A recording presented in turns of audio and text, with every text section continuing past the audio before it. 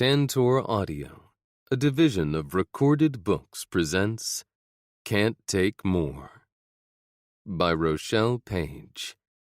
Narrated by James Kavanaugh and Sophie Daniels. Prologue. Dean. Every morning when I woke up, the first thing I did was roll over to grab my phone and check my messages. Emails requesting more information on a listing were par for the course for real estate agents. Messages to purchase a house sight unseen from someone who had never worked with me before rarely happened. Years of experience made me skeptical that a deal would actually result from an offer that came to me that way, but there was never a guarantee in my business. From Sierra Interactive, date May 18th, 2022 at 6:19:40 a.m. EDT. To Dean Moore. Subject, form submission, Mooreville Homes contact us. Reply to fastfrostyskates@gmail.com.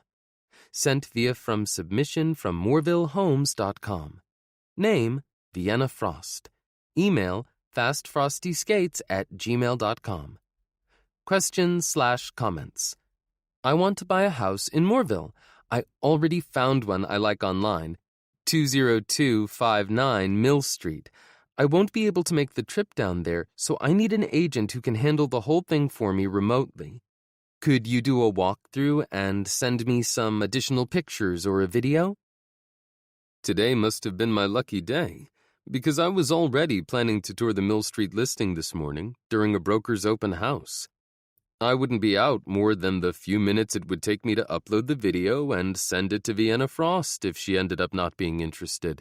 Not that my potential client needed to know that I already had the visit planned, or that I would be more surprised that the sale went through than if it didn't, especially since the email address she used didn't exactly inspire confidence. From Dean Moore. Subject 20259 Mill Street. Date May 18th, 2022, 7:32 a.m. EDT. To Vienna Frost. Thank you for reaching out about 20259 Mill Street. I have handled purchases for clients when they've been out of state and would be more than happy to act as your eyes and ears in Mooreville. I will have additional photos sent to you before the end of business today. I will also include some comparables to help determine a solid starting point in case you decide to make an offer. Looking forward to working with you, Dean Moore. I was surprised when she replied only 5 minutes later, and a little more hopeful that her interest in the house was serious. From Vienna Frost. Subject, Re 20259 Mill Street. Date, May 18th, 2022, 7:37 a.m. EDT. To Dean Moore. Thanks for your quick reply. If possible, please get shots of the riding arena in the pole barn. I need to get a better feel for the layout before I put in a bid. Thanks, Vienna. Pulling up the listing on my laptop, my eyes widened when I saw the price the owner had decided to go with. The $750,000 price tag was a good $100,000 higher than I'd expected, but the real estate market was hot at the moment, so sellers could pretty much ask for whatever they wanted. Lured by the possibility of a $20,000 commission falling in my lap, I combed through the listing and pulled the comps I'd promised her. Then I jotted down some notes on similar properties currently on the market before replying again. From Dean Moore. Subject, Re 20259 Mill Street. Date, May 18th, 2022, 7:52 a.m. EDT. To Vienna Frost. Will do. What about the stall barn? Best regards, Dean Moore. Her reply was almost instantaneous again, but it only left me with more questions, like, why did she want to buy a house with a pole barn big enough for a jumping arena in the first place? From Vienna Frost. Subject, Re 20259 Mill Street. Date, May 18th, 2022, 7:53 a.m. EDT. To Dean Moore. I'm not worried about that since I don't own any horses. Thanks, Vienna. From Dean Moore. Subject, Re 20259 Mill Street. Date May 18th, 2022, 7:54 a.m. EDT. To Vienna Frost. Can I ask what you'll be doing with the riding arena if you don't have any horses? Best regards, Dean Moore. She left me hanging all day, but that didn't stop me from doing what I'd promised. While I was at the broker open house, I let the listing agent know that I might already have someone interested in the property. Hal practically salivated over the possibility of selling the place so soon after it was listed, and sent me pictures and a video tour that hadn't been uploaded to MLS. Between what he gave me and the photos I took, I had plenty to send to Vienna when I went into the office that afternoon. So much that I had to save everything to my cloud-based storage and send her a link instead. From Dean Moore. Subject, Re 20259 Mill Street. Date, May 18th, 2022, 2:48 p.m. EDT. To Vienna Frost. I have uploaded additional photos and a video tour of the property to the following drive, 20259 Mill Street. Attached, you will also find my analysis of the comps. With the amount of land and outbuildings for this particular property, there aren't many recent sales with similar features. However, I do believe the buyers would consider an offer below asking. Not by much, but there should be at least a little room for negotiation. Best regards, Dean Moore. From Vienna Frost. Subject, Re 20259 Mill Street. Date, May 18th, 2022, 6:13 p.m. EDT. To Dean Moore. Thanks for being so quick to get me this information. I guess picking you because your name sounds as though you're part of the town's founding family was the right call. I'll follow up after I've had the chance to look over everything you've sent. To answer your earlier question, I plan on turning the arena into a synthetic ice rink. Would I need any permits for that? Thanks, Vienna. I blinked rapidly as I tried to process her response. As far as I knew, nobody in Mooreville had ever put a rink up on their property, not even a small one in the backyard. There was already a rink in town with 2 sheets of ice, and the park district had an outdoor rink they opened during the winter months. Plus, plenty of ponds froze over when it got cold enough outside. Vienna had to be a skating fanatic to want a rink of her own, let alone one the size of the riding arena I had taken pictures of earlier today. It also made me reassess her email address and convinced me that she just might be a serious buyer. From Dean Moore. Subject, Re 20259 Mill Street. Date, May 18th, 2022, 6:48 p.m. EDT. Since the synthetic rink would be installed in an existing structure, I don't believe any permits or inspections would be required. I could check with the local code inspector if you'd like. Please note that with the property's zoning, the rink would need to be for your personal use. Best regards, Dean Moore. I didn't hear back from Vienna for several days, and my doubts returned. Not for long, though. 1 week after she first contacted me, I woke up to another email from her. From Vienna Frost. Subject, Re 20259 Mill Street. Date, May 25th, 2022, 6:21 a.m. EDT. To Dean Moore. What do you need from me to make an offer for the house? I'd be buying it with cash and would like to start at $50,000 under its list price. I'm okay going up to what they're asking for if needed. Since I can't make it down there to see the house myself right now, I would like a home inspection. Could you set that up for me? I looked over the comparable properties and feel as though it's safe to skip the appraisal since I don't need to worry about a mortgage lender. Do you agree?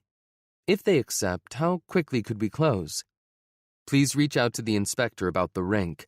I'd like to get the ball rolling on the installation as soon as possible. Thanks, Vienna. An all-cash offer with very few contingencies coming in from a cold contact through my website on a house the buyer had never seen was unheard of. I had put so little effort into this deal that I might have even felt guilty if the commission was coming out of Vienna's pocket instead of the seller's. This was a heck of a great way to start the day. I fired back a quick email listing out everything I was going to need from her to move forward with the deal, and requesting her phone number in case anything time-sensitive came up during the negotiation with the seller. I also recommended that she still get an appraisal and an inspection for her own peace of mind, and offered to set both of them up for her. With the all-cash offer she was making, my hope was that we'd be able to close in less than 2 weeks, but I needed to get moving to make that happen.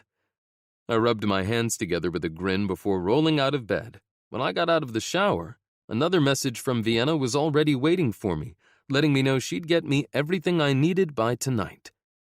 I didn't know much about my client, except that she liked to ice skate, and apparently had enough money in the bank to buy an expensive property sight unseen.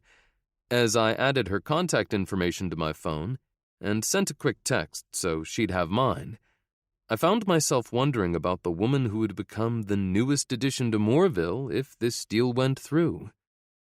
As I went through the day, different scenarios popped into my head. The one I thought was most likely was that she was a high-powered executive who'd gotten tired of the rat race and wanted a change of pace. But that possibility was blown out of the water after she replied to my text that night. Vienna. Everything you need should be on the drive. Let me know if I missed anything. Me. I'll go check now. Me. Did you get my email with the written offer? Once you sign it, I'll add the proof of funds and send it to the listing agent. Vienna. It's already signed and uploaded. Me. Great. You're making my job easy. Vienna. You didn't ask for much, and I really want this deal to go through. So do I murmured to myself as I pulled up the folder with her information. As expected, the balance on her checking account statements was more than sufficient to cover the offer she was making. Many times over, she had sent 3 months' worth of statements, and although the electronic deposits varied by amount and date, they were all substantial. My Fortune 500 CEO theory would have held, except for one small fact that I discovered when I saw her driver's license. Vienna Frost was only 22 years old. With long, straight brown hair, wide brown eyes, high cheekbones, and pouty lips that would look fantastic wrapped around my dick, she was also drop-dead gorgeous. BMV photos were notoriously bad, so I could only imagine how much prettier she'd be in person. I opened another tab on my web browser and started to type her name into the search engine before shoving away from my desk. It didn't matter how attractive she was, because Vienna was a client. I never mixed business with pleasure. This was a rule I'd never had a problem with in the past, but I had to remind myself of it many times over the next few weeks. Chapter 1. Vienna. Upset that my mom had grounded me, I ran away from home when I was 10. I had wanted to go see my dad, but he lived in another state, and I only made it 3 streets down before my mom found me. Although I was 12 years older now, I felt much the same as I did back then. Only this time, I actually had a way to get where I was going. The house I'd bought, in a town I'd never been to before. I had timed my escape with the start of my morning workout, which gave me a good 8 hours before anyone would think to look for me, since today was an off-ice training day. I'd made it all the way to Mooreville without my cell phone ringing once. As the door to Leaves and Pages shut behind me, my lips curved into a smug grin over how smoothly my day was going. I had spotted the adorable tea room and bookshop on the main drag through town as I followed the GPS directions to my new home. Since the furniture store wasn't due to deliver all the stuff I had ordered for another 30 minutes, I pulled my Porsche Taycan in a spot right in front of the store. During my 3-hour drive, there had barely been any traffic, which put me ahead of schedule.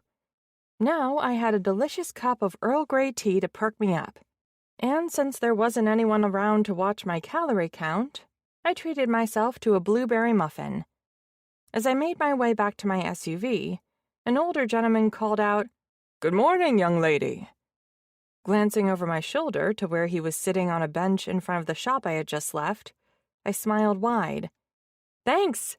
I hope you have a great day." Small towns must be a lot friendlier. because strangers never said hello to me in Chicago. It would take some adjustment to get used to the change of pace, but that's what made Mooreville the perfect choice. The last place my mom would think to look for me was in a small town in Indiana, since I was a big city girl. She'd raised me in the suburbs of Chicago and moved us downtown as soon as she could afford a nice place on the Gold Coast, one she paid for using money I had earned, without giving me much of a say in the purchase. Although I didn't complain much, since the 3-bedroom condo she picked had a lot going for it. It had great views of Lake Michigan and Navy Pier, valet parking, someone manning the door to the building around the clock, and access to a fully equipped workout room and rooftop pool. I loved the open floor plan, and there was more than enough room so I didn't feel as though I was living right on top of my mom and younger sister. The location was great, too.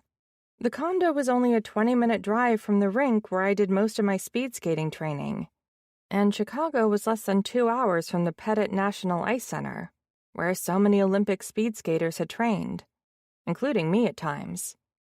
As far as the world was concerned, I had everything going for me. The carefully curated photos of my home plastered all over social media made it seem like I had the perfect life. What nobody saw was how my mom claimed the master suite for herself, even though my name was on the deed, or that I moved into the smallest room after Nadia complained about being stuck in it, and that I had almost no say in just about anything, except for my training regimen. My family lived off my money, and they would do just about anything to keep it rolling in. My mom steamrolled until she got whatever she wanted from me, and Nadia had taken her cues from her, bulldozing right over me when she wasn't getting her way. I'd let it happen for years, but not anymore. I was done putting their needs above mine. I just wasn't ready to deal with their drama over the steps I'd taken to regain control over my life. My mom wouldn't understand why I suddenly wanted to live in such a small town, at least while I tried to figure out the existential crisis that I found myself smack dab in the middle of.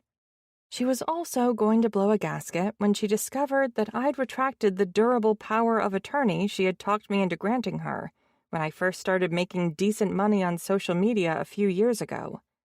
Since her name didn't appear on any of my accounts, and the bank had been notified of the retraction, it wouldn't be long before she found out that she no longer had access to my money. With how frequently she transferred funds over to her account, probably by the end of the week at most. It would have been sooner, except I timed my departure so that she just paid off all the major bills last week. Although, she might look earlier than I expected, because Nadia would definitely notice that I had temporarily disabled my social media accounts way before then.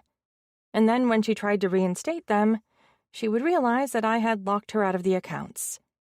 My sister would lose her mind over not having access to the profiles she considered to be more hers than mine. It was my face all over them, but Nadia was the one who did almost all of the posting and commenting. Yet another example of how my mom exerted control over my life.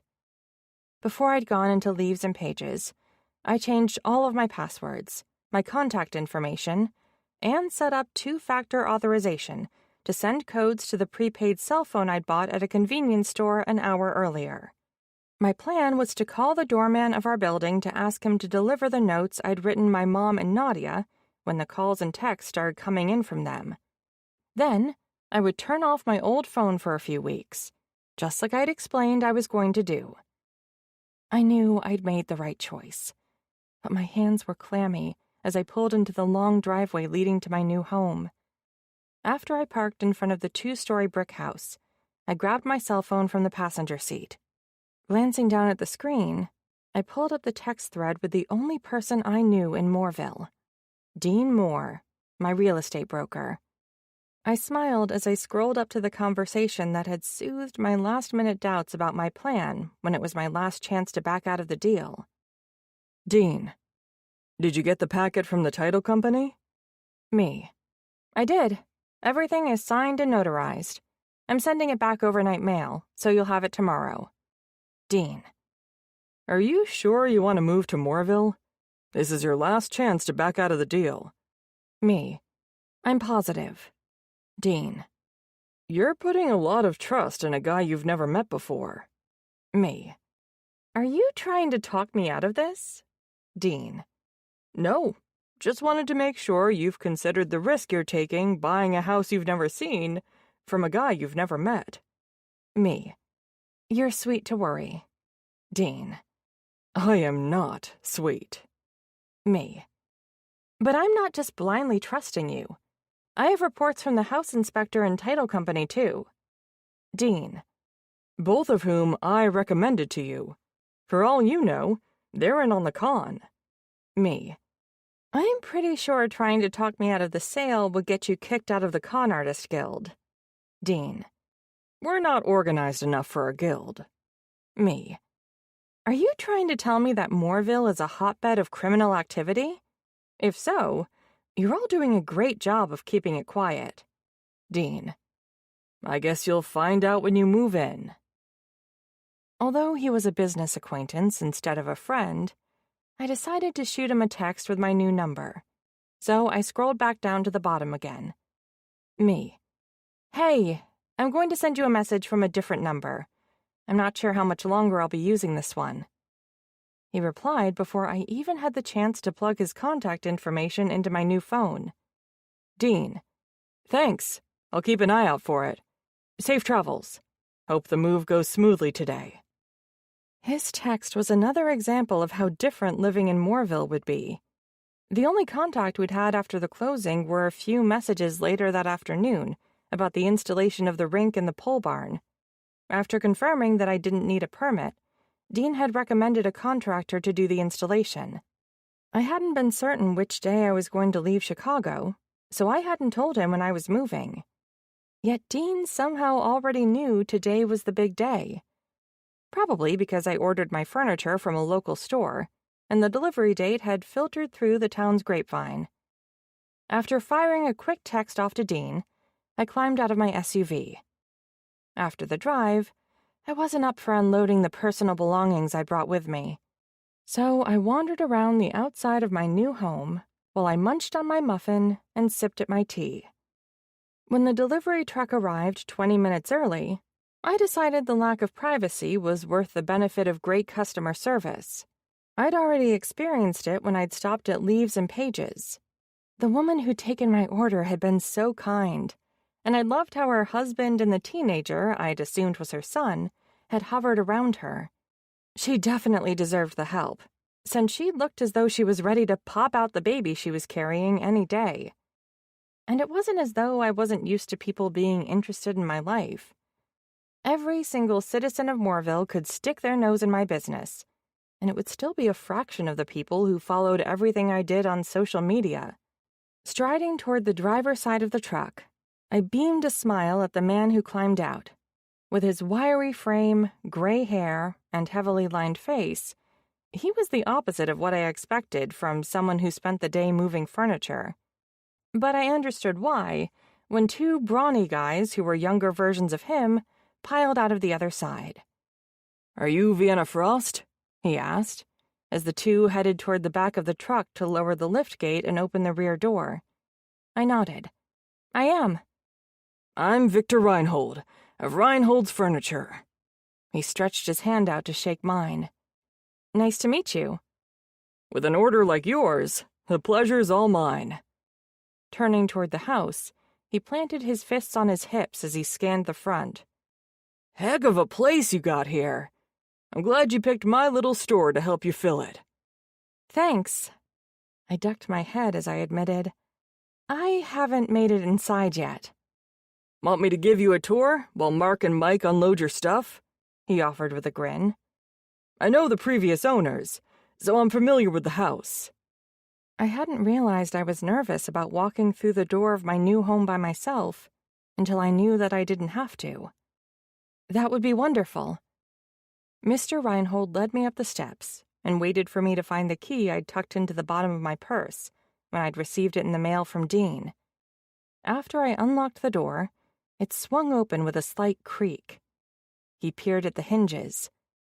I'll have one of the boys put some WD-40 on these to get rid of that squeak. Oh, you don't have to do that. Don't be silly. He waved off my concern as I walked past him into the house. It won't take but a minute, since I have some in the truck. In that case, thank you very much. He beamed an approving smile my way. You're quite welcome. Over the next hour, Mr. Reinhold gave me a tour of my home, while his sons unloaded the truck and moved my new furniture around until each piece was exactly where I wanted it to go. Before they left, he made sure the door hinges were properly lubricated and fixed a few other small things he noticed around the house. As I walked them outside, Mark asked, Heard you had an ice rink put into the pole barn? It's synthetic ice. His brows drew together at my answer, so I offered, Do you guys want to see it? I was planning to go take a look anyway. Mike nodded. Definitely. We circled around the house to walk across the back lawn toward the pole barn. The company I'd ordered the panels and dashboard system from had sent a staff member to supervise the setup, and they'd sent photos when the job was complete, but I was excited to see the rink in person. When we reached the barn, the brothers reached for either side of the doors, pulling them open at the same time. I let out a little sigh of satisfaction upon seeing the NHL-sized rink. At 200 feet long by 85 feet wide, it was big for a personal rink, but still a little smaller than I would have preferred. An Olympic-sized rink would have been better for setting up a short track for speed skating, but the extra 15 feet in width wouldn't have fit in the pole barn. Mr. Reinhold let out a low whistle. Wow. It's as big as the rink you used to play on in high school, Mike said. I slanted a glance at Mark. You skate?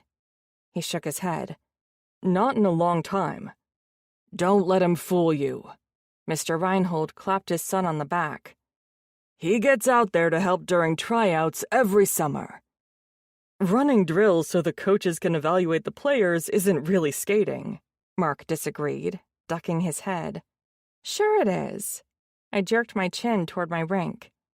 If you ever want to lace up your skates and give synthetic ice a try, let me know. That's mighty kind of you, Miss Frost. Vienna, please, I offered, for about the 100th time today. Never gonna happen, Mike muttered, while his brother asked, Can I feel the surface? Sure. I rounded the steel and aluminum-framed dashboard encasing the rink and pulled open the nearest door. Crouching low next to Mark, I ran my fingertips across the synthetic ice.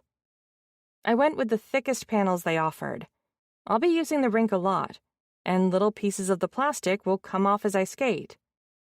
Mark examined the dovetail joints, where the panels had been pounded into place next to each other. It's pretty damn neat that you'll be able to skate in here year-round, without needing to worry about keeping it cold. It's definitely convenient, I agreed with a nod as I stood. And it'll keep me on the ice while I try to set something up with the local rink, so I can skate there, too. Have you reached out to them? Mike asked. I shook my head. Not yet, but it's high up on my never-ending to-do list.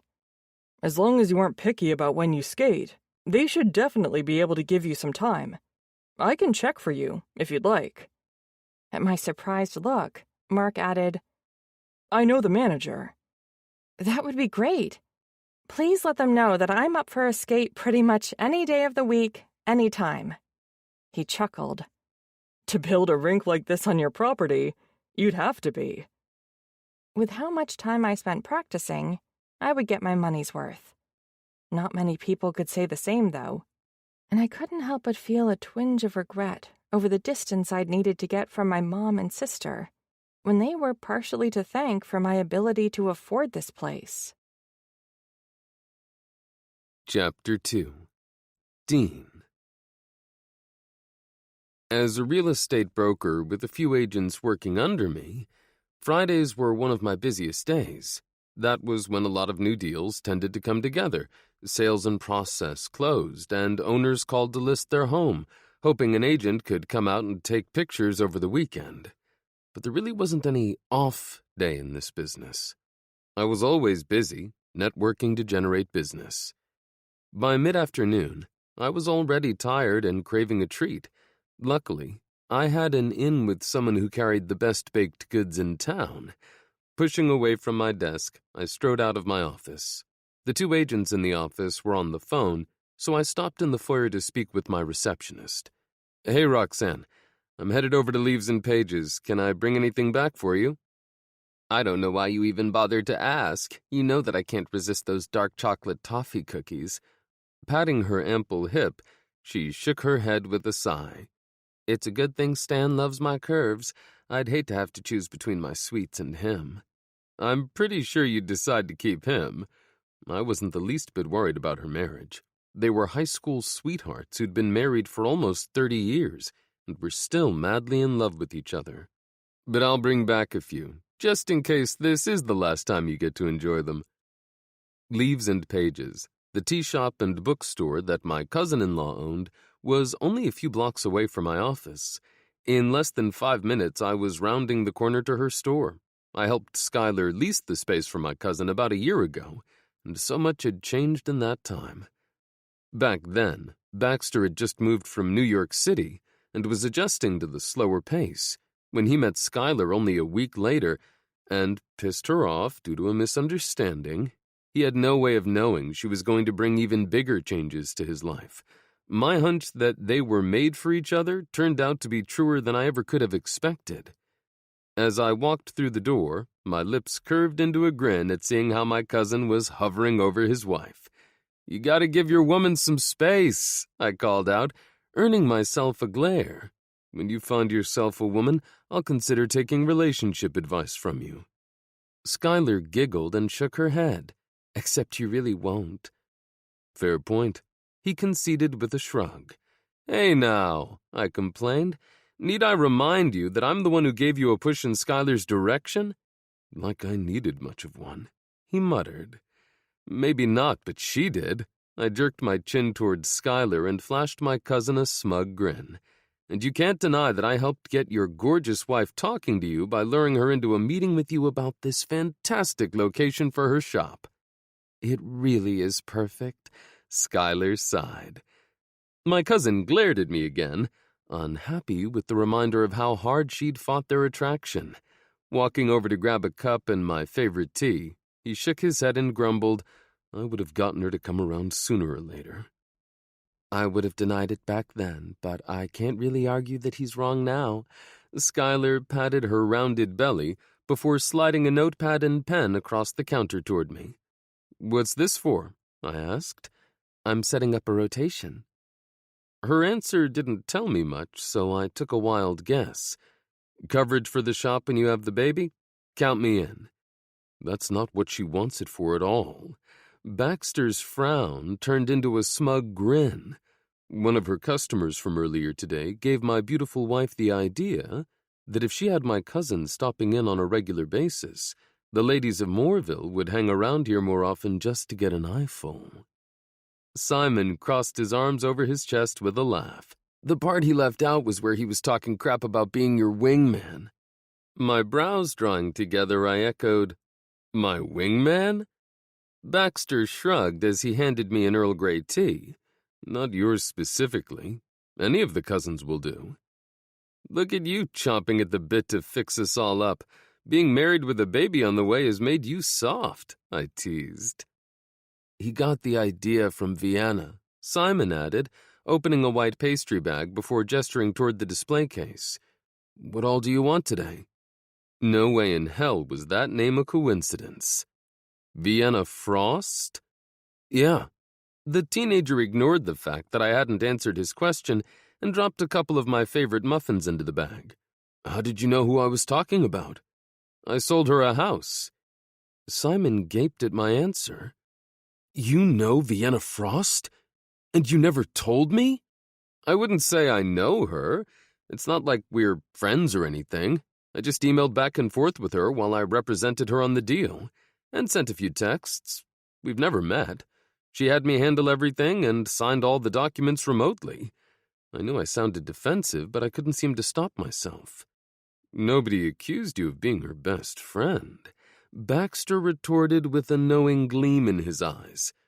A change of subject probably would have been smart, but I still asked, What time was she here? Maybe an hour or so after the morning rush, Schuyler answered. Is she the one who bought the Miller place? Baxter wanted to know. Yeah, I heard she was moving in today. She must have stopped in on her way through town. I didn't add that although I'd resisted texting her after she confirmed that she'd received the keys I had mailed her, I'd still kept my ear open for any mention around town of my beautiful client. Baxter looked at his stepson. I guess you were wrong about her not sticking around Mooreville for long.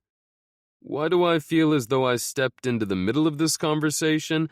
I complained, not liking the possibility that they knew more about Vienna than I did, or that she might not stick around now that she was here. Because you did. When Baxter didn't say anything else, Schuyler took pity on me. When I chatted with Vienna a little bit while she was here, I couldn't shake the feeling that I knew her from somewhere. I asked her why she seemed so familiar, but she played it off as though she could pass for anyone because of her brown hair and eyes. Yeah, but I recognized her right away, Simon boasted. From where? I asked. He rolled his eyes as though the answer was obvious.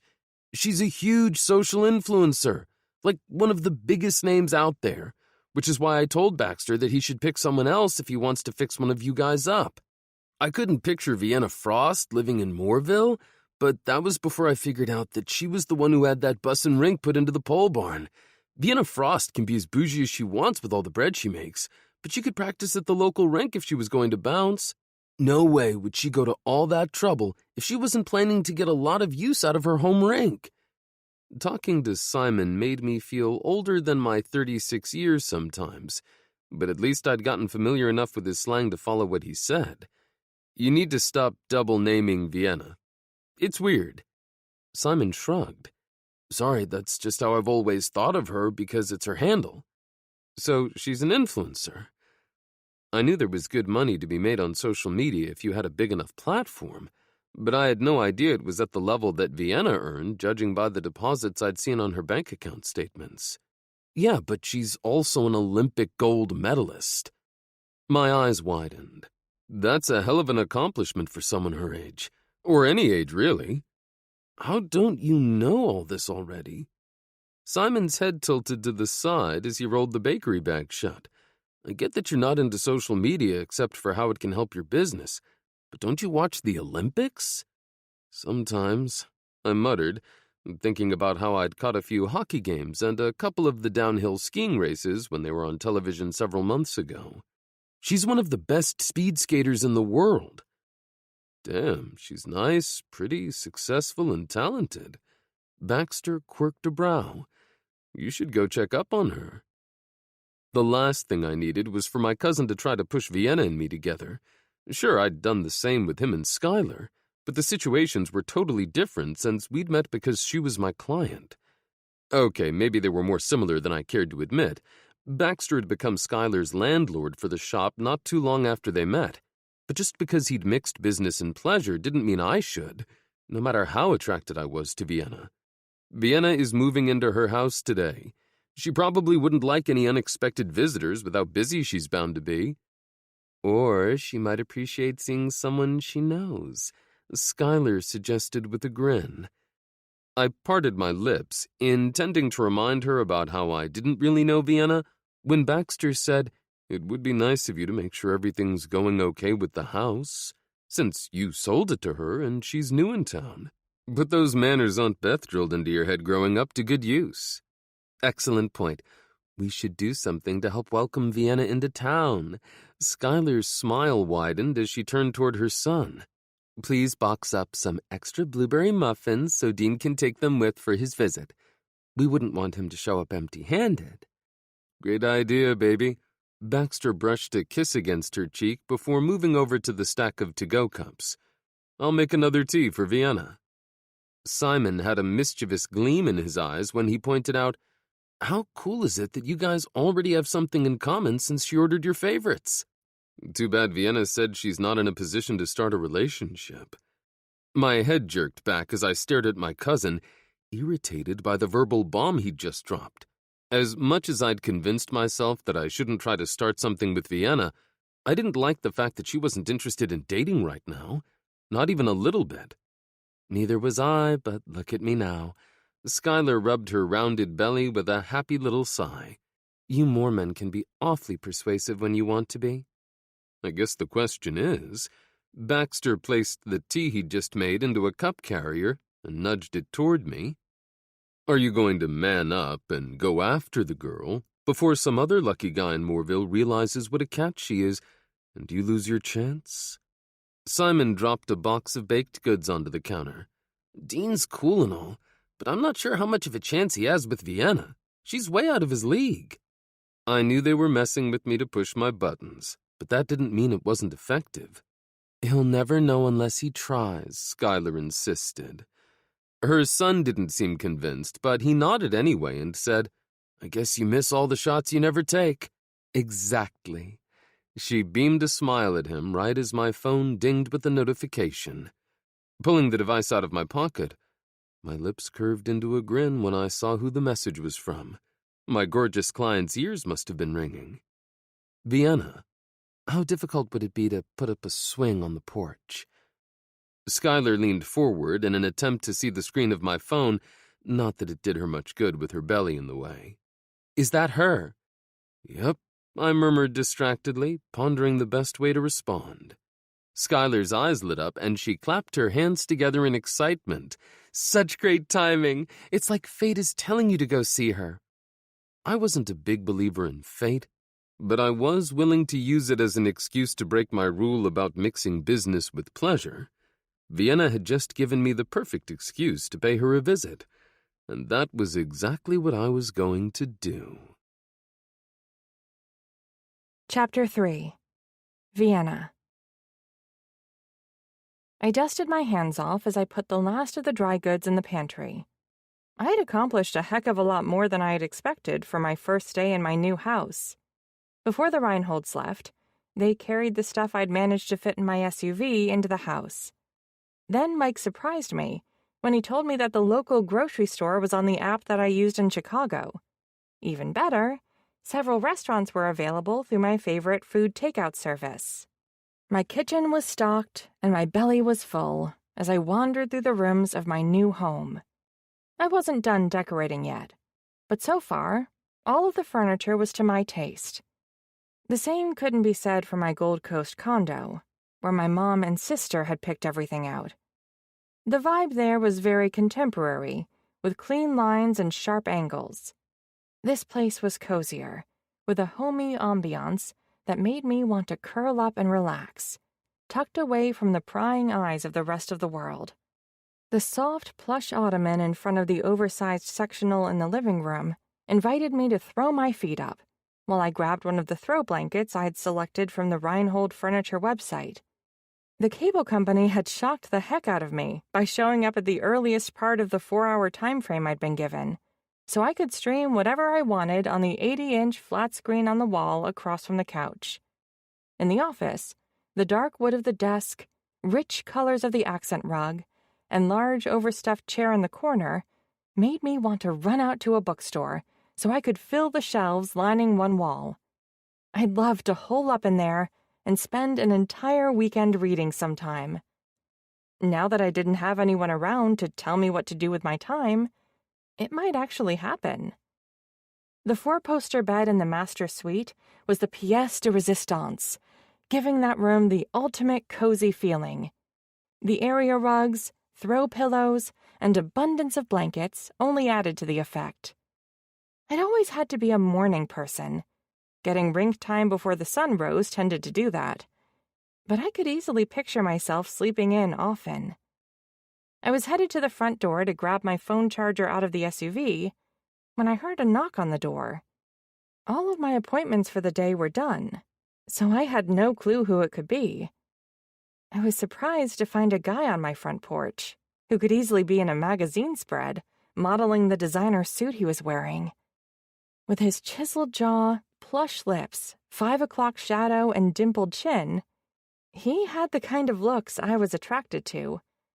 My fingers itched to fix the lock of dark hair that had dropped onto his forehead. I felt my cheeks heat when I met his gaze. The intelligence in his brown eyes making me wonder if he knew what I was thinking. But when he spoke, I was more worried about what he was thinking. Not hard at all. My brows drew together. Pardon? He jerked his chin to the left and explained, I was answering your text. It wouldn't be difficult to have a porch swing put in. My text? Holy heck! The hot, suit-wearing guy at my door was my real estate broker? Dean? Oh, shit. Sorry. He apologized with a grimace, raking his fingers through his thick hair. We've talked so much via email and text, I kind of forgot you'd have no way of knowing what I looked like when I showed up on your doorstep. Wow. Yeah.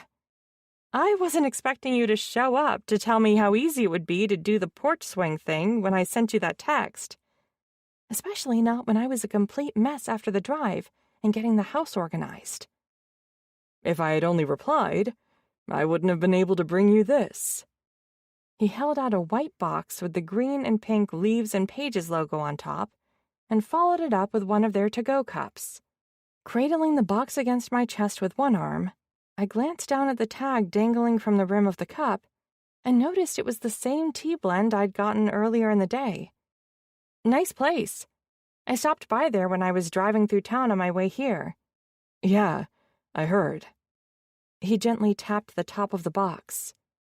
When Skylar found out that you were one of my clients, she felt bad about not giving you a warmer welcome to town. I was hit by a niggling suspicion. Is she the pregnant blonde with the hovering husband? His deep chuckle washed over me. Yeah, my cousin Baxter is the one doing the helicopter routine. As she gets closer to her due date, he's finding new levels for his overprotectiveness. Internally cringing over what all they'd shared with him about my visit to the cute shop, like how I'd mentioned that I could use the books as an excuse to loiter long enough to look Baxter's cousins over, I asked, how much longer does she have to go? Right around a month. I hadn't spent much time around babies, but the thought of cuddling a newborn made me all warm and fuzzy inside. Nice. His eyes crinkled at the corners as he smiled, his handsome face lit with joy. We're all excited for the birth. He's the first of the next generation of Moors. He? He nodded. Yeah, male genes run strong in our family. I have 2 brothers and a ton of male cousins. Not a single girl in the bunch. The news about Baxter and Skylar having a boy wasn't much of a surprise. Yeah, I heard something about there being more of you Moor men around town.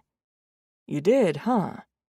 Leaning against the door jamb, his lips curved into a smirk. From what my cousin told me, your visit to Leaves and Pages sounds as though it was pretty damn interesting. Crap. I had been hoping to avoid the awkwardness of this topic, and then I went and flung the door to it wide open myself. At this point, the best I could do was not admit to anything embarrassing unless he called me on it first. Really? He quirked a brow. You somehow gave Skylar the idea that having all those male relatives of mine stopping into Leaves and Pages would give the women in town a reason to frequent the shop. Yeah. I pressed my lips together and shrugged. That. Why do I get the feeling there's a good story behind this idea? He asked, his smile widening.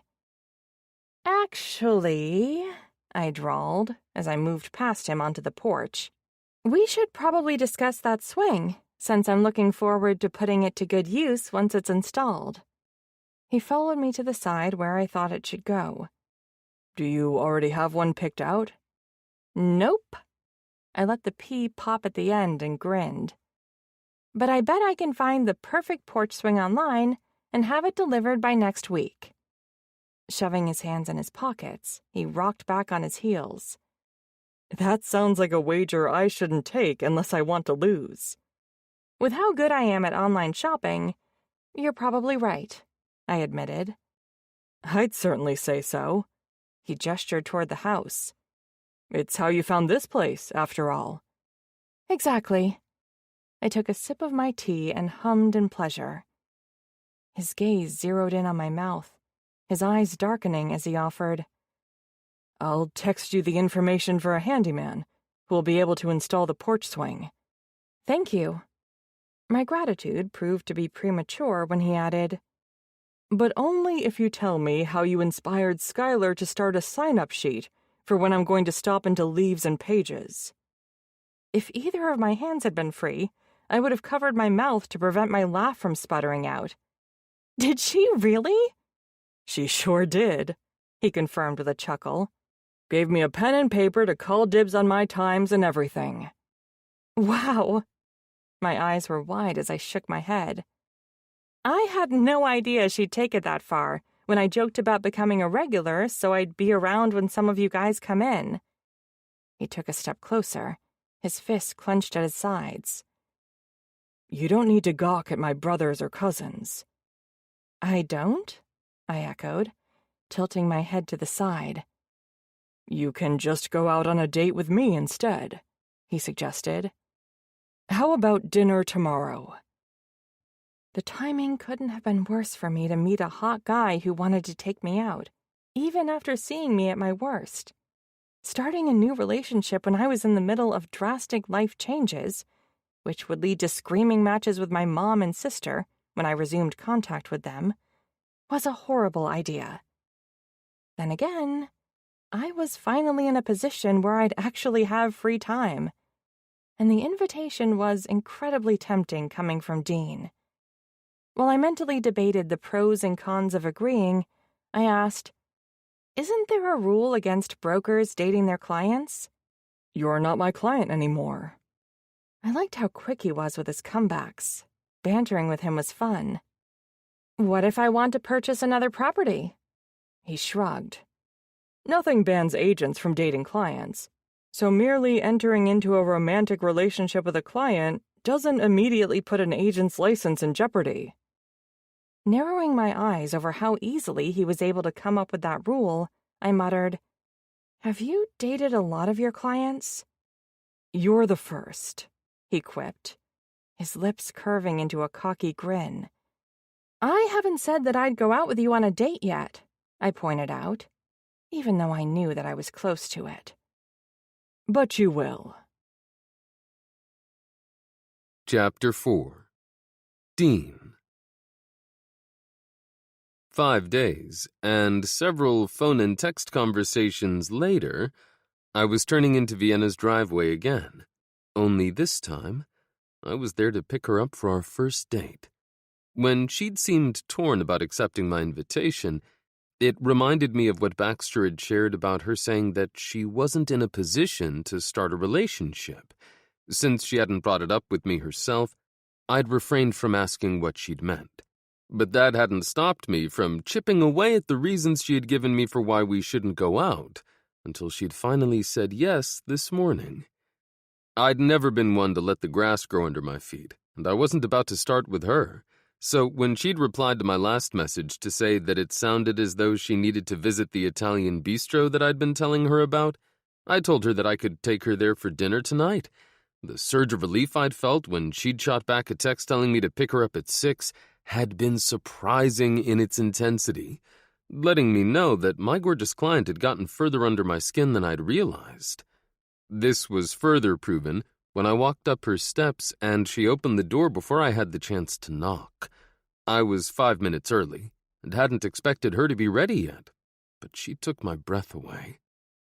The fitted top and flared bottom of her dress accentuated her curves, and her heels, which brought her eye to eye with me, did fantastic things to her legs. Her long brown hair was pulled back from her face in a barrette with the rest hanging down her back. She'd gone light on the makeup, emphasizing her wide brown eyes with mascara and her full lips with gloss. But that was all she needed to blow me away with her beauty. "You look amazing." "Thanks." Her lips curved as her gaze swept down my body. "You don't look half bad yourself." My closet was full of suits since I often wore them for work, but I had caught a lucky break because I'd just gotten my favorite back from the cleaners. Faint praise, but I'll take it coming from you. After turning to grab her purse and sliding the strap over her shoulder, She gestured for me to move back so she could step outside. As she locked the door, she muttered, "I have a feeling you know exactly how good you look in that suit. You don't need confirmation from me." "Doesn't mean I wouldn't like it," I teased, settling my hand on her lower back before we walked down her porch steps together. She sent me a sideways glance. "I'll keep that in mind." "Thanks." I laughed and shook my head, surprised by how much I enjoyed the way she kept me on my toes. Her answering giggle broke off when I stopped at the passenger side of my car to open the door for her. "You're such a gentleman." As I rounded the car, I gave thanks for the cut of my dress pants. If they hadn't hidden how hard I was just from resting my palm on her lower back, she wouldn't have thought I was a gentleman. I'd never had such a strong reaction to someone before, which was what had gotten me to ignore my rule about mixing business and pleasure in the first place. And our age difference. When you meet my mom, you can vouch for my manners. She'll be happy to know that I turned out to be the gentleman she tried making me. "Meet your mom?" she echoed, turning in her seat to gape at me as I started the engine. "Do I need to remind you that we're only a few minutes into our first date?" "I'm well aware this is the first time I'm taking you out." I reversed down her driveway and onto the street. "But I don't think you've realized just how small Mooreville can be. You're bound to bump into her sooner or later." "Oh, right." Her cheeks filled with a pretty pink blush. "The gossip mill is strong, too. She'll know exactly who you are." She let out a small sigh. "I suppose she will." "She'll probably hear about our date before our drinks are brought to the table," I added, enjoying how flustered she was getting. "I can't remember ever starting a date out like this." I didn't like thinking about her with other guys. At all. My teeth were clenched so tight my jaw hurt. There was a burning sensation in my chest.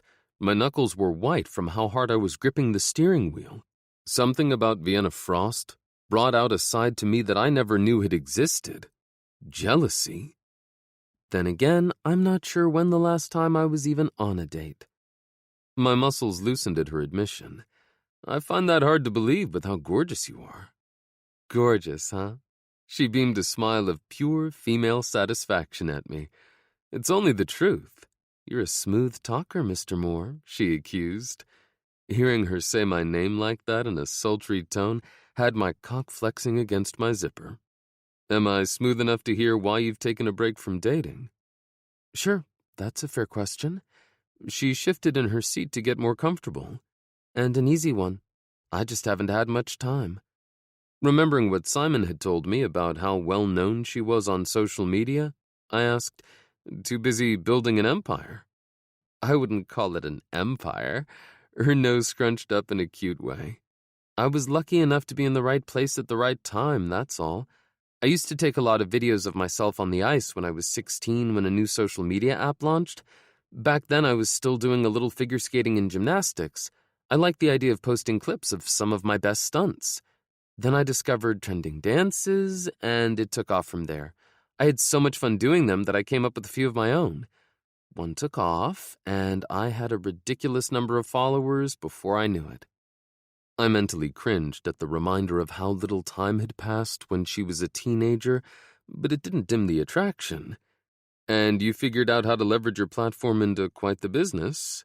She shook her head.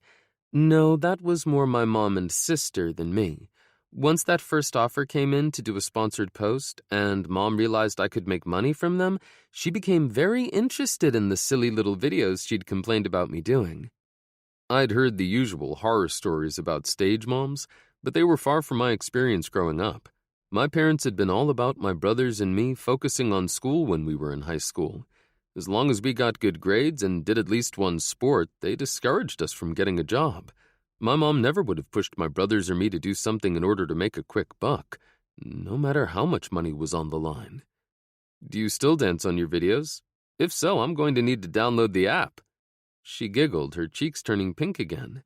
"Yes, there are some recent posts with me dancing. It's a popular request for my branded posts because they get a lot of love from the algorithm." "I guess I know what I'll be doing tonight after our date." "Oh my gosh," she groaned, dropping her head into her hands. "Stop. It can't come as too much of a surprise while I'd want to look." She huffed out a breath. and straightened. "Unfortunately for you, I disabled my account. You won't be able to find it until I log back in again." Damn, I missed my chance. She must have had a hell of a reason to take that step, since it essentially meant cutting off her source of income. But I didn't push for more information. I was hoping to have plenty of time to get to know Vienna, but that wouldn't happen if I bombed our first date by being a demanding bastard who forced her to open up about something she might not be ready to talk about yet. "If you're lucky, I'll let you know when I reactivate it." Pulling into a spot in front of the restaurant, I murmured, "I'm already feeling pretty damn fortunate to be here with you tonight, so I like my odds." Her laughter filled the cabin of my car. Such a charmer. How's this for charming? I undid my seatbelt and lifted her hand to my lips to brush a peck against her knuckles. "Stay there so I can get your door." Her whispered, "Wow," made me smile as I climbed out of the car and circled around to her side. My pleasure only increased when her palm slid against mine as I helped her out of the car. Walking into Trattoria with her on my arm had my grin widening so much that my cheeks hurt by the time we reached our table. "Do you come here often?" "Not as much as I should, but I figured I'd carry on the tradition." Leaning forward, she tilted her head to the side. "Tradition?" I set my menu to the side and explained. "This is where Baxter took Skylar when he tricked her into their first date." Startled laughter bubbled up her chest. "It sounds as though there's quite a story behind how they got together." "It was definitely fun to watch," I admitted before telling her all about their first meeting, where Skylar told him off, and how I played matchmaker with them. Conversation flowed easily between us, only pausing when the server stopped by the table to take our drink order and returned with our drinks and asked about our meals. Looking at the menu, Vienna asked, "Do you have any recommendations?" "You can't go wrong with anything on the menu, but the manicotti is my favorite." When Vienna glanced at me, I nodded in confirmation. "She's right, it's all good." Flipping the menu closed, Vienna handed it to the server and said, "Then I'd like to go with the bruschetta and manicotti, please." "Nice picks." I beamed a smile at her before ordering. "And I'll have the meatballs and ricotta starter and spaghetti bolognese, plus a trattoria salad for us to share." After the server walked away, Vienna quirked a brow. "A salad, huh? Only because it's the best damn salad I've ever had, and too big for one person, unless you're eating it as your meal." I held my hands up in a gesture of surrender. I swear I didn't mean anything by it. I love that you didn't hesitate to order an appetizer and pasta. One advantage to all the calories I burn with my workouts is that I shouldn't have to worry about what I eat. An explicit vision of how we could burn off a fuck ton, pun intended, of calories in bed blasted through my mind, and I had to shift in my seat before my cock broke my zipper. But it's been a while since I've ordered a meal without worrying about balance. When I was training for the Olympics, I looked at food as fuel more than anything else. She lifted her glass and smiled at me over the rim. And there's also the fact that the camera adds 10 pounds. I reached out to stroke a finger over the top of her hand resting on the table. "You'd have to work hard to convince me you really need to worry about that." "I can see why you do well in real estate." She set her glass back down. "Were you always this silver-tongued?" "My mom would tell you yes." Leaning back in my chair, I chuckled. "She likes to say that I could sell ice to someone living in the Arctic." "Then I guess it's a good thing I like ice so much." Her comments made me think about her interest in the pole barn on the property she'd purchased. "Even the synthetic stuff, judging by the rink you put in." "It's been so wonderful to be able to get in an on-ice workout whenever I want with just a short walk across my backyard." I loved how her eyes lit up while talking about skating. "Were you always interested in skating?" "Ever since the first time I was on the ice when I was 4, she confessed. "It's great that you found your passion when you were so young." Her dedication impressed me, and I wondered if it was why Vienna seemed so mature for her age. My youngest brother, Wyatt, is the same. He recently graduated from Purdue's pharmacy school and is taking his exam next week for his license. But I can remember when he was little and brought me pretend medicine for whatever fake illness he decided I had that day. "How much younger is he?" 10 years. About a fuck of a lot closer to Vienna's age than I was, but she didn't seem to mind. and I didn't care if anyone else would be bothered by our age difference. And you played along? Sure, I shrugged. Eating a tic-tac a day didn't seem like a big deal, and it made him happy. You're a good guy, Dean Moore. Grateful for the fact that we'd been seated in a corner booth, I slid closer and cupped her cheeks with my palms. I'm glad you think so. I appreciated the approval shining from Vienna's brown eyes, but no way in hell was this nice guy going to finish last when it came to her, except for in bed. She licked her lips, her gaze locked on my mouth, and it was exactly the sign I'd been waiting for. Dipping my head, I crashed my mouth against hers. Her lips were so damn soft, and I groaned as I nipped at the bottom. When they parted, my tongue swept inside her mouth, making us moan in unison. Her sweetness was damn addictive, and I knew I would want more. Soon. Chapter 5. Vienna. My first week in Mooreville was turning out better than I expected. I was quickly transforming my new house into a home. I'd already put my synthetic rink to good use, and I had been able to reserve a sheet of ice at the local rink for 2 hours every morning starting next week. And I had been on the best first date I'd ever had just last night. The Italian restaurant Dean had taken me to was more romantic than I'd expected. Tucked away in a corner booth, my world had narrowed to just the two of us. Dean was a skilled conversationalist, and I'd shared more about myself than I had with anyone else in a long time. I'd learned a lot about him, too, including that he was an amazing kisser. So good that my panties had been drenched when he nudged me toward my front door after ripping his mouth from mine. He left me with a sneaking suspicion that he wouldn't be much of a gentleman in the bedroom, and I was looking forward to eventually finding out for sure myself. He must have left me more flustered last night than I realized, because shortly after I woke up, I heard a ringtone that shouldn't have been possible. Rolling over with a groan, I stared at the phone on my bedside table. It wasn't the burner I'd been using since I arrived in Mooreville. Instead, I had apparently plugged in my old phone and powered it back on. Grabbing a pillow and smashing it against my face, I screamed, "No!" Before the ringtone registered in my not fully awake brain, I thought maybe Dean was demonstrating those manners his mom had taught him by calling me first thing the day after our date. Not many people had the number for my new phone, and I wouldn't have minded hearing from any of them. But odds were quite good that the same couldn't be said for the call coming in right now. When the ringing stopped, I yanked the pillow away from my face and took several deep breaths to calm my nerves. Then I reached for the phone, letting out a little shriek when it rang again as soon as my fingers wrapped around the device. Crap! I grimaced when I saw my sister's name flash across the screen. I didn't even need to look at the previous call to know it had been my mom. They must have been desperate to reach me if they were up this early, trying to call a number that had gone directly to voicemail for the past 6 days. Not that I was surprised. I'd expected them to completely freak out once they realized I left Chicago and was unreachable. I waited until the ringing stopped. I didn't click the button to send my sister's call to voicemail, because now that it had rung twice, she'd know I was near the phone if I didn't wait it out, to scroll through my notifications. There were a lot of them, and all but one was from my mom and sister. It was a sad testament to how little I socialized with anyone anymore, that nobody else wondered where I was by now. After skimming the last few messages from each of them, I decided it wasn't worth listening to the voicemails. They were bound to be just as scathing as the texts.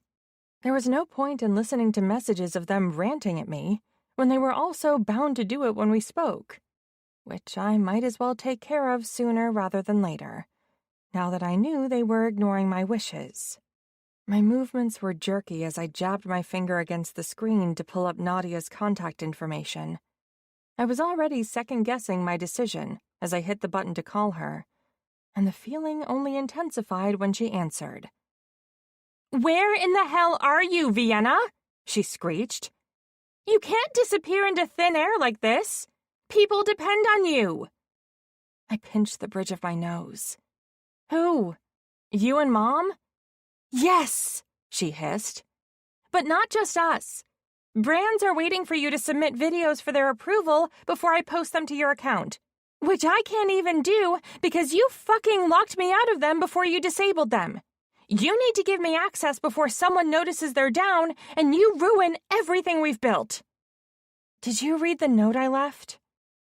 I wasn't even a little bit surprised when she ignored my question. Didn't you hear what I just said? I don't have time to talk about your dumb letter. This is an emergency, Vienna. I'm surprised I haven't already gotten frantic calls and emails asking me why your account is down.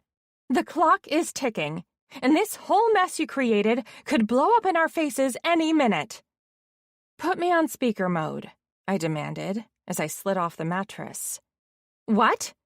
You heard me. Pacing back and forth in front of my bed, I pressed the phone to my ear. Physical activity was a comfort to me, but this was the best I could do for the moment because I needed to concentrate on this conversation. I'm not going to talk until Mom can hear what I have to say too. I'm not doing this twice. But she's... Don't even try to say she isn't there. Mom called 5 seconds before you, which tells me she told you to try after I didn't pick up.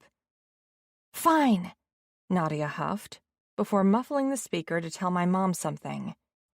I rolled my eyes when she came on the line and said, I'm here, Vienna. Right where I'm supposed to be. Unfortunately, the same cannot be said for you. Don't try to talk to me about where I ought to be, I scoffed, shaking my head as my strides quickened. Not after what happened at the Olympic qualifiers. Filming that stupid video almost made me lose my spot on the team. As I said then, the Olympics don't pay the bills. Being an influencer does. Thanks for proving yet again how little you listen to me. I heaved a deep sigh. I tried telling you how much my skating means to me, so many times, that I didn't want to spend so much time on my social media stuff because getting the gold was more important. I don't understand why you're bringing this up again, my mom complained. You won the gold, didn't you? Yes, but... And now even more brands want you as an ambassador, she continued, without letting me finish. We need to strike while the iron is hot. There's no way to know how long your popularity will last. Now is not the time to act like a child running away from their responsibilities. I thought about the balances on the statements I'd sent to Dean to buy the house I was standing in, which were much higher than I had expected them to be. I already have more than enough to pay bills for the rest of my life if I'm smart about it. Her laughter drifted down the line, but it was more mocking than humorous. Don't be silly, dear. You can never have enough money. And it's like you're literally setting piles of cash on fire right now, Nadia added. Shutting down the accounts means we'll lose money for the sponsored posts we have coming up. I cringed at the thought of letting someone down after I'd made a commitment, even if I hadn't been the one to say that I would do the post. Like I said in the notes I left for you, I need a little space to figure some things out. Going to the spa for the weekend is getting a little space, my mom countered. Come back, and I'll book you a room at the peninsula for a few days. You can get a different view of the skyline while you work out in their fitness center. Do some laps in their pool for a change of pace. Then get a spa package. Massage, facial, mani-pedi, the whole works. You'll feel like a new woman when they're done with you. Ignoring her suggestion, I added, I also mentioned that our only communication will be through email for the next month. My sister gasped. That's just not possible. I rolled my eyes over how shocked she sounded, when none of this would have been news to either of them if they'd bothered to pay even the slightest bit of attention to my letters. It'll have to be, because I'm not offering you another option, Nadia. What about the accounts? She asked. I didn't want people who'd put their trust in me to suffer because of this situation. I'll reactivate them today, but I'm the only one who will have access. But I always post for you, my sister cried. Not anymore. I'm more than capable of posting to my own accounts. I was the one who'd started them 6 years ago, after all. How will you know what to post? You don't even know what's on the calendar, she argued. Send me whatever I need to put up for stuff I've already committed to, but don't book anything new until we talk again, I instructed. And when will that be? 1 month. I gripped the phone so hard that I was surprised the screen didn't crack. Don't you mean 3.5 weeks? 6 days have already passed since you left, and you said in your notes to us that this would go on for a month, my mom argued. A bitter laugh bubbled up in my chest at how she tried to use the note she'd previously ignored against me. The clock just restarted, because you went against my wishes. Do it again, and I'll tack more time onto the end. You're being unreasonable, my mom accused. It's ridiculous that we don't even know where you are, Nadia added. We're your family. Your only family. My mom's words landed like a blow to my solar plexus, leaving me breathless as tears welled in my eyes. I was reeling from the direction she'd taken the conversation, but that didn't stop her from verbally kicking me while I was down. I know the past few months have been difficult for you. It's perfectly understandable if you need a little break because of the mental anguish you've been experiencing. But this isn't the way to accomplish it. We should all sit down and discuss alternatives that will give you the time you clearly need while we take care of things so that the business doesn't suffer. Don't you dare, I hissed, tears spilling down my cheeks. I'll dare anything. I'm your mother, and I'm worried about you. I might have believed that the way I disappeared had opened her eyes, except she still hadn't asked me if I was okay. Everything was about how me being gone would affect her bottom line. You're only worried about me because I'm your golden goose. Be happy with the eggs you've already got. Depending on how you handle this hiatus, they may be the last you get. Are you threatening me? My mother gasped. I don't know, Mom. With all that crap you were just spewing about how I could use a mental break, do I need to? Chapter 6. Dean. I had a busy day in the office, but I didn't get nearly as much done as I expected. My thoughts kept drifting toward Vienna and our date last night. Stopping with just a kiss on her doorstep again had taken every ounce of my willpower. Primal need, unlike anything I ever felt before, had been coursing through my veins, and it hadn't worn off when I got home. Although I had a fuck-ton left to do, I was happy for the distraction my brother provided when he showed up unexpectedly. Hey, how's it going? Jude asked. I can't complain too much.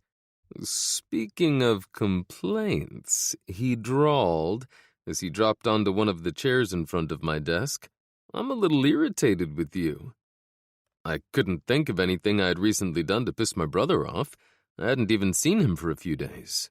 What did I do? It's what you didn't do. He stretched out his legs, crossing one ankle over the other. I heard that the synthetic rink installation that Joe Morse did on that house on Mill Street was for one of your clients. How come you didn't refer them to me?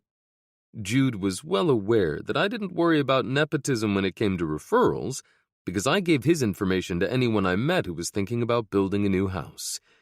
Wasn't that project a little small for you? Probably. He conceded with a mischievous gleam in his eyes. But if I had worked on it, then I would have had a convenient excuse to stop by and meet Mooreville's newest resident. He was here to push my buttons about Vienna, and I should have seen it coming. That was how he, Wyatt, and I rolled. Knowing that he was just joking around didn't stop me from reacting, though. Stay away from Vienna. Are you calling dibs? I strummed my fingers on the top of my desk. I shouldn't have to. I already took her out on a date, and that makes her off limits per bro code. When I heard that you two looked awfully cozy in a corner booth at Trattoria, I figured you'd say something like that. I quirked a brow. And you had to run right over here to give me shit about it? He shrugged. That's what brothers do, and Wyatt is too busy studying to do it. Uh-huh. But be warned, I'm not the only one who the gossip has reached. Mom knows about the date, too. I chuckled and shook my head. I'm not surprised. I even warned Vienna that would happen. Good idea. I glanced down at my phone and was surprised there wasn't a missed call or text from our mom. It's weird that she hasn't reached out to ask me how the date went. Jude crossed his arms over his chest. I wonder if it's a new tactic. Maybe she thinks that if she gives you some space, she'll get a grandbaby of her own sooner than if she interfered. That sounds like the kind of logic that she might use. I agreed with a grimace. Skylar's pregnancy had given all of the women in our family a serious case of baby fever, our mom included. But we've only been on one date. Jude's head tilted to the side. You can't fool me. I'm your brother. I've known you for my whole life. I shook my head and muttered, that's kind of how the younger brother thing goes. You can play it off all you want, but I saw that flash in your eyes when I was yanking your chain about Vienna. It wouldn't have been there unless you were already planning your second date. You've got me there, I admitted, thinking about how many times today I had almost picked up the phone and asked her if she wanted to play hooky with me. Pointing at me, he advised, you're going to want to get on that before someone else in town decides she's fair game and asks her out. Fuck, I groaned, my head falling back. As I stared up at the ceiling, he laughed. My job here is done. I have other places to be. Close the door on your way out. As soon as he was gone, I called Vienna. She picked up on the second ring. Hey, how did you know I was thinking about you? Lucky guess. You could hear the smile in my voice. I was that damn happy to be talking to her. What else are you doing? I've basically just been trying to keep busy today. I didn't like how her voice had wavered. It sounded as though she was feeling a little down, but I had the perfect cure for that. How about you meet me downtown? I'd be more than happy to help you stay busy. I'm sure you would. The hint of laughter in her tone made me smile. I liked being the one who helped lift her spirits. Is that a yes? Sure, where do you want to meet? My office is only a few blocks from Leaves and Paige's. We can start there, I suggested. Great idea. I could use one of her cookies right about now. Her voice had that tinge of sadness in it again. Pushing away from my desk, I grabbed my wallet and headed toward the door. I'll be there waiting for you with one. See you in about 15 minutes, she confirmed. I liked how she didn't play the usual games. She didn't bother to act coy or argue that she couldn't possibly see me so soon. I also appreciated that she showed up when she said she would, not making me wait an extra hour for her to get ready.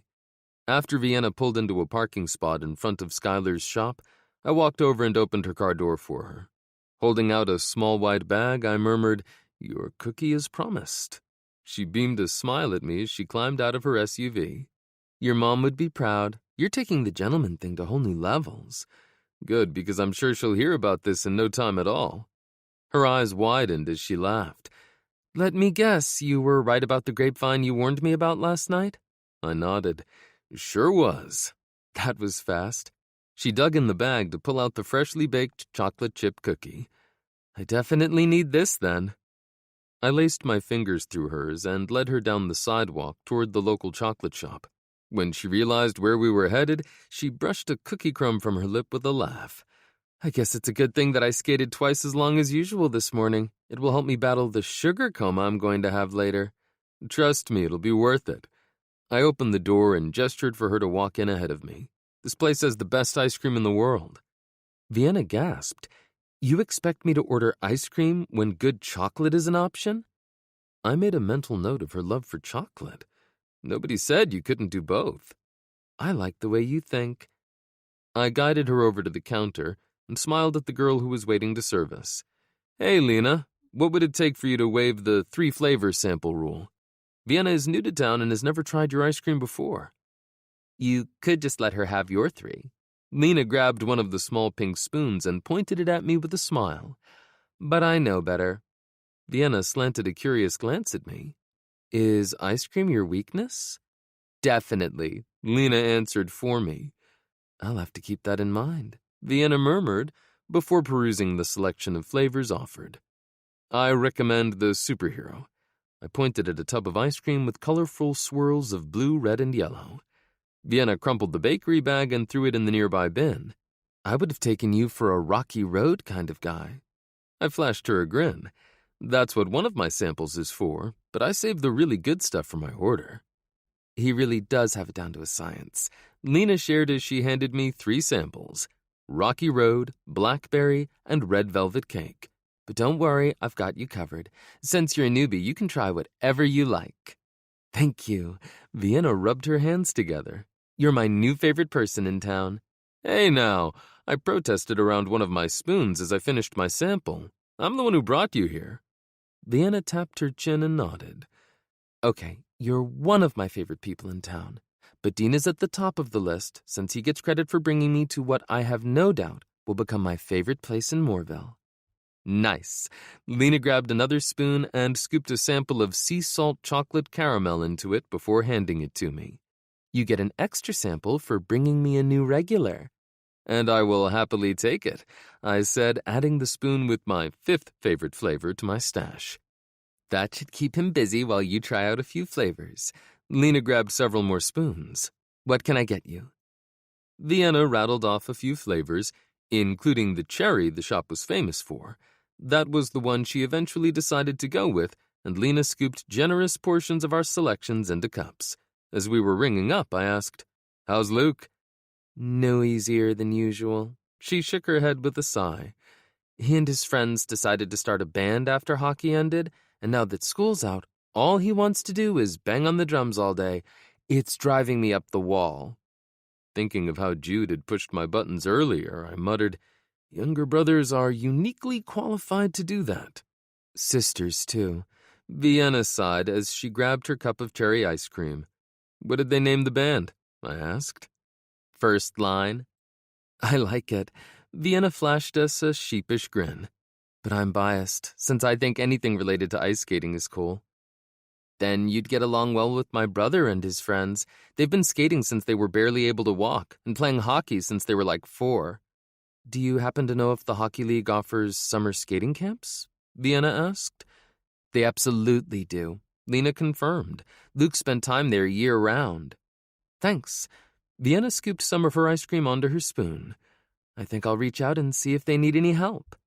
I'm sure they do. From what I saw when I went to cheer my brother's team on, they were always on the lookout for volunteers. Especially one as uniquely qualified as you, I added as we walked out the door with our ice cream and some fudge and sea salt turtles for Vienna in hand. Since the gazebo in the town center was only a couple of blocks away, I headed in that direction. As we circled around the octagonal structure and Vienna noticed the names on a plaque, she leaned closer to read it. Franklin and Catherine Moore. Any relation? Yes, they're my grandparents on my dad's side. Fancy. Straightening, she smiled at me over her cup of ice cream. What's it like growing up somewhere where everyone knows you? I shrugged. Good, I guess. It was hard to get away with anything when I was a teenager because everyone is always in everyone else's business. I didn't realize it at the time, but there was comfort in knowing someone was always looking out for us. Have you ever thought about leaving Mooreville? I shook my head as we sat down on the bench inside the gazebo. Only when I went to college, but I didn't go far, just West Lafayette. Attending Purdue is a tradition in my family. There was a faraway look in her eyes as she said, Traditions are important. What are some of yours? I asked. She thought about her answer for a moment. The biggest one would be skating. My dad was a hockey player, and he got me on skates before I was in kindergarten. So your sister skates too? This was the first time she sounded happy while talking about her family, but my question messed it up. No, we have different fathers. My dad offered to have Nadia come skating with us lots of times, but she was never interested. She liked to play dress-up in the dresses I wore for figure skating, though. My dad even tried bribing her with some of her own to get her on the ice, but she can out-stubborn the best of them. Do you ever wear them still? She slanted me a knowing look. No, but don't worry. I have a feeling you'll like my speed skating suit better. It's skin-tight and leaves very little to the imagination. Nice. I wagged my brows. She shook her head. When I made the switch over to speed skating, my dad was thrilled. Except for the uniform. He used to grumble about me throwing something over my suit whenever I wasn't on the ice. Used to?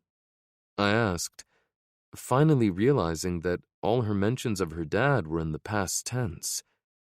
Her shoulders slumped as she nodded. Yeah, he passed away unexpectedly 2 months ago. A brain aneurysm. I'm so sorry for your loss, I murmured, inching closer to wrap my arm around her shoulders. Thanks. She sniffled into her ice cream. Losing him was hard, but at least he was there when I was on the podium getting my gold medal. One of the biggest things he wished he had been able to do in his life was play in the Olympics. He said seeing me skate in them was even better. I was relieved she was able to find comfort in sharing that special moment with him before he died. But I was also a little worried. I'd fall hard for her, only to find out that she'd decide not to stay in Mooreville, because her life had been under a major upheaval when she decided to move here. Chapter 7. Vienna. After my spur-of-the-moment second date with Dean, I was disappointed to learn that his calendar was full for the next couple of days. He still called Friday and Saturday night and sent texts to check in, though. I'd never dated anyone as attentive as Dean was. He didn't follow the dating rules I'd never understood, where guys waited forever to text so they didn't seem too eager. He'd made it more than clear how interested he was in me, which was why he was the first person I thought to call when the knob came off in the shower in my guest bathroom while I was turning on the shower. Drenched from head to toe from the water that had spewed from the faucet, I tossed some towels on the floor and raced down the hallway and into the master suite to grab my phone. It was only 8:30 on Sunday morning, but he answered after the first ring. Good morning, Princess. Butterflies swirled in my stomach at the nickname said in a raspy tone that made me wonder if he was still in bed, and what he wore when he went to sleep. Unfortunately, I didn't have time to fully appreciate the possibility. Help! I decided to use the shower in the guest bathroom for the first time, and the knob came off. I'll be right there, he promised. I wasn't sure where he lived or how long it would take him to get here, so I raced downstairs to crack the front door open before grabbing all of the towels in the linen closet to soak up as much of the water as I could. When he arrived about 10 minutes later, the tub was overflowing and the towels on the floor were soaking wet. Vienna? Up here, I called back. His footsteps sounded on the stairs, and I turned when I heard him coming down the hallway. His eyes widened when he saw the mess surrounding me. Whoa. Yeah, it's kind of a disaster. Thanks for coming so quickly. Of course.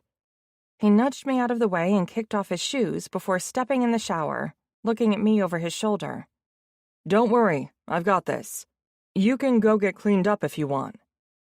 I took him up on the offer, hopping in the shower in the bathroom in the master suite for a quick rinse-off before changing into dry clothes. When I stepped back into the hallway, Dean was coming out of the guest bathroom. My mouth went sandpaper dry, and my tongue stuck to the roof of my mouth. I'd spent plenty of time around hard-bodied athletes in peak physical condition. Not one of them could hold a candle to how good Dean looked, with his dress shirt soaking wet and plastered to his chest. So hot that I didn't even mind that my fantasy of him being naked in bed when I called him hadn't turned out to be true. I took a full beat to appreciate how drop-dead sexy he looked. The way the wet cloth clung to his lean, sculpted chest. Warmth bloomed in my cheeks, and low in my core. Take your shirt off. The words came out in an awkward, fumbling rush, and my cheeks flamed hotter when he raised his eyebrows at me. Then his mouth curled up at the corners in a delicious grin, and his brown eyes twinkled with mischief. Just that look from him gave me a hot flash. Jittery energy pulsed through my body, leaving me feeling exactly the same way I always do pre-race.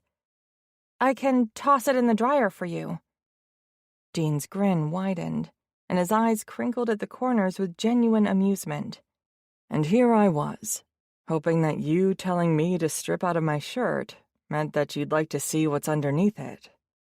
His voice was smooth and sultry, and the teasing invitation was so quick-witted that I couldn't help giggling in response.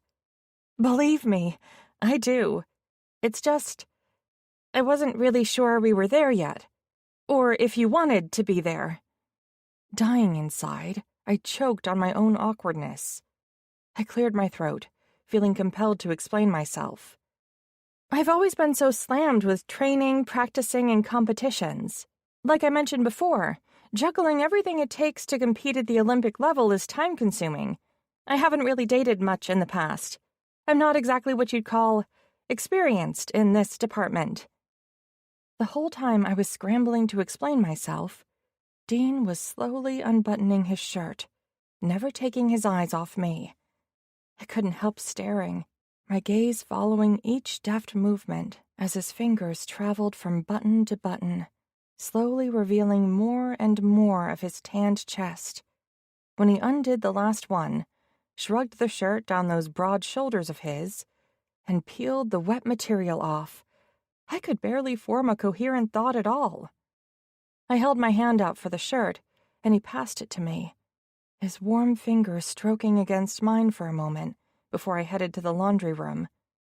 I tossed the shirt in the dryer, grabbing a dryer sheet and chucking it in, too.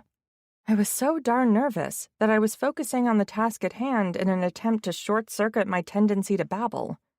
I dialed in a speed dry cycle and pressed start. When I turned, Dean was leaning one shoulder against the doorframe, his intense gaze still locked on me, caressing every inch of my body from head to toe with nothing but a look. My blood heated. Inexperience isn't a bad thing, Princess. It's an opportunity to explore and figure out what you like, what turns you on. Whenever you feel ready, just know I'm more than willing to help you discover exactly what you like and want in this department. His silky voice sent a shiver of pleasure down my spine, and I instinctively pressed my thighs together, enjoying the friction as I moved to join him in the doorway. What if I'm ready right now? My heart pounded so hard that all I could hear was the sound of blood rushing in my ears. Biting my lip, I laid my hand over his heart, enjoying the fact that it pounded out a quick, erratic rhythm that matched my racing heart beat for beat. Dean hummed his appreciation and dipped his head, capturing my lips in a searing kiss. Heat flooded my body, turning my blood to lava, and I pressed closer to him, shivering with pleasure as his arms looped around me, pulling me tight against his muscled chest. His hands skimmed from my waist down to cup my ass, giving both cheeks a firm, appreciative squeeze. I bucked my hips against his, shuddering with pleasure at the feel of his growing erection pressed against my flat stomach as his hard length strained against the fabric of his pants. With a growl of pleasure, he gripped my hips, hoisting me up and wrapping my legs around him, grinding his cock against my pussy through our clothes. Clinging to his shoulders, I let out an involuntary mewl of pleasure. Want to take this to your bedroom? Yes, please. The moment he set me down on the edge of the mattress, I gripped the hem of my shirt and peeled the material over my head, tossing it aside. With a fiendish smile, Dean kneeled on the floor between my legs and reached up to help me tug off my yoga pants and panties, all in one fluid motion. I moved to squeeze my thighs together, instinct urging me to be shy, but Dean caught my knees and gently urged me to open my legs wider. He pressed a kiss against my inner thigh, his stubble scraping deliciously against my soft skin. Let me see that pretty pussy, Princess. Gasping, I did as he asked, lying back and spreading my legs to give him better access. He trailed kisses up the inside of my thigh, and my breath hitched in my chest. When his lips closed around my clit, I arched so high that the only things left touching the bed were my head and my ass. Yes! I hissed the word through clenched teeth, writhing with pleasure as he sucked and nibbled on the sensitive bundle of nerves. He dragged his tongue lower, plunging it inside my dripping wet pussy, his stubble scraping against my oh-so-sensitive lower lips.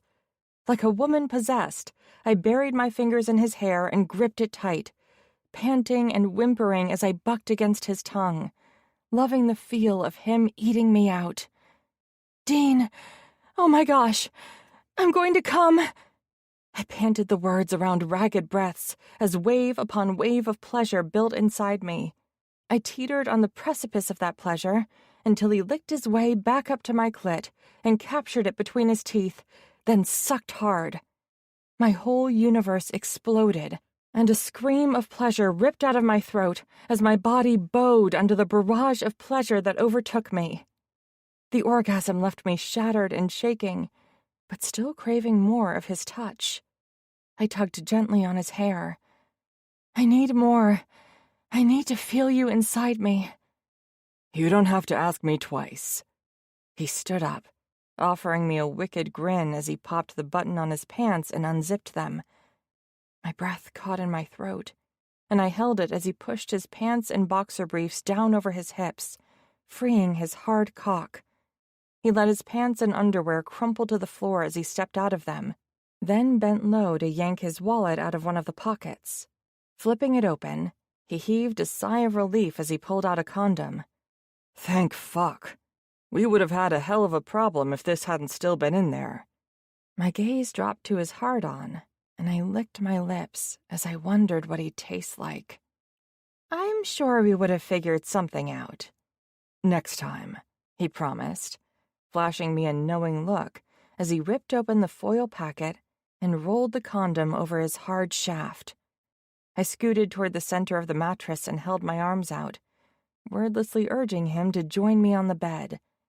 I needed to feel his weight pressing me into the softness of the mattress, his lips trailing kisses along the column of my throat, and him filling me as badly as I needed to breathe. Dean joined me on the bed, resting his hips against mine so his cock brushed against my dripping wet pussy, teasing me with its feather-light touch as he nuzzled and kissed my neck. In one fluid motion, I wrapped my arms and legs around him to pull him closer. Dean moaned his approval and bucked his hips, making the head of his cock rub gently against my entrance. "Are you sure you're ready for this?" "Yes, I've never been more sure of anything in my life." Panting, I rolled my hips, grinding against him. With his lips pressed against my throat, Dean rumbled out a growl of approval. Adjusting his position ever so slightly, he thrust his hips, his cock pushing into my tight channel deliciously slow. Once he was fully inside me, we lay there for a moment, and he kissed me as I adjusted to the feel of him inside me. I lost myself in the feel of his tongue stroking against mine, his cock slowly moving in and out of me, building me toward that delicious precipice of orgasm once again, stroke by deliberate stroke. I clung to Dean, hungrily meeting every kiss, loving the taste of him as our tongues danced and swirled around one another in perfect rhythm with every stroke of his cock. After a minute, I rolled us so I was on top, riding his cock. I swiveled my hips, gliding up and down the length of his shaft with a single-minded purpose. Dean gripped my hips in response, guiding me, urging me to keep going. He panted and groaned, his face contorting with focus and pleasure in equal measure. His head tipped back, and his hands spasmed on my hips. "You're going to make me come, princess. You feel so damn good."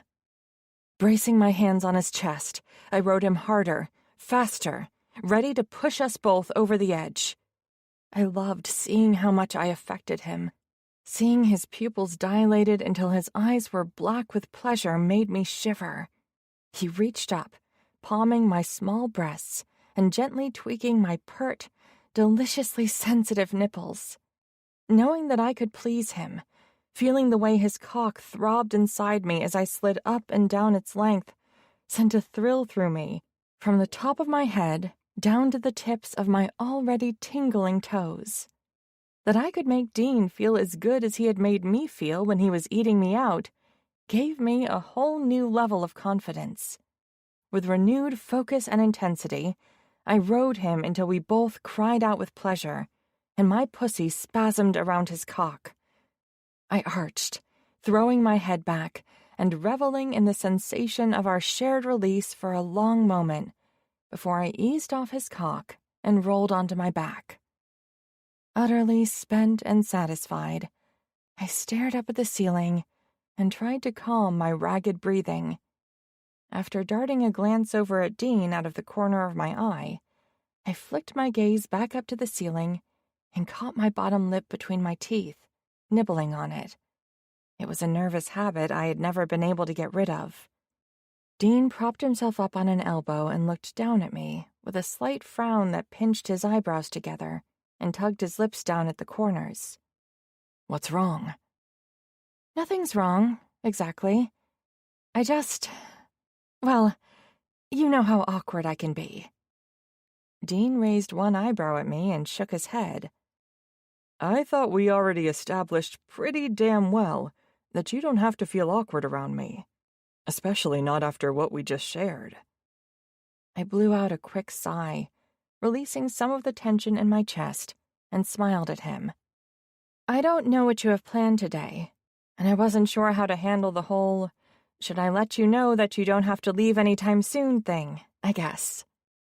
I felt so weird for just blurting it out like that, but Dean smiled and stroked my cheek. Then he cuddled me close as he pulled the blanket over us. "It doesn't matter what I had planned for today. No way in hell am I going anywhere, now that I've got you right where I want you. I'm definitely staying." "Good. I'm glad." Grinning, I nestled back against him with a contented sigh and let my eyes close as I breathed in his scent. I wasn't a nap person, but something about falling asleep in Dean's arms just felt right. Chapter 8. Dean. It didn't matter that I'd spent the past 22 hours in bed with Vienna after a quick run to the drugstore for a box of condoms. When I woke up the next morning, the last thing I wanted to do was leave, but all of the work I'd put off yesterday was waiting for me. Tightening my arms around Vienna, I groaned, "I better get going or else I'm never going to leave." Boo. She pressed a kiss against my chest. 0 stars, do not recommend. That better not be your review of my sexual prowess. Her whole body shook as she giggled. "I'm pretty sure all the times I screamed your name covered how much I enjoyed what you did to me in bed." "I don't know, you could have been faking it," I teased, knowing damn well that she hadn't been, not with how hard her pussy had clamped around my cock. She tilted her head back and rolled her eyes. "I'm not that good of an actress." "Glad to hear it." I cupped the back of her head as I did an ab curl so I could claim her lips in a deep kiss. We moaned in unison when my tongue swept inside her mouth, my cock hardening at her sweet taste. The whimper of protest she let out when I ended the kiss just about killed my resolve, and it didn't help when she whispered, "Are you really sure you have to go?" "Unfortunately, yes." "Fine," she huffed, flopping on her back onto the mattress. "But you're on your own when it comes to getting out of bed. My body aches in places I didn't know could be sore, so I'm going to count our sex marathon as my workout for today. Although I should probably call the rink to let them know I'm not using my time today, and that it's okay if someone else wants to skate on my dime. I wouldn't want them to worry since it's the first day I'm supposed to be there." "Was I too rough on you, princess?" I asked, stroking my finger down her cheek. "Not even a little bit. I enjoyed every minute of earning these twinges," she assured me with a sassy grin. "So much so that I'm seriously considering tackling you so we can do it all over again instead of letting you leave." I brushed my thumb against her bottom lip. "Hold that thought for tonight." She nipped the pad of my thumb. "Is that your way of asking me out for another date?" I wanted a fuck of a lot more than just one more date, but I wasn't sure Vienna was ready to hear that yet. If you want to think of it that way and are planning to agree, I'm not going to argue, I murmured, claiming her mouth for another kiss before I forced myself to let her go. Sliding off the mattress, I turned to stare down at her. Beaming a sleepy smile at me, she nodded. Yes, I'd love to see you tonight. Count on it, then. I grabbed my pants from where I had eventually hung them over the back of a chair. After pulling them on, I reached for my button-down shirt. Her soft laughter drew my attention back to the bed. Her brown eyes were full of humor. Have fun doing the drive of shame in the same clothes you were wearing yesterday. At least they're clean after my impromptu shower, I teased, and hardly anyone except for you had the chance to see me in them yesterday. She giggled again. Good point. I'm glad my shower emergency was helpful. Buttoning my shirt, I walked around the bed to her side. Then I leaned down to brush my lips against hers. As far as I'm concerned, the mishap you had with that faucet was the best damn thing to happen to me in a long time. Me too. Sitting on the edge of the mattress, I pulled on my socks and slid my feet into my shoes. See you soon, princess. Although I had used the nickname several times yesterday, she hadn't asked me about it. Until now. Princess? I winked at her. I guess all the talk about your figure skating dresses got to me. My gorgeous ice princess. I like it. After giving her one last kiss, I finally forced myself to leave. But instead of heading for my house or the office, I drove over to Leaves and Paige's. Using my rear-view mirror, I ran my fingers through my hair to fix it. Then I climbed out of my car to go into the shop. Good morning, Dean. The usual? I flashed a smile at Skylar, while Simon reached for a bakery bag to drop a muffin inside. Actually, could you double my order, please? Early morning meeting? She asked. I knew by the gleam in her eyes that she was hoping I had a different reason for wanting the extra tea and muffin. I decided to satisfy her curiosity. No, it's for Vienna. Yay! She clapped her hands and did a little wiggle on her stool. Careful, Baxter growled, coming up behind her to rest his hand on her lower back. She twisted her neck to glare up at him. I'm fine. Stop hovering. Never. He shook his head before brushing his lips against hers. Normally, I would have given my cousin a hard time over what a softy he was when it came to his wife, but now that I'd found Vienna, I didn't have much room to talk. However, my restraint apparently didn't stop him from giving me a hard time. Baxter's gaze darted toward me, and his head tilted to the side. Why do you look so rumpled? Skylar's head turned toward me, her eyes widening. Now that you've pointed it out, he really doesn't look like his usual put-together self. A muscle jumped in my cousin's jaw, and I knew it was because he didn't like that she'd commented on my appearance no matter how innocently. Shooting him a knowing look, I muttered, There's nothing wrong with what I'm wearing. Oh! Skylar gasped, her hands moving to cup her rounded belly. I definitely felt that. Is my brother kicking? Simon asked, moving to her side as he set 2 bags of muffins on the counter. Baxter's palm slid over hers, his brow wrinkling. I don't feel him. It wasn't a kick. Nudging Simon out of the way, he swiveled her stool and crouched down in front of her. What did you feel then? She sighed. Just a particularly strong Braxton Hicks. Braxton Hicks, I echoed, my brows drawing together. What's that? A contraction. Baxter growled. I gaped at him. As in labor? Like she's about to have the baby? Skylar lifted one of her hands to cup his cheek while she insisted, I'm fine, really. It's already passed. How long was it? I looked at my watch. 10 seconds? 20? How long are contractions supposed to last? I am not in labor. She glared at me. So stop freaking out before he decides to take me to the hospital. Baxter looked as though he thought that was a good idea. I really think, no, nuh-uh, not happening. She shook her head. I had plenty of these when I was pregnant with Simon. It's just my body getting ready for the real deal. There's nothing a doctor can do for me right now, and today's going to be an extra busy one since I have a new employee to train. Baxter didn't look convinced. But I'm not going. They'll just tell us that it's false labor and send me right back out the door." Her eyes narrowed as she added, "And then I'll have to hear that ridiculous term again, geriatric pregnancy, as though I'm too old to have a baby when I was only 36 when I got pregnant." Geriatric? I mouthed to my cousin, suddenly feeling old since I was the same age. I hadn't made a sound, but Skylar's mom radar was in full force. Her head jerked in my direction and she pointed a finger at me. "Don't get me started." I held my hands up in a gesture of surrender. "No, ma'am." "Now is not the time to ma'am me," she hissed.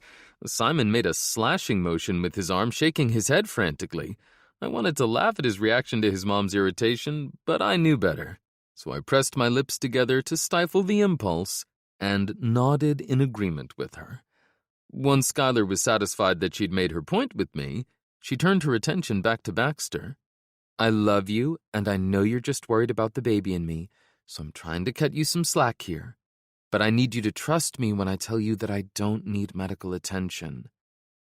When you put it like that, my cousin straightened with a sigh. "I guess I'd better let it drop. But only if you swear that you'll let me know if you have more of them or if they get worse." She reached out to grab his hand, giving it a squeeze. "I promise." Baxter's lips were pinched together when he turned to me and rubbed the back of his neck. "Did you want 2 Earl Grey teas, too?" "Yes, please."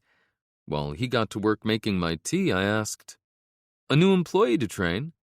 Skylar nodded. "Yeah, I hired a manager to help run the place while I'm out on maternity leave." After interviewing just about everyone in town looking for work, she finally found someone, Baxter muttered. "I wasn't going to trust just anyone with my baby."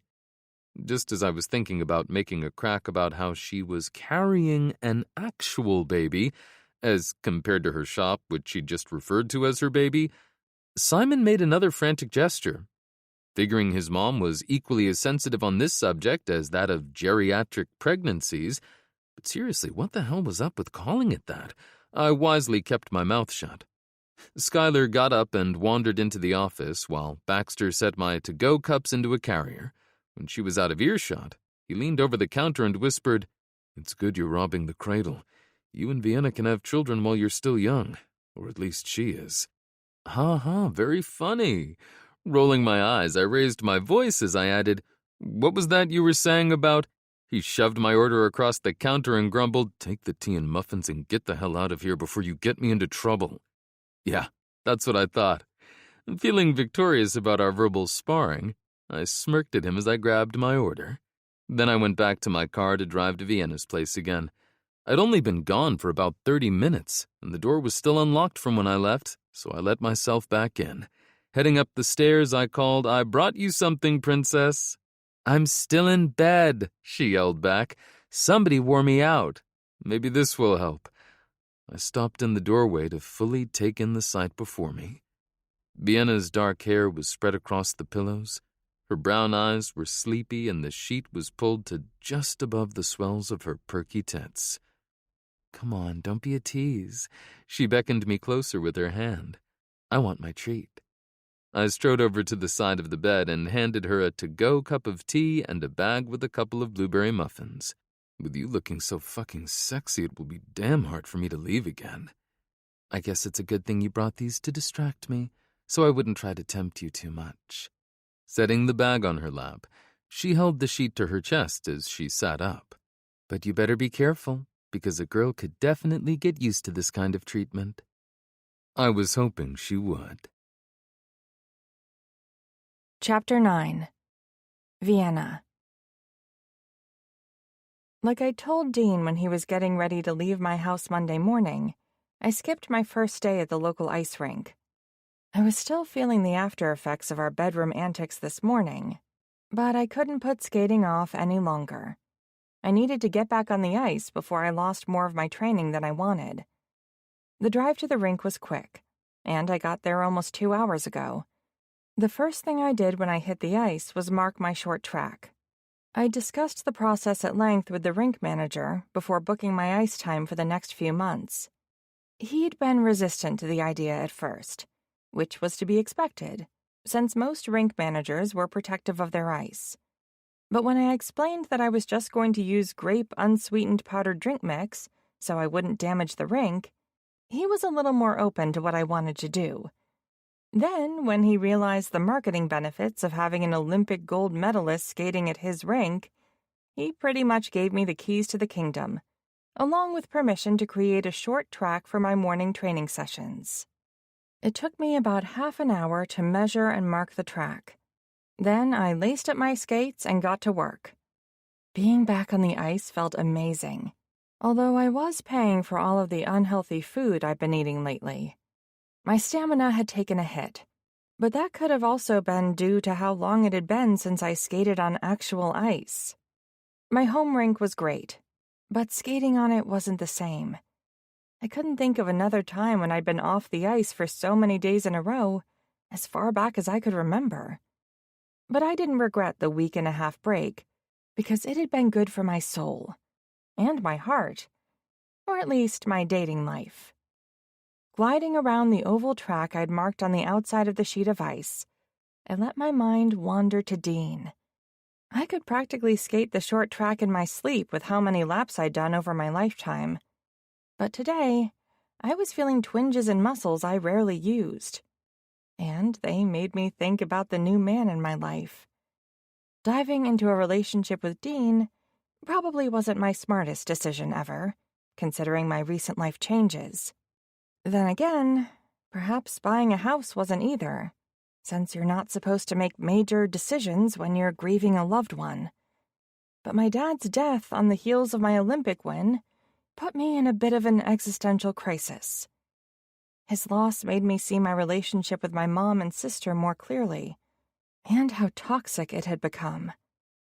If my dad was still with me, I had a feeling he would have been the first to tell me I was making the right call. Or at least, I hoped so. I had a hunch that he would have liked Dean, too, even though he would have grumbled about the age difference and me being too young to get serious about a guy. But his worrying would have just been his way of watching out for me, because he loved me so much. In some ways, the little things Dean did to take care of me, like opening the car doors and bringing me tea and muffins yesterday morning, reminded me of my dad. That was probably a big part of the reason I was falling for him so quickly. The alarm I had set to alert me when my session on the rink was over pulled me out of my thoughts. Gliding over to the bench, I grabbed my cherry juice recovery drink and water before skating over to the door on the opposite side of the rink. Stepping onto the rubber flooring, I unscrewed the cap on my juice and started to guzzle it down as I made my way over to the locker room the rink attendant had told me to use. While I was changing out of my speed skating suit and skates, my cell rang. After talking with my mom and sister, I had decided to keep my old phone on to see if they'd honor my wishes. I'd been pleasantly surprised when they stuck to only sending emails over the past several days. Half expecting the reprieve to be over and to see one of their names on the screen, I was surprised when it was one of my speed skating friends instead. Tamara Antonoff was an amazing skater who was several years older than me. I'd looked up to her growing up and had been in awe when I got to represent the United States at the Olympics with her. She'd taken the gold in the 500 and 1,000-meter races on the long track, her third for each race since she'd been to the Olympics in 2014 and 2018 as well, while I'd gotten mine for the 500-meter on the short track. Like me, Tamara lived in Chicago because she married a player for the Chicago Cavaliers hockey team after the previous Olympics, and we had grown close since the qualifiers last year. Wiping my brow with a towel from my skate bag, I accepted the call. "Hey, Tamara, what's up?" "Vienna, thank goodness. Are you okay?" She had the slightest hint of a Slavic accent, which only came out when her emotions were heightened. "Yeah. Why do you ask?" "Because your mom just showed up at the rink where I was running speed skating camp and grilled me when I said I didn't know where you were."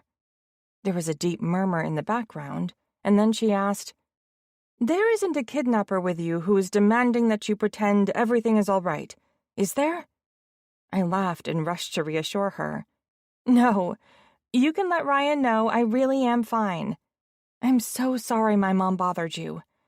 I'm in the middle of a bit of a situation with her." Tamara's mom was a handful, but only in the most awesome ways. She was also an Olympic gold medalist in speed skating, and I felt as though I owed my win in part to her, because she'd given me lots of great tips when she was coaching Tamara during our shared ice time. Having met my mom, Tamara was well aware of the differences between our parents. Her tone was sympathetic as she asked, "Is it the kind of situation I can help with?" "Not really." I explained to her about how my dad's passing had made me rethink what I wanted out of life, which led me to Mooreville. "You really bought a house down there sight unseen." "Yup." I let the P pop on the end. "And it's even better than I hoped." "Do you have any guest bedrooms?"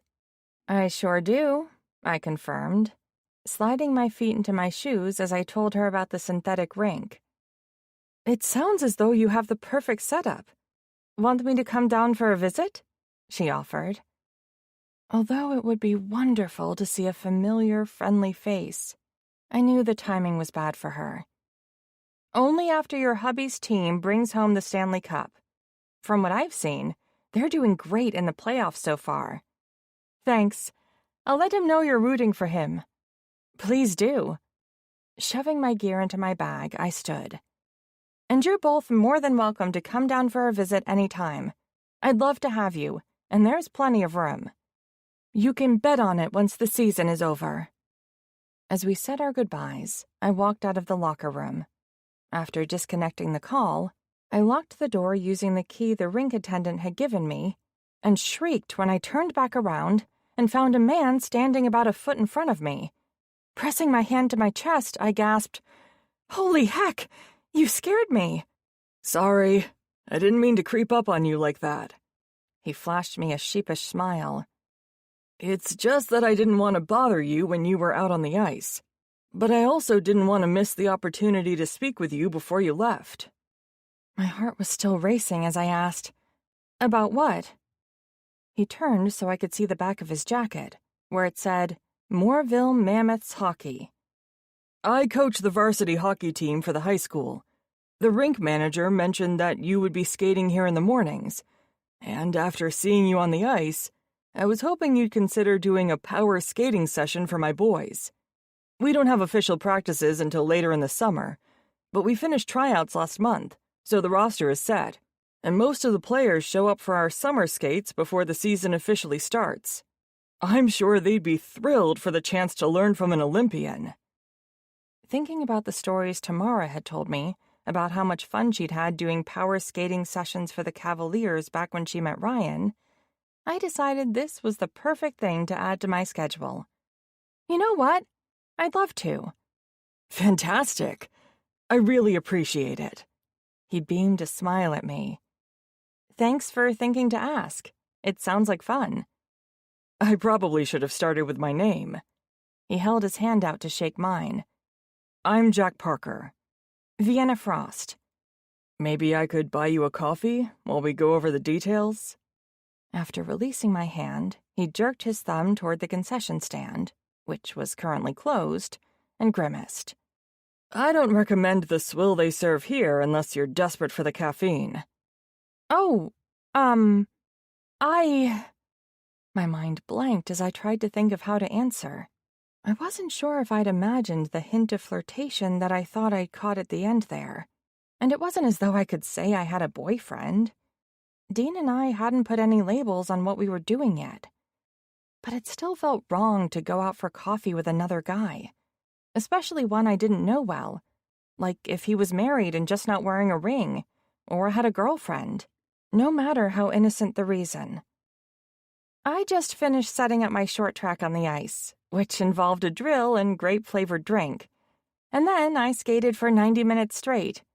I really do need to head home to get cleaned up. Maybe you could just email me instead?" Looking down at his feet, he replied, "Sure, that'll work."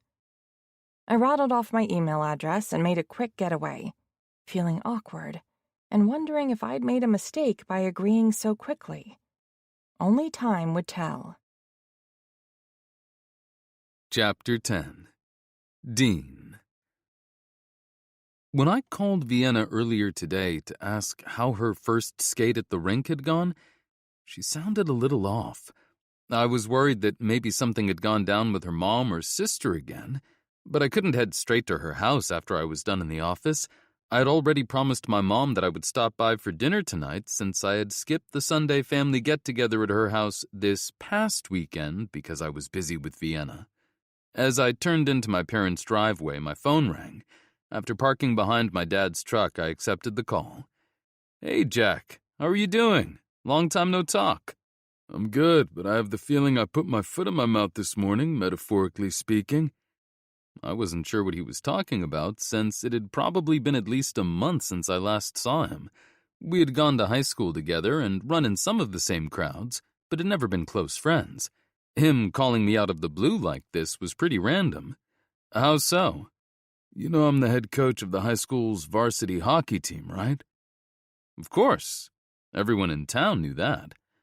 "Well, I thought I'd ask Vienna Frost if she'd be willing to do a power skating session with my players this summer. Having an Olympic speed skater in town was too good of an opportunity to pass up. You know what I mean?" I still didn't understand how he would have put his metaphorical foot in his mouth with Vienna. "It sounds like a great idea to me. She loves to skate, and I bet you'd have a fun time teaching the kids." "Yeah, that's what she said." My brows drawing together, I asked, "Then what's the problem?" "You know how efficient the town's gossip mill is.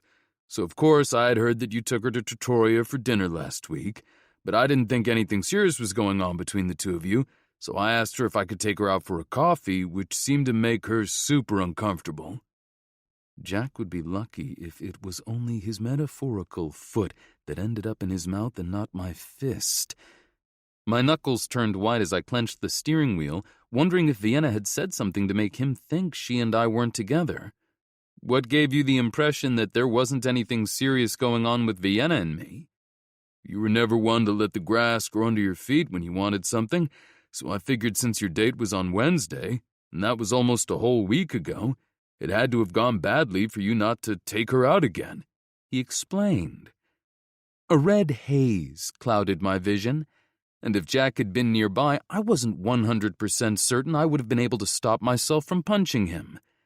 "You know what they say when you assume." "Shit, I was afraid you were going to say something like that. My bad, man." "I guess the grapevine isn't as efficient as you thought," I muttered, my teeth clenched so hard I could barely get the words out. "It missed a whole fuck of a lot between Vienna and me over the past week. She's definitely off limits." "That explains her reaction.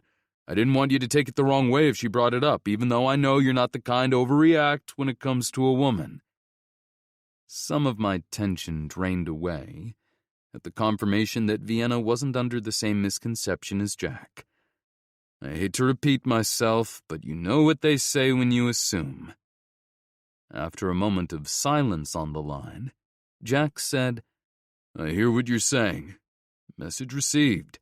If Vienna still wants to do the power skating session, I promise not to make it awkward for her again. Please let her know I didn't mean anything bad by my invitation." "Will do." I jammed my finger against the phone screen to end the call without bothering to say goodbye. The jealousy I was feeling was a new experience for me. So, in the logical part of my brain, I knew where Jack had been coming from when he said he hadn't thought I would be bothered to hear that he had asked Vienna out for coffee. But he'd been dead wrong. Lucky that he'd called me instead of stopping by to see me in person. But for now, I needed to calm my shit, because my mom had just flung open the front door and was staring at me from their porch. Jack's timing couldn't have been worse. When I told her I was coming for dinner, I knew I would be in for the third degree about Vienna. Now it would be doubly so since she would want to know what was wrong. Taking a deep breath, I climbed out of the car and pasted a smile on my face.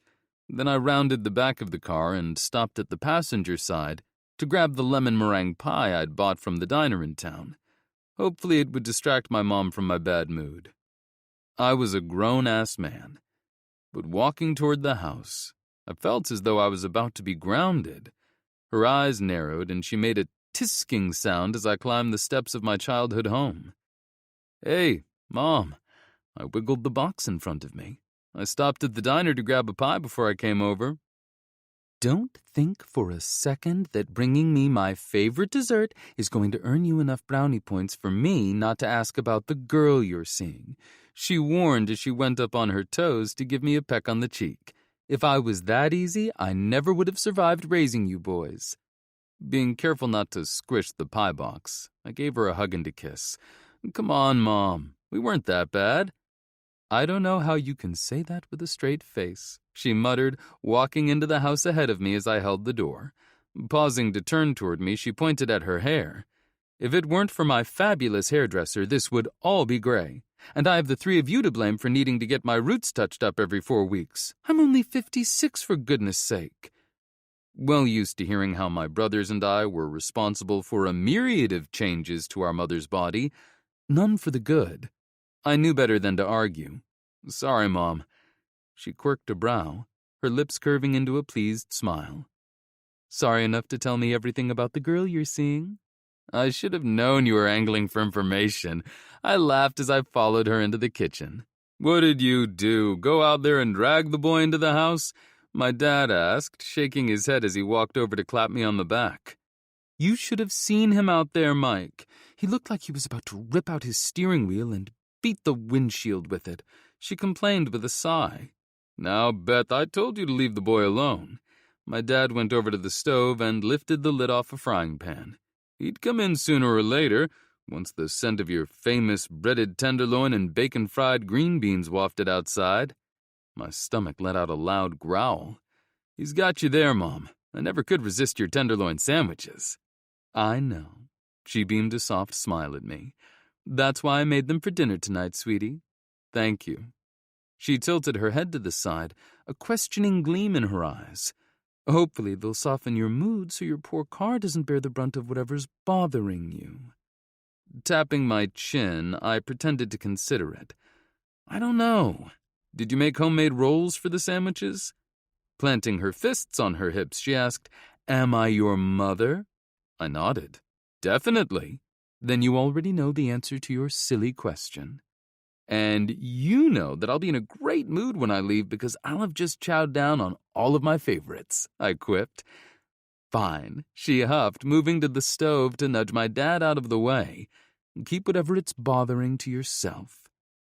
My mom wasn't one to let a subject drop when her children's happiness was involved, so I had a sneaking suspicion she had an ulterior motive for letting me get away with not talking about why I'd been so angry when I got here. I was proven right after I demolished 2 heaping portions and helped my dad clear the table. "Do you think Vienna would like a sandwich and some green beans?" my mom asked as she was putting the leftovers into containers. "Or does she only eat the healthy stuff because she's an Olympian?" "The next Olympics aren't for almost 4 more years. She has plenty of time to eat all the healthy stuff and get back into tip-top shape." My mom didn't appreciate my response and turned to glare at me. Flashing her an apologetic smile, I added, "I'm sure she'd love one." My mom pursed her lips as she considered the leftover breaded tenderloin. "Are you going to see her soon? Because they don't hold well for days on end." I knew this was a fishing expedition, but there was no way to get out of answering her question without being rude. "Yes, Mom. I'm going to stop over there tonight, so you don't need to worry about the food going bad before she has a chance to try it."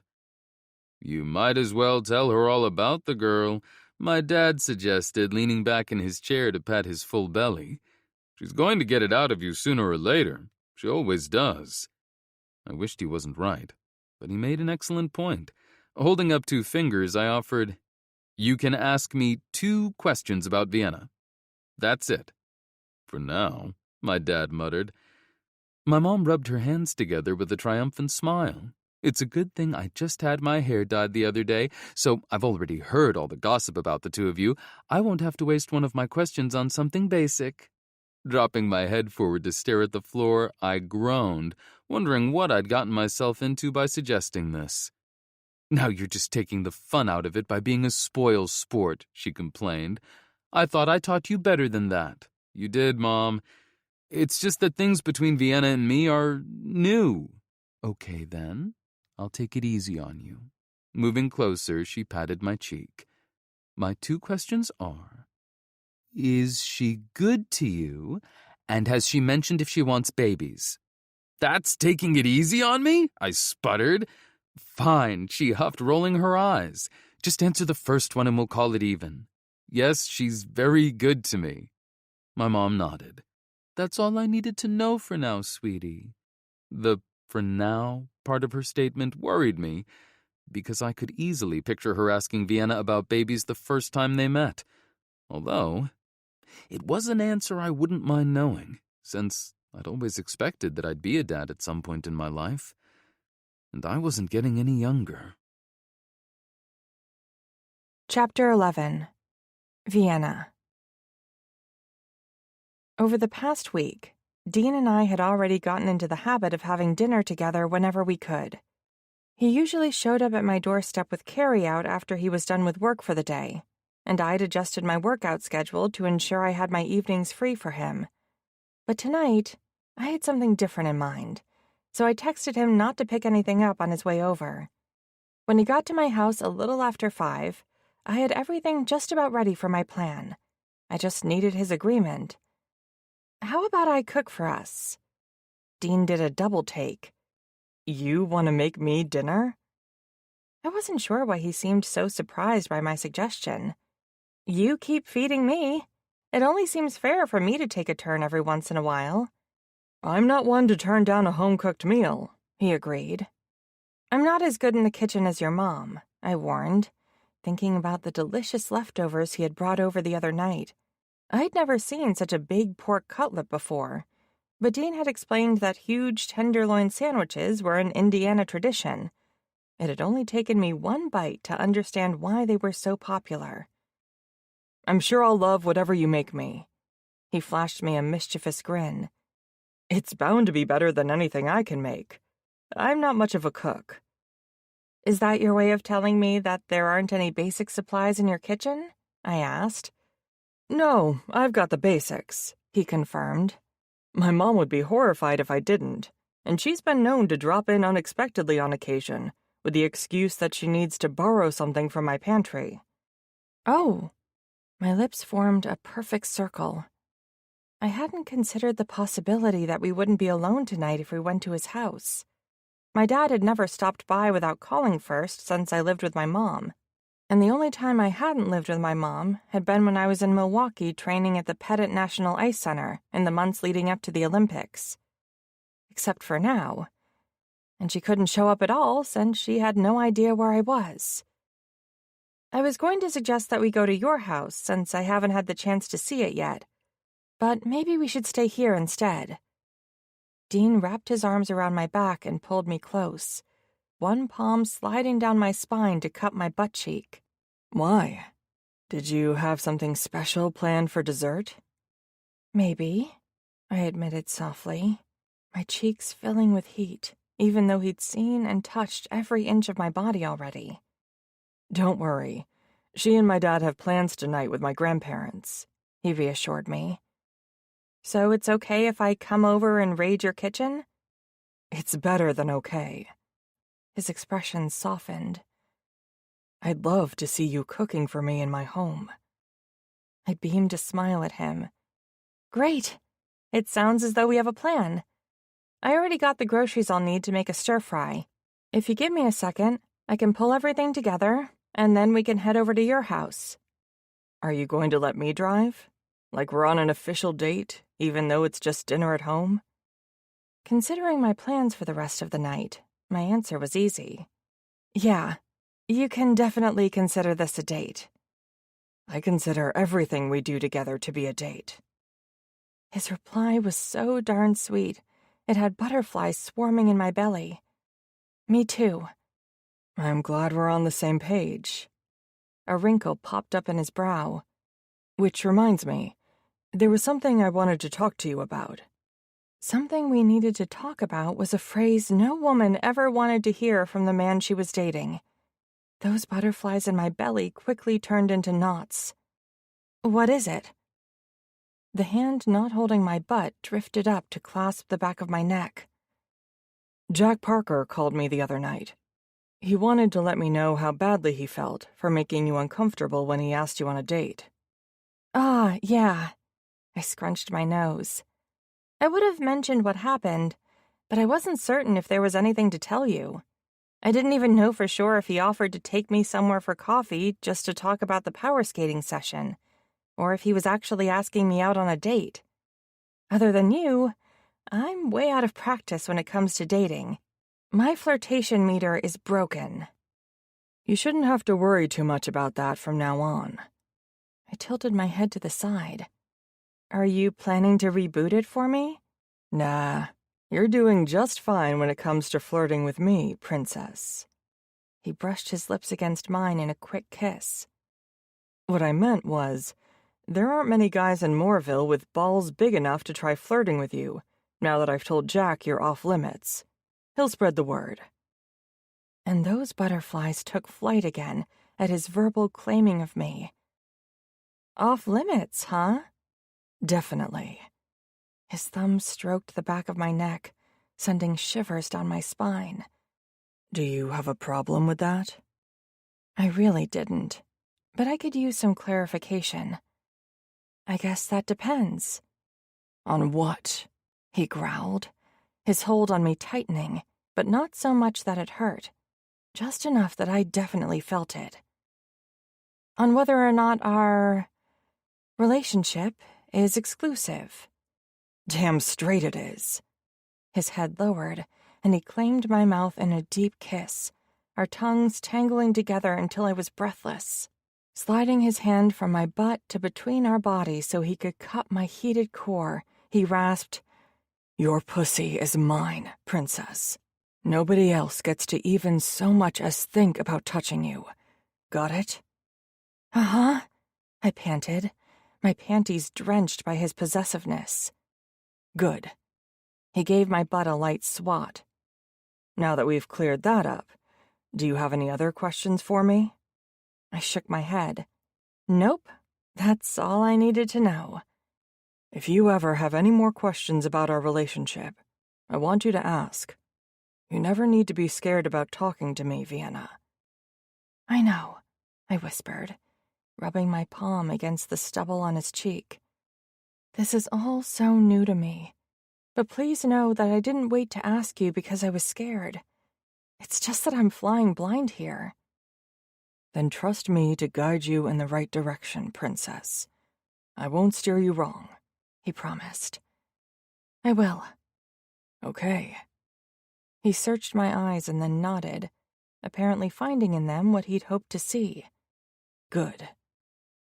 I guess we better get going, so I can feed my man.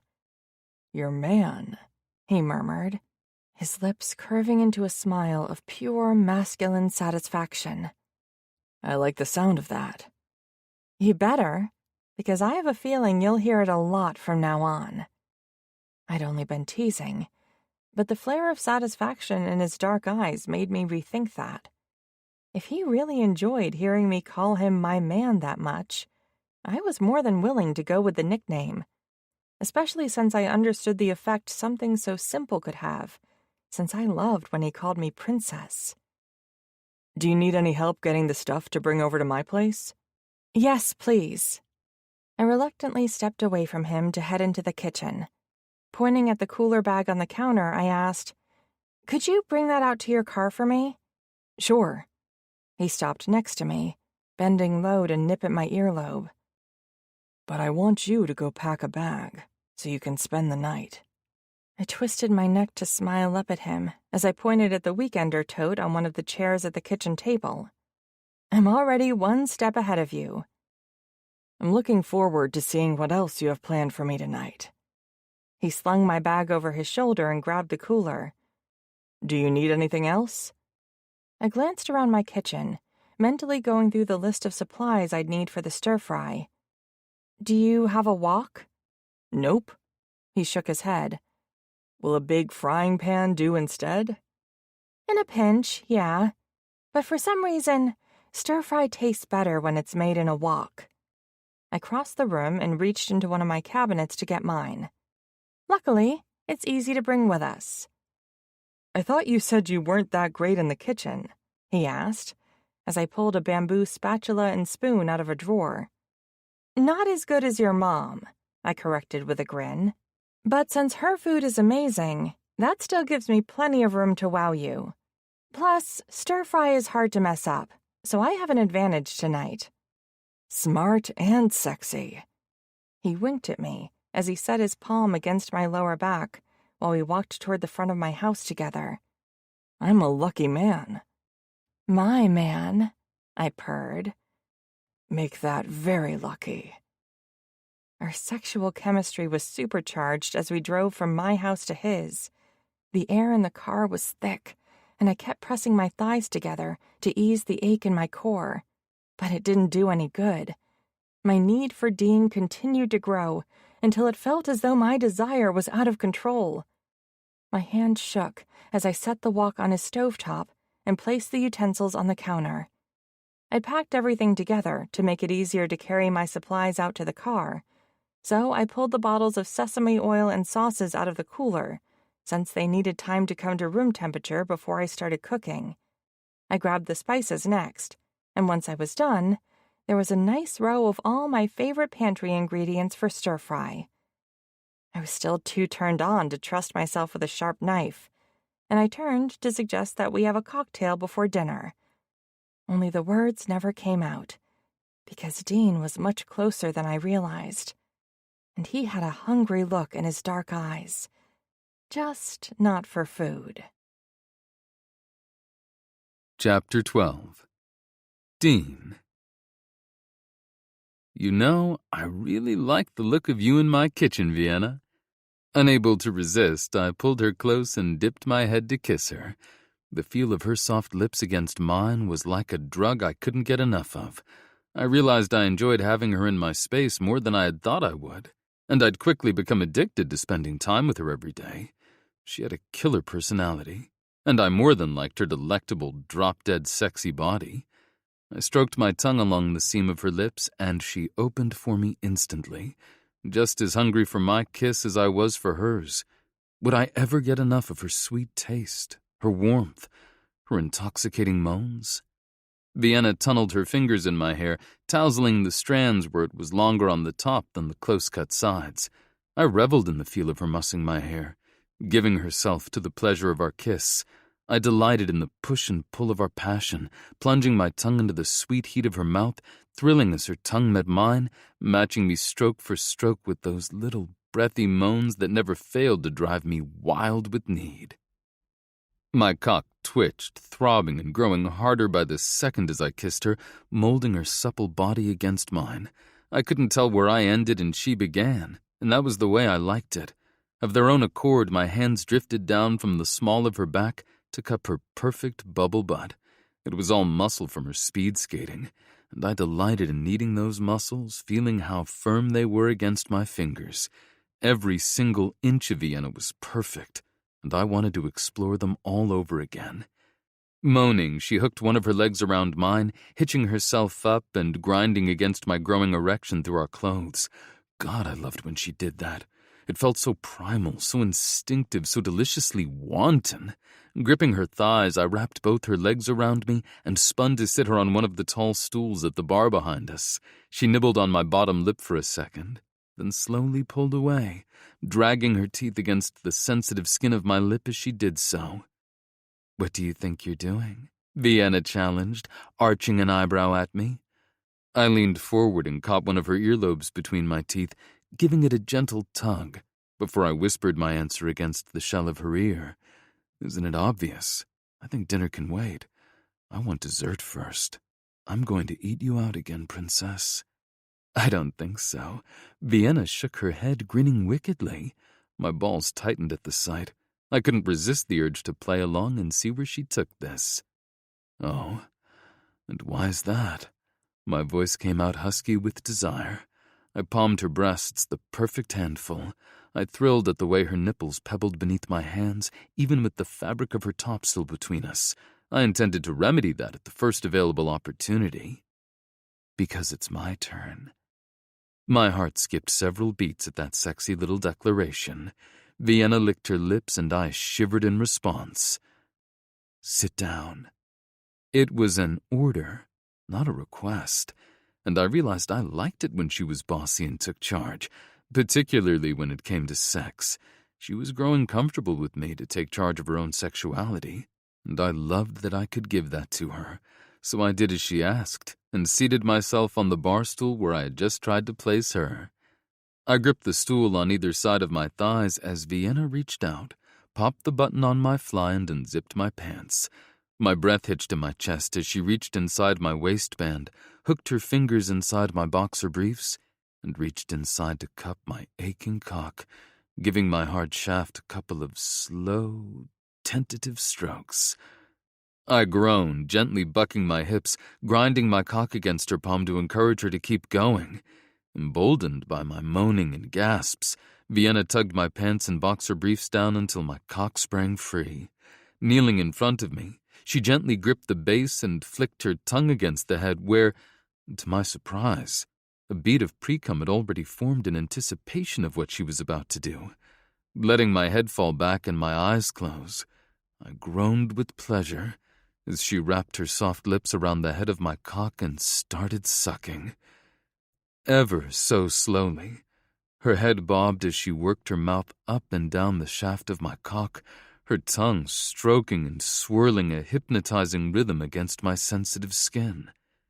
Do you have any idea how good that feels? I panted, my breath already coming in sharp, ragged gasps. It was hard to resist the urge to buck my hips in time with what she was doing. Vienna paused to stroke my cock with a firm, languid hand until I raised my head and looked down at where she kneeled between my feet, her eyelashes lowered and her cheeks flushed a pretty pink. She swallowed convulsively, then spoke. Not a clue, actually. She bit her lip for a second, and her blush darkened as she raised her gaze to meet mine. Was I doing okay? You can tell me if I wasn't, you know. You could have knocked me off the bar stool with a feather. How did she not know how incredible she was? How amazing it had felt when she was sucking my cock? Okay. Princess, what you were doing was way better than just okay. It felt absolutely fucking incredible. Please don't stop. The way her eyes glowed at my praise made my cock twitch. I never wanted to stop making her light up like that. When she took my cock in her mouth again and set back to work, sucking and stroking me all at the same time, I buried my fingers in her hair and moaned my pleasure loudly enough that I wondered if the neighbors might hear me. I didn't stop, though. Just like that, princess. I hissed the words through clenched teeth, holding my hips still through a Herculean force of will so she could control the pace. I stroked the silken strands of her hair, loving the way it felt sliding through my fingers. As gently as I could, I guided her head, helping her set a slightly slower pace. If I had let her keep going just the way she was, I would have finished sooner than either of us was ready for. I wanted to enjoy this, savor every second, let her know that she was doing absolutely perfectly. Nice and slow, baby, just like that. You feel so good. Every time I murmured words of praise, Vienna let out a deep, guttural noise in response. The feel of her moaning with her lips wrapped around my cock made my eyes roll back in my head. The vibrations felt amazing, and something was thrilling, so deeply satisfying on a primal level, about making her moan with pleasure just by praising her and telling her how well she was doing, how perfect she was in every possible way. You're so sweet, so perfect, princess. I gently stroked her hair, her cheek, the angle of her jaw, all the way down to the smooth column of her throat. Then I slowly dragged my fingers back up the path they'd just come, moaning and putting myself completely at Vienna's mercy.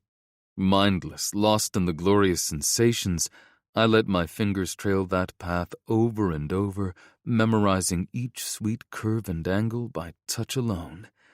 She paused only long enough to laugh softly and shake her head, even as one hand stroked my cock in that same rhythm her mouth had been bobbing up and down 2 moments before. Careful now. You keep saying things like that and it might go to my head. Good. I hope it does because it's true.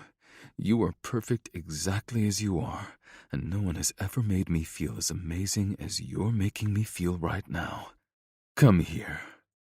I cupped her face in my hands and leaned down, pressing a fierce kiss against her soft, supple lips, tasting myself, the salty tang of my pre-cum, and the flavor that was uniquely me on Vienna's tongue, was the most wildly erotic thing I had ever experienced in my life. She let out a sexy little purr, then lightly dragged her fingernails down my back as she kissed her way down my throat, across the expanse of my chest, and followed my happy trail all the way back to my cock. The sight of her kneeling between my feet and stroking my cock was almost enough to do me in all on its own. The way she looked up at me through the thick fringe of her eyelashes with that slight, shy blush pinking her cheeks made my heart skip several beats. My breathing turned uneven and my chest tightened as she licked her lips and offered me a tentative smile. "I want you to come in my mouth, Dean." I groaned, already in ecstasy just at the thought of spilling my seed on her tongue. "Fuck yes. Anything you want, princess." She could have asked me for the moon and I'd have found a way to give it to her. I stroked her silky hair again, my cock aching with the need to be in her mouth, to come there just like she'd asked me to. When she wrapped her lips around me again, licking and sucking and stroking my cock in that exquisite rhythm that was uniquely Vienna's, I closed my eyes. Usually, I felt the need to control every little thing, to make sure that things went exactly as I wanted them to, but I didn't have to do that with Vienna. With her, I could let go and just enjoy the moment, the pleasure, the give and take that seemed to come so naturally with her. With every breath, every stroke, she pushed me closer to the edge. It felt strange, in the best way possible, to let go and let Vienna take complete control. I could have lived at that moment forever, with her mouth wrapped around my cock, her tongue stroking and swirling perfectly to push me to the absolute peak of pleasure. My balls tightened, and I knew I was about to give her exactly what she'd asked for. "I'm right there, princess. Are you ready for me to fill your pretty mouth with my cum?" Her only response was to suck harder as she moaned, the vibrations setting off my release. Gently burrowing my fingers in her hair, I held her head still, crying out and arching on the bar stool as my hips bucked and my seed spilled onto her tongue. I wasn't even sure how it was possible, but I already wanted to make love to her again, even though I had just come. Slumping back on the bar stool, I took a moment to gather myself. Panting, I stared down at her, meeting her questioning gaze. That was absolutely incredible. As a matter of fact, it had to be the best blowjob I'd ever had in my life, bar none. Not that I had anything other than hazy memories of anything I'd done before Vienna. She was quickly becoming the center of my world. I tugged my boxer briefs and pants up and secured them, but only so I could carry my woman upstairs. As soon as I've had a chance to recover, I'm going to show you just how incredible you just made me feel, princess. And now that we've talked about being exclusive, I want you to think about letting me take you without anything in between us if you're on birth control. It's been a long time since I was with anyone else, but I was still tested at my last doctor's appointment. I'm clean. I am too. It was part of the barrage of medical tests for the Olympics. And I'm on the pill. Does that mean what I think? Uh-huh, she whispered, her confidence from earlier nowhere in sight. Thank you. I'd never gone bare before, and I couldn't wait to feel her tight, wet pussy wrapped around my cock. But at some point, I was going to have to let her out of my bed again, if only to eat. After we've rested, we can come back down and make dinner. Vienna swallowed, licked her lips, and offered me a shy grin as I extended a hand to help her up. I pressed a quick kiss against her lips and lifted her in my arms, cradling her lithe, athletic body against my chest as I strode toward the stairs. I'm glad it was good for you. Not good. Perfect, I corrected, squeezing her a little tighter in my arms and pressing a kiss on the top of her head, hoping she would realize that I truly meant it. Chapter 13. Vienna. Waking up in Dean's bed with his arms wrapped around me was even better than doing the same in mine. His home was as warm and welcoming as the man himself. And when I padded into his bathroom to use the new toothbrush he put out for me last night, when I discovered I'd forgotten mine, I couldn't help but grin.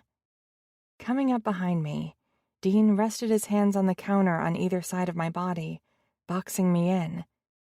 "You're looking bright-eyed and bushy-tailed this morning." After rinsing my mouth, I stuck the toothbrush in the holder and turned in his embrace. Tilting my head back, I beamed a smile at him. Because my man took such good care of me last night, and this morning. Heat flared in his dark eyes as he stared down at me. "Your man is seriously considering taking care of you a second time this morning." "More like a third," I murmured, stroking my hands up his button-down shirt to straighten his tie. But I was talking about the toothbrush, not the mind-blowing orgasms you gave me when I woke up. He brushed his lips against mine, tasting of mint. "You gotta aim higher, princess. It's just a toothbrush. I already had it in my medicine cabinet." On the heels of the conversation last night about us being exclusive, it felt like more than just a toothbrush. Especially since he told me it would be easier for me to just keep one here anyway. "Thank you just the same." "You're welcome." "All ready to go?" He nodded. "Yep. Sorry I've got to rush you out the door, but I can't miss my morning meeting." "No worries," I reassured him. "It'll give me enough time to make it over to the rink before my ice time." "Just let me know if Jack shows up again," he grumbled. "You don't have to worry about him. He'll be too busy spreading the word that I'm off limits, remember?" I teased. "Mm-hmm." He claimed my lips for another kiss, before interlacing our fingers to tug me out of the bathroom. "Keep that up, and we'll never get out of here. I'll be too busy marking my territory." A shiver ran up my spine at the sensual threat in his tone. "Don't threaten me with a good time." "Fuck," he groaned, his grip on my hand tightening. "You're killing me here." "Oops, sorry." My apology sounded as insincere as I'd meant it to, but my next words weren't. "I promised to try to behave for the entire ride to my house."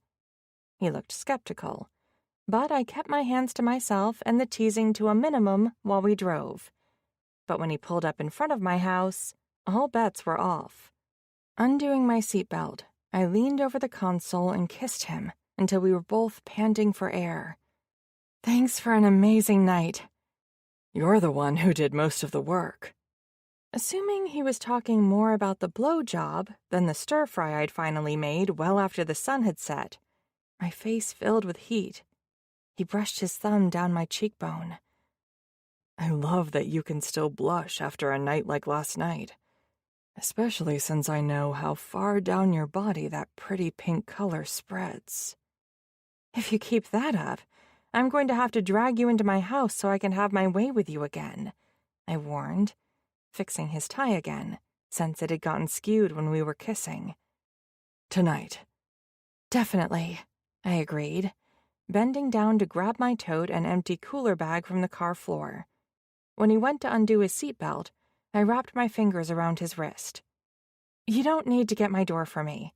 I can handle it this one time, since you just have to get right back in the car." "I suppose you have a point," he grumbled. I blew him one last kiss before climbing out of the car, pausing at the top of my porch steps to wave goodbye as he backed out of my driveway. Then I went inside to drop off my stuff, do a couple of chores, and grab my skate bag. I was in the kitchen, almost ready to head to the rink, when I heard a knock on the door. Since I wasn't expecting any visitors today, I assumed Dean realized he had more time to get to his meeting than he thought, and wondered if he'd come back to bring me tea and muffins again. My smile was huge when I flung the door open, but it disappeared in an instant when I found my mom and sister on the front porch instead of him. "What are you doing here?"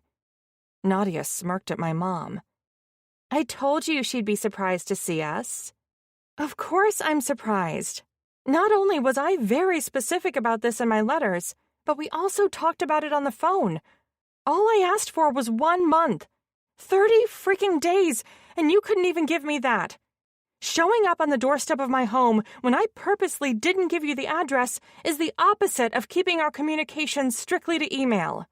Which is exactly the problem.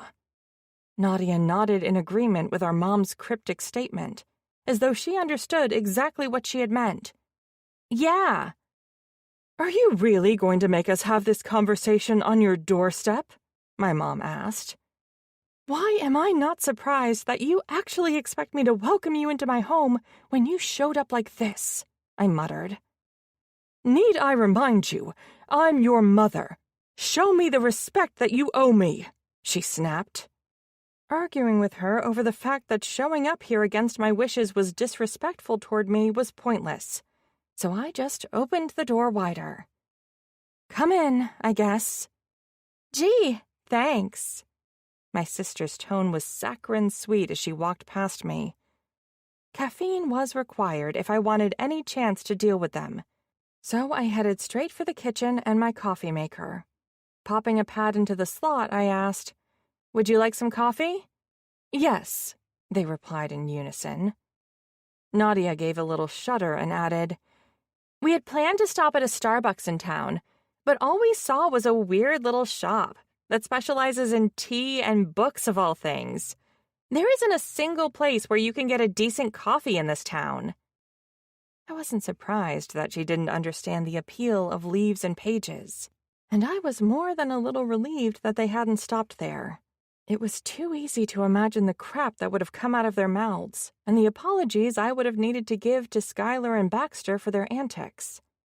Since I was hoping they wouldn't stay for long, I grabbed 3 travel mugs from the cabinet.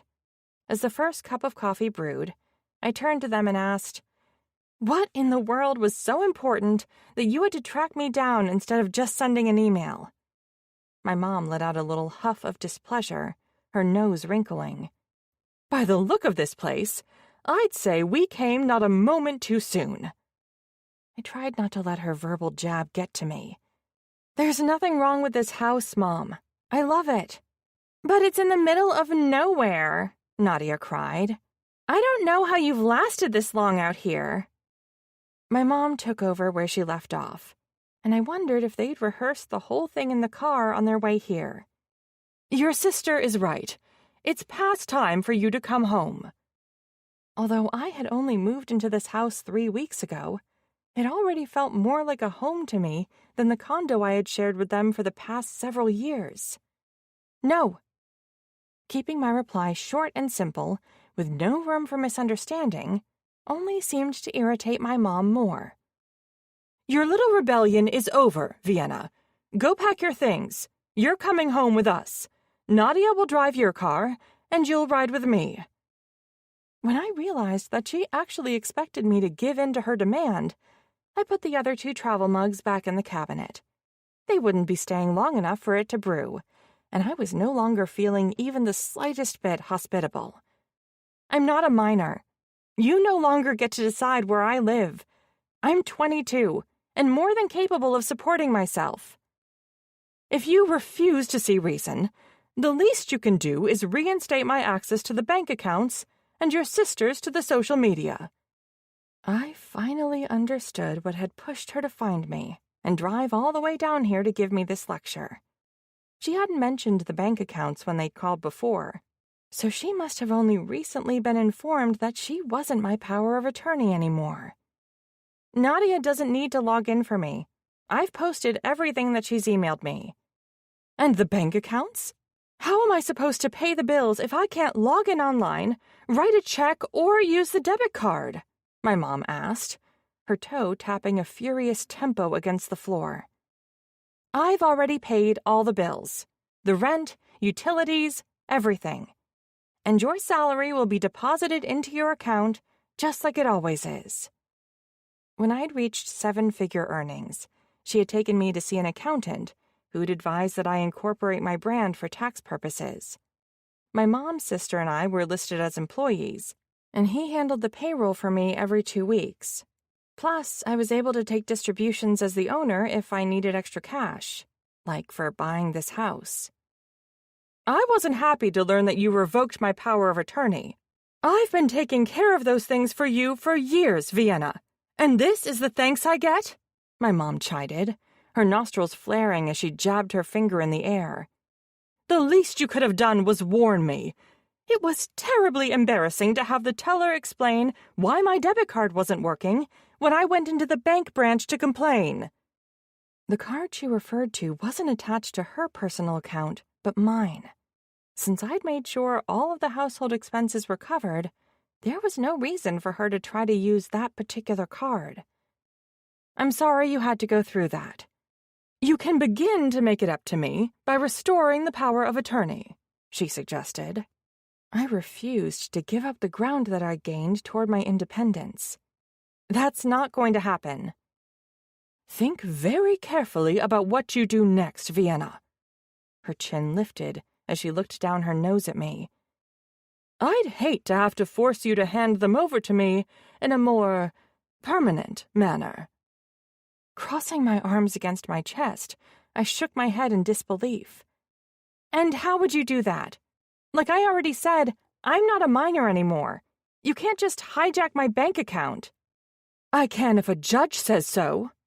Her eyes narrowed as she hissed. And with everything my investigator dug up when I asked him to locate you, I think I could make an excellent case for you not being of sound mind at the moment. Between losing your father and the strain of the Olympics, you've lost sight of what's important. And that man you're seeing hasn't helped. I could probably even make a case against him for unduly influencing you to purchase this house, so he could earn a fat commission from the seller. Threatening me was bad enough. Going after Dean when he'd been nothing but good to me was a whole other thing, and I wouldn't stand for it. Using her own words against her, I sneered, You should think very carefully about what you say and do next, Mom. I'm sure a judge would have something to say about how you've lived off your daughter for years.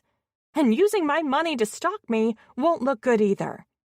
You can't threaten Mom like that, Nadia cried, stomping her foot like the spoiled brat that she was. That's where you're wrong. I have more than enough money in the bank to fight whatever you two want to throw my way. Can you say the same? I asked, as I stormed toward the front of my house with them hot on my heels, bitching and moaning about how unfair I was being. If that wasn't the height of hypocrisy, I didn't know what was.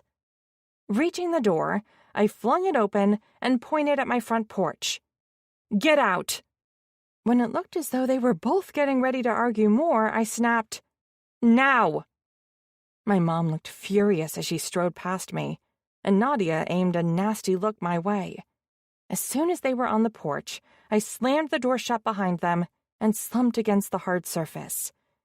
I stayed there with tears streaming down my cheeks until I heard their car start and pull out of the driveway. Then I raced over to the couch to grab my cell. Jabbing my finger against the screen, I called Dean. Hey, Princess. Are you on your way to the rink? No, I sniffled, trying to hold back my tears so I could talk. I hadn't been thinking about anything other than my need to hear his voice. I don't think I'm going to make it there today. What's wrong? Did something happen? Are you okay? The obvious concern in his voice had more tears welling in my eyes. My mom and sister were here. They just left. You didn't mention they were coming for a visit. I wasn't expecting to see them. I traced my finger over the seam of the nearest throw pillow as I crushed it against my chest. We argued. It was bad. Awful, actually. It'll be okay, Princess. I'm coming over. Lifting my feet onto the couch, I pressed my cheek against my knees, curling into a ball while I asked, What about your meeting? Fuck my meeting, he growled. I'll reschedule. But you said earlier that it was something you couldn't miss. That was before you were crying. No way in hell am I going to be able to get any work done knowing you're this upset. I'll be there soon. After the confrontation I'd just had with my mom and sister, It was the perfect answer, and went a long way to soothe my hurt feelings. Chapter 14. Dean. I hated that Vienna's mom and sister had come down here to cause trouble for her, not just because I never wanted to see her hurt, but also since I'd been taught growing up that family was everything, by word and deed. I knew that my parents would do whatever it took to make sure my brothers and I were happy. The same was true for my aunts and uncles, with the exception of Baxter's parents. Although I'd seen how awful they could be at times, I'd never doubted that my aunt and uncle loved him. Their priorities were just messed up, but at least their fuck-ups had never left my cousin a mess like this, and their stunts mostly seemed to come from a good, albeit misguided, place, not from greed over what their son could do for them. When I arrived at Vienna's house to check on her, I found her curled up in a ball on the couch. She was shivering, so I wrapped one of the throw blankets around her. Knowing how much she liked it, I asked, "Want me to make you some tea?" "No, thanks." Her voice quivered as she squeezed her eyes shut, a tear streaming down her cheek. "Could you maybe just hold me for a little bit?" "I'd be happy to hold you for as long as you'd like," I murmured, nudging her to the side so I could climb onto the couch behind her. When I lifted her onto my lap, she let out a deep sigh and pressed her cheek to my shoulder, her arms going around my neck. I toyed with the ends of her hair, my other hand stroking up and down her back. We stayed like that for a good 15 minutes before she said anything else. I knew they weren't going to be happy about the changes I'm making to my life, because they would be impacted, but I wasn't expecting it to get so ugly. I'm not sure how we would ever be able to have a relationship again if my mom follows through with her threat. My entire body locked beneath hers. What threat? Stuck in her own head, Vienna continued as though she hadn't heard my question. Maybe I should have expected that she'd go this route after she made those comments about me needing a break because of my grief. But the way she'd said it was so vague. I thought I took the whole thing the wrong way. Or maybe I just refused to see how far she'd go. Pressing my fingers beneath her chin to tilt her head back so I could see her eyes, I asked how far she'd go with what, Vienna? Her brown eyes were pools of misery as she said, "I'm pretty sure she threatened to petition the court to have her named as my guardian, putting her in charge of my finances." My head reared back in shock. She what? According to my mother, the loss of my dad combined with the physical fatigue of training and performing in the Olympics is too much for me. I apparently cannot be trusted to make good decisions, as proven by my spur-of-the-moment purchase of a house in another state without having seen it first. Never mind that the money I used was my own, or that I have an appraisal showing the house and land are worth more than I paid. It's a good thing you pushed me to have the appraiser come out, even though I didn't need his report for a mortgage lender. It'll help me show that I was of sound mind when I bought this place. Her tone was bitter, and I didn't blame her one bit for her anger. No fucking way is she going to get away with this. I'll call my cousin Ryland. He's a lawyer. She pulled her bottom lip between her teeth. I'm not sure how much help he can be. If my mom really goes through with it, she'll file the petition in Chicago, not here. Before he started his own practice last year, he worked for a firm that had clients in Champaign, Bloomington, and Springfield. He's still licensed to practice in Illinois, too. Her laughter held no humor, only bitterness. You should probably warn him that he might need to represent you, too, in case my mom decides to sue you for taking advantage of me. The investigator she hired told her that we're dating, and she knows you were my broker for the deal. Her mom sounded like a real piece of work. I almost hoped she followed through on her threat of going after me, especially if she focused on me instead of her daughter. I'll let him know, but I'm not too worried, and you shouldn't be either. Maybe you should talk to your cousin before you get all cocky, she grumbled. I'll do that right now. I brushed a kiss against her lips, while you go take a shower, or, even better, a nice relaxing bath. Her eyes narrowed. Is that your polite way of telling me that I stink? Fuck no. I buried my face in her neck and breathed deep, my cock instantly hardening at her scent. You always smell good, even when you're hot and sweaty after I fuck you breathless. I like the sound of that. Don't worry, princess. Your man definitely has plans that involve lots of orgasms later. I promised, loving that I could call myself that. Good, those are my favorite kind now that I have you in my life. Go relax a little. Wash off the stress of what happened with your mom and sister. I lifted her off my lap. I'll call Ryland so he's in the loop if she follows through on her threat. I don't know what I'd do without you. She leaned forward to give me a kiss, but the brief touch of her lips wasn't enough for me. Gripping the back of her head, I held Vienna in place while I devoured her mouth, my tongue sweeping inside to tangle with hers. I didn't lift my head until she was breathless. That's something you don't need to worry about. I'm here for you, princess. I know you are. Thank you. I watched the sway of her ass while she walked toward the stairs, then pulled out my cell to call my cousin. Just as I thought I'd get his voicemail, Ryland picked up. What's up, Dean? I need some legal advice for my girlfriend, and maybe myself too, I announced before giving him the rundown of everything Vienna had shared with me. Shit, man. I've seen some terrible shit as a lawyer, but even I think this is incredibly fucked up. But the good thing is that her mom will have a difficult time if she does follow through with her threat. The first one being that with Vienna moving here, there are jurisdictional issues. I could easily argue that a Chicago court has no right to determine her competence when she's a resident of Mooreville. I heaved a deep sigh. That's a relief to hear, and that's only the tip of the iceberg. If it comes down to it, I'll throw everything I've got and then some at her mom to get her to back off. He promised. Thanks, cuz. I'll always have your back. That's what family is for. They were, and it was something I was looking forward to showing Vienna. After we said our goodbyes, I went in search of her and found Vienna toweling off from a quick shower. I had just finished telling her about what Ryland had said and was thinking about how I could dirty her up again, when my phone rang. Seeing who it was, I accepted the call. Sorry, I can't really talk right now. I'll have to call you back later. Wait, my mom cried. Don't hang up. Ryland called and told me you could use my help. He wouldn't give me any details, though. What's going on? At Vienna's questioning look, I mouthed, It's my mom. She gave me a weak smile and whispered, It's okay. See what she needs.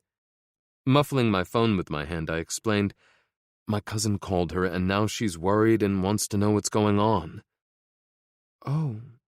Her plump lips formed a perfect circle before she let out a deep sigh as she wrapped the towel around her body. You might as well tell her what happened. It'll get around town eventually, I suppose. Watching her pad into the bedroom and disappear into the walk-in closet, I pressed the phone against my ear. It's Vienna's mom.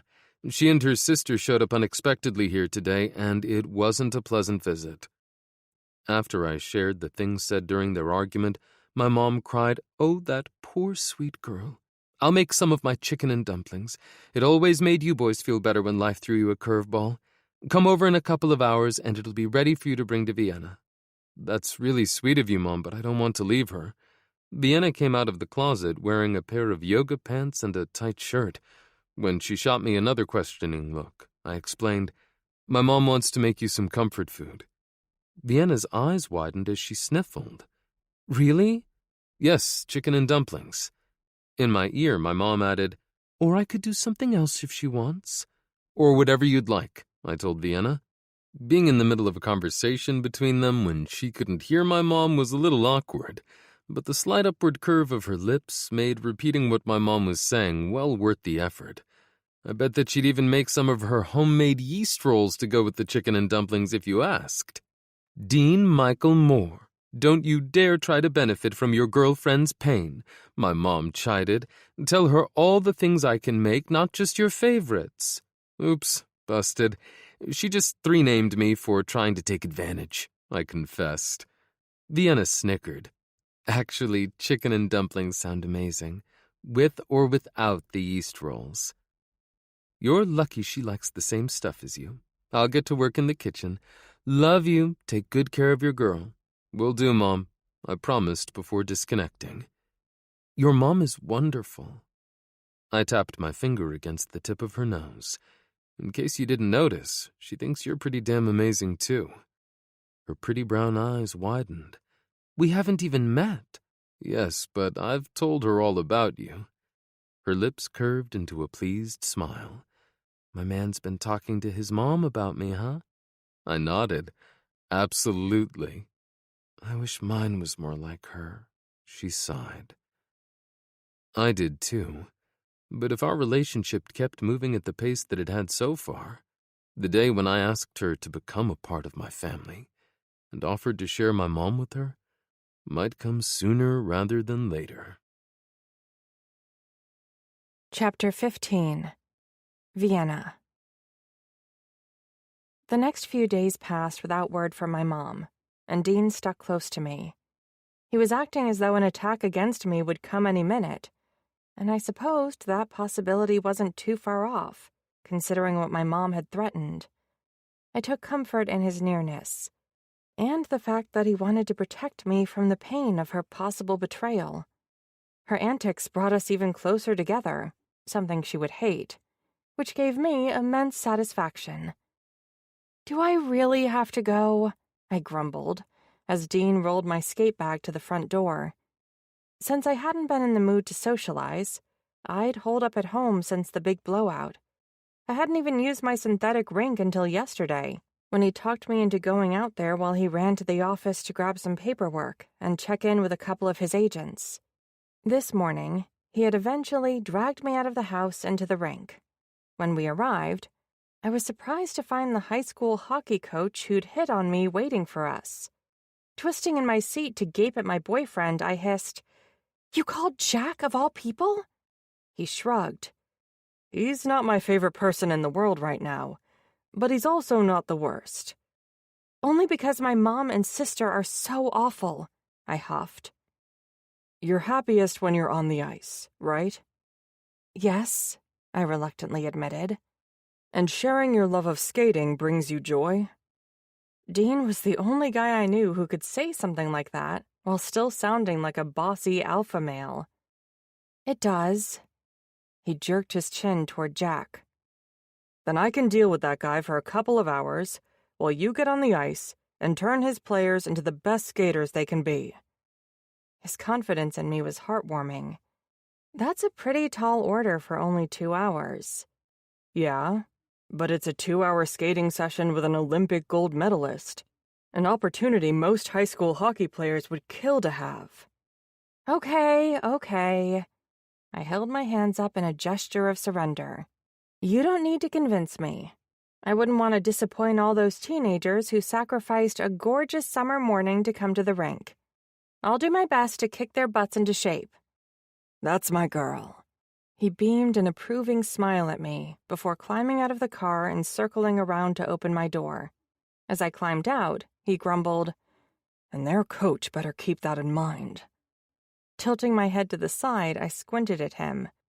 "Why do I get the feeling you had an ulterior motive for setting this up other than getting me out of the house to do something I love?"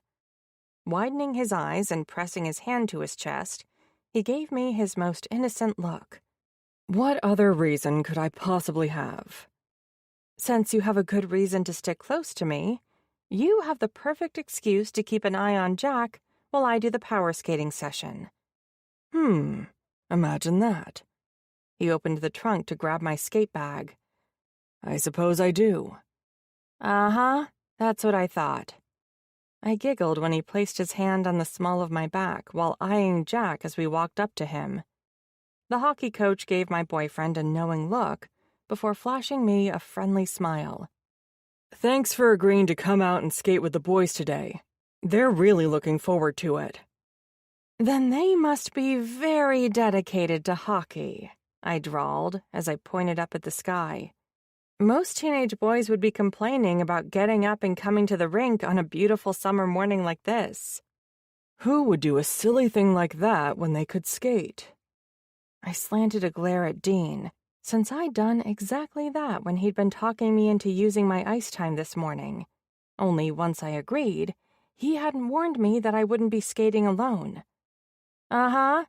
Keep it up, bucko, and I'll have you out there skating laps with the team. Him? On skates? Jack laughed so hard that he had to bend over to catch his breath. My gaze darted between the two men as I took in the sour expression on Dean's face. Why do I have a feeling there's a really good story here? There isn't, Dean insisted. I think it depends on your definition of a really good story, Jack disagreed. And your perspective. Because from where I'm sitting, she's right. There is. I shrugged and pointed at Jack. Sorry, but I think I have to believe him on this one. You fall on the ice one time when you're a teenager, and it turns into a whole thing, Dean muttered, shaking his head. Jack's brows arched. Ah, but you didn't just fall one time. There's nothing wrong with falling on the ice. It happens to everyone, even Olympic gold medalists, I assured them both. Jack laughed again. There is if you split your pants right down the ass in front of the entire school. It wasn't the whole school, Dean mumbled, gripping my hand to tug me into the rink. Just the kids in my freshman class. Yeah, but 14 and 15-year-olds can be vicious. We were still talking about that incident at graduation, if I remember correctly, Jack mused, earning him another glare from my man. As we neared the locker room, I leaned close to Dean. Don't worry, I'll teach you some moves on the ice before I force you to ice skate in front of anyone else again. Jack shook his head. Good luck ever getting him to agree to go out there with you. I just don't see it happening after his embarrassment in high school. I wouldn't bet on that, I disagreed, as I flashed Dean a teasing grin. I have the utmost faith that my man can do anything he puts his mind to, even learn how to skate if he wants to. With you teaching me, how can I go wrong? Exactly. I gave him a quick peck on the lips before dropping onto the nearest bench. Bending down, I pulled my skates out of my bag and quickly put them on, as the hockey players filed out of the locker room and onto the ice. Jack handed me a whistle before I joined them a few minutes later. I skated a few laps to warm up, and then I blew it to get their attention as I moved to the center of the rink.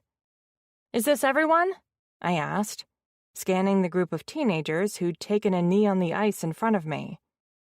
We're missing a couple of players who are on vacation, the player wearing the captain's C on his jersey answered. And Luke's in Los Angeles, another boy added. The captain nodded. We're not sure if he'll be back to play with the team next season. He's in a band with a few of our teammates who graduated in May, and they went to Indianapolis a couple of weeks ago to audition for the head of Kingston Entertainment while he was doing a nationwide search for new talent. It was totally a fluke that they were even there, but he liked the sound and wanted to work with them. Nice. I didn't know anything about the music industry, but it was safe to assume that getting the attention of a big producer was about as difficult as making the Olympic speed skating team, which was nearly impossible. He's Lena's brother, right? The boy who mentioned him being gone nodded. Yeah. Thinking about my first trip to the local chocolate shop, I said, Then I guess she got her wish and doesn't have to worry about hearing Luke bang on the drums all day. The boys laughed at my little joke, and it broke the ice between us, so to speak. I instructed them to line up on either side of the net at the red line. Let the story pause so your spirit doesn't have to. This music is for your restoration, and this audiobook is a gift to you.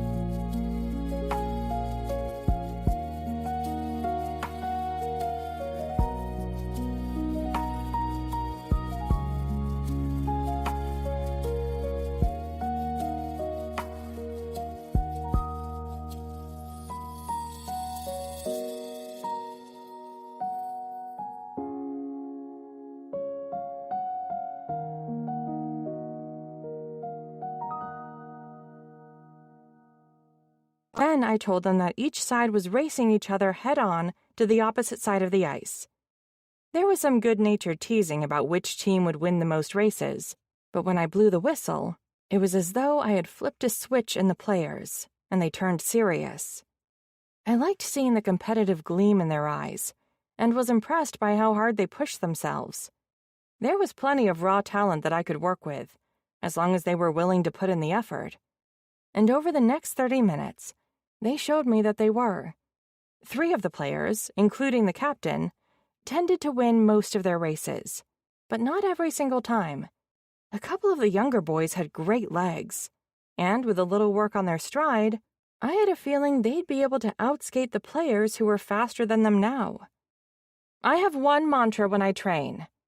I scanned the group to make sure I had everyone's attention.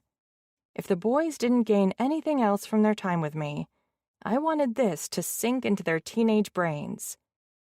You have more in you than you believe.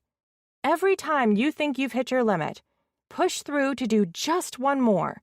A squat, a lunge, a shot, a lap. You've always got one more in you. And if you get into the habit of challenging yourself, you'll find that you can accomplish more than you ever thought. The captain nodded. That's how we'll get to another championship. Exactly. I beamed an approving smile at him, thinking about how much I'd like to help them accomplish that goal. Being on the ice with these guys had accomplished what Dean had hoped. My spirits were lifted, because my mind was on the ice, and not the situation with my mom.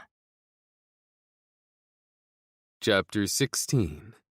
Dean. I was intimately familiar with every inch of Vienna's lithe body, but seeing her move on the ice, I was in awe of what she could do. The boys on Jack's team were good on their skates. They were young and in great physical shape. They'd just won the state championship this past season.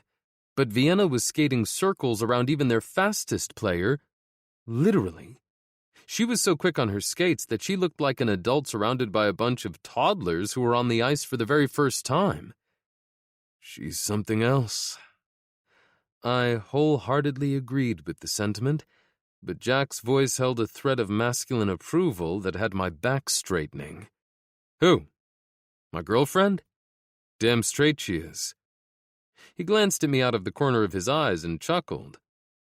I'd make a crack about how you're too old to be sounding like one of my players, marking his territory over some girl, but that'd just make me feel older than I already do. Then you must be doing something wrong because I feel as young as ever. I turned my head to meet his gaze and quirked a brow. It probably has something to do with how fantastic my girlfriend is. One coffee, that's all I asked her about. He sighed and shook his head. I didn't know things were serious between you two then. Vienna didn't agree, and I already apologized. You need to let it go. I clenched my teeth. That's where you're wrong. I don't have to do jack shit. He shuffled back a step. So you're just going to be like this every time she does a power skating session? Every time? I echoed. He jerked his chin toward the ice. Look at her out there. Of course I'm going to ask her to do more sessions with my players. Not only is Vienna an amazing skater, but she's also great with them. No way in hell am I going to pass up the chance to tap her as a resource for the team. Not even if it makes things awkward as fuck with you. I wanted what was best for Vienna, and that included having her do whatever made her happy. Being around Jack was a small price to pay for the huge grin she had beamed my way the last time she'd zoomed past me on the ice. I'll try to let it go. Eventually. I guess that'll have to do. He rocked back and forth on his heels as we watched Vienna run through a drill with his team. But I'm going to say this now to get it out there. I get why you're different with her. You're a lucky guy. Although a thread of envy was in his tone, there was also acceptance, and it helped soothe the green-eyed monster inside me that only came out for Vienna. Like you said, she's something else. Yep, he flashed me a grin, and I have a feeling you're going to regret how she has you tied around her little finger in 3, 2, 1. There was a tap on the glass, and I found Vienna standing in front of us with a huge grin on her gorgeous face. Her brown eyes were lit with joy as she pointed at the nearest door. Circling the rink, I yanked it open to ask, "Everything okay? Do you need something?" "Uh-huh." Her smile widened as she nodded. "I need you." "You need me?" I took an instinctive step back. "On the ice?" "Come on, Mr. Moore," one of the boys called, dragging my attention away from her. "Coach Vienna is going to race us, but we need a way to even up the odds. We're going to do a 2-person relay, and she said we could pick anyone to be her partner." I meant any of them, but they took me literally. I blinked slowly as I absorbed her explanation. "And they picked me?" She nodded. "Yep. But I don't have any skates." Jack joined us and offered, "I have the key to the skate shop. I can easily grab you a pair of rental skates. What size are you?" I leveled him with a glare. "You're seriously making me regret calling you to set this up." He shrugged. "Sorry, man, but I'd pay good money to see you out there." When Vienna pressed her hands together and widened her pretty brown eyes, I knew that I wasn't going to be able to get out of this, no matter how much I might have wanted to. Giving in as gracefully as I could, I answered, "I'm a size 12 shoe." "Perfect. I know they have size 11 hockey skates available to rent." My brow wrinkled in confusion, and he explained, "Hockey skates are not the same size as street shoes. You'll want a pair that's about a size smaller than what you normally wear." "Ah, gotcha." I crossed my arms against my chest and shook my head. I wonder if that's where I went wrong in high school. I guess we're gonna find out. Her giggle drifted across the ice as she raced away before I could react to her teasing. "You're definitely in for a hell of a ride with that one," Jack murmured before heading toward the skate shop. I reluctantly followed him and was disappointed to discover that he was right. They did have rental skates in my size. 5 minutes later, my legs were wobbly as I joined Vienna on the ice.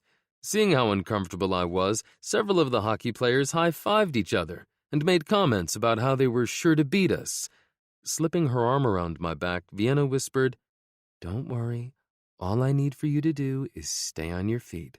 I called it a 2-person relay, but I didn't give them any details about the rules. If they can find a loophole in picking my partner, then I can do the same when it comes to how I conduct the race. I wished I felt as certain as she sounded, but I didn't see how we could possibly win when I needed to hold her just to stay upright. However, she seemed convinced that she'd prove us all wrong when she blew the whistle and announced, "Dean and I only need 5 minutes, and then we'll be ready to race." The team captain offered, "Take as long as you need. We'll be ready whenever you are." One of the other boys mumbled, "Yeah, you're gonna need it." The boys' certainty that they were going to beat us didn't seem to bother Vienna. Moving to stand in front of me, she glanced over her shoulder and instructed, "Bend your knees a little bit and hold my waist. I'm going to start slowly so you get more comfortable on your skates. All you have to do is glide. Let the ice do most of the work for you." "Whatever you say, Princess. You're the expert here." She flashed me a grin before facing forward again. Then she started to skate. Doing as she told me, I was surprised to find that she was easily able to move from one end of the rink to the other without me falling. That wasn't so bad. "Good job. Let's do it again." Dropping her hands over mine where they were gripping her waist, she steadied me as we slowly did a 180. Once we were facing the other way, she skated across the rink again with me gliding behind her. By the time she'd repeated the process there and back again, I was feeling a little better about our odds, as long as she didn't expect me to skate by myself. I wasn't ready for that. Proving that great minds think alike, she called the boys over. After 2 of them lined up next to us, she pointed toward the other end of the ice. "Whoever's going to be the anchor will want to head over to the opposite red line, unless you'd like to pair up for the race the same way as Dean and me." The captain's brows drew together as he echoed, "Pair up?" "Yep." Her grin was wickedly confident, giving me a semi at the worst possible time. Luckily, my jeans did a decent job of hiding my condition. "This is a 2-person race, and we're going to skate it together." "But you called it a relay." The other half of the pair facing off against us complained. Vienna shrugged, and I expected you to pair me with someone already on the ice, but you opted for Dean. I didn't complain, and he's being a good sport about it, even though the ice is the last place he wants to be. Fine, it's not as though she's going to beat us anyway, the captain insisted. You saw how slow they were. Okay, his partner agreed before the captain skated to the other side of the rink. Will you do the honors? Vienna held the whistle out to one of the younger players. Taking it, he waited for us to get in position. It was a good thing I was holding Vienna's hips tightly, because when he blew the whistle, she took off like a rocket. I hadn't been prepared for her to go that much faster than we'd been moving earlier, but I somehow managed to stay on my skates as she dragged me down the ice and back again. Vienna cheered when we crossed the red line a full foot ahead of the team's captain. Woohoo! We did it! Way to go, Dean. I want to be partnered with her if we ever do races during practice, one of the younger players announced, making everyone laugh while a few other players nodded in agreement. I reached out to steady myself against the wall. Sorry, buddy, she already has a partner. That I do, she agreed with a smile. Chapter 17. Vienna. When we got back to my house a few hours after we left, I felt like a whole new person, and I had Dean to thank for the drastic improvement in my mood. That was great. Thanks for dragging me to the rink today. Getting to watch you practice was amazing, even though you returned the favor by dragging me out onto the ice with you. His disgruntled expression made me giggle. Come on, it wasn't that bad. You only fell once, and we won that race. We sure did. Even though you did most of the work. All that skating made me hungry. Want to go out and get some lunch? I wrinkled my nose and reached up to rub the back of my neck. I don't know. I was out there a lot longer than you. I'm all sweaty and gross. If we're going to go out and get lunch somewhere, I'm definitely going to need to grab a shower first. Dean shot me one of those gorgeous, wicked, bone-melting grins of his and wiggled his eyebrows at me. On anyone else, it would have looked silly, but on him, it was strangely sexy. Then again, pretty much anything he did seemed to turn me on.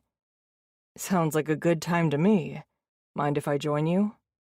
My stomach fluttered, and warmth bloomed in my core at his suggestion. The image of Dean, soaking wet with his dress shirt plastered to his hard body, flashed through my mind. I couldn't help giggling. What is it with us and showers? I don't know, but I really enjoyed the way it worked out last time. He stepped closer, tipping his head so his forehead almost brushed mine, and his hands gravitated to my hips, resting there as if it was the most natural thing in the world. Our bodies fit together so perfectly that I almost felt as though I was missing a part of myself when he wasn't touching me. Good point. I leaned forward, gently brushing my lips against his. I had never been with anyone who made me feel the way Dean did. Tingling head to toe, I twined my fingers with his and led him to my bathroom. Eager to be out of the sweaty clothes I'd worn while skating with the hockey team, I released Dean's hand and grabbed the hem of my shirt, moving to peel it off. Dean gently gripped my wrists and kissed me. Let me help you with that, princess. Nodding, I raised my arms to make it easy for him to peel my shirt off. A swell of satisfaction bubbled up in my chest at the intense appreciation in his gaze as he took in my exposed skin, warming me from the inside out. A pleasant flush heated my cheeks as he stepped closer and reached behind my back to unhook my sports bra. It dropped to the floor on top of my discarded shirt, and my nipples puckered at the rush of cool air that washed over them, contrasting the heat that radiated out from my core. Ignoring the slight sheen of sweat clinging to my skin, Dean dipped his head to kiss, nibble, and suck each nipple in turn. I let my eyes flutter closed, savoring the heat of his mouth on the hard, tingling bud of each nipple in turn. Gasping, I forced my eyes back open as he kissed a trail down my exposed abdomen, and hooked his fingers in the waistband of my joggers and hipster-style panties all at once. He kneeled in front of me and peeled them off, discarding them on the pile of my other clothes. Never breaking eye contact with me, he pressed a kiss against my mound, and I forgot to breathe for a moment. Even sweaty, even when you feel gross from working so hard on the ice, you're still the most beautiful woman I've ever seen, and I can't get enough of you. Dean stood and reached for the buttons on his shirt. Let me. I enjoyed it when you undressed me, and I'd like to return the favor. I reached out, unable to resist the urge to run my hands over his hard chest through the fabric of his shirt for a moment before I started unbuttoning it. With every button I undid, I planted a kiss on the skin that was exposed in its wake, mirroring the trail he'd kissed down my torso. As I worked on undressing him, Dean reached around behind me and tugged the shower door open, turning on the water and adjusting its temperature. He shuddered and moaned when I kissed the skin just above his waistband and unbuckled his belt. Do you have any idea how sexy you are? Not really. I chuckled and popped the button on his fly, then tugged his zipper down, making sure my knuckles grazed against his growing erection in the process. But I don't think I'll ever get tired of hearing you say it. I shoved his pants down to his ankles, then hooked my fingers in the waistband of his boxer briefs, lightly grazing my fingernails against the sensitive skin there, before I tugged them down too. Dean kicked his shoes off and stepped out of the rumpled pile of his pants and underwear before peeling his socks off. Still on my knees, I leaned forward and brushed a feather-like kiss against the velvet-soft skin at the tip of his rock-hard cock. Dean held out a hand to help me up. Come on, princess. Let's get cleaned up, shall we? I took his hand and let him pull me to my feet and tug me into the shower. The warm spray cascading over my body, washing away the clammy sweat clinging to my skin, was nothing short of glorious. My tired, tense muscles instantly relaxed, and I sighed, then pressed a swift, fierce kiss against Dean's lips. You were right. This was a fantastic idea. I grabbed the bottle of body wash off the shelf to our right, flipped open the lid, and squeezed a generous dollop out into my palm before passing the bottle to him. I started scrubbing at my shoulders and working my way down. I assumed Dean would start cleaning himself too, but instead, he tucked my hair over one of my shoulders and started massaging my body. His hands worked on my shoulders and back, kneading the tension out of my muscles and helping me clean up all at once. I groaned and bit my lip, loving the feel of his soapy hands on my body. The tip of his hard, throbbing cock brushed against my ass, and I wiggled, grinding against it for a second. He gripped my hips and gently rolled his, stroking the length of his cock between my ass cheeks. I shivered. Let me wash my hair really quick, and then I want you to make love to me right here in the shower. The hot water on our naked, soapy bodies is far too enjoyable an opportunity to waste, don't you think? Oh, I absolutely agree, princess. Dean leaned against the back wall of the shower, while I angled myself so I could watch the water cascade down his hard body as I shampooed my hair. I licked my lips as I watched the rivulets of water run down his muscled chest and abs. My gaze locked on his rigid, twitching cock. Dean noted the direction of my gaze and grinned in response, taking his shaft in a firm grip and giving it slow, languid strokes as he watched me massage the shampoo into my scalp. My pussy throbbed at the sight of him stroking his cock, knowing that he was doing it for my benefit, and because I turned him on. I pressed my thighs together as we watched each other, reveling in the delicious friction. He was so sexy. I didn't think I'd ever get enough of having him like this. I tipped my head back to rinse my hair and arched my back while I was at it, giving him the perfect view of my perky B-cup breasts in the process. Still stroking his cock with one hand, Dean palmed one of my breasts with the other hand.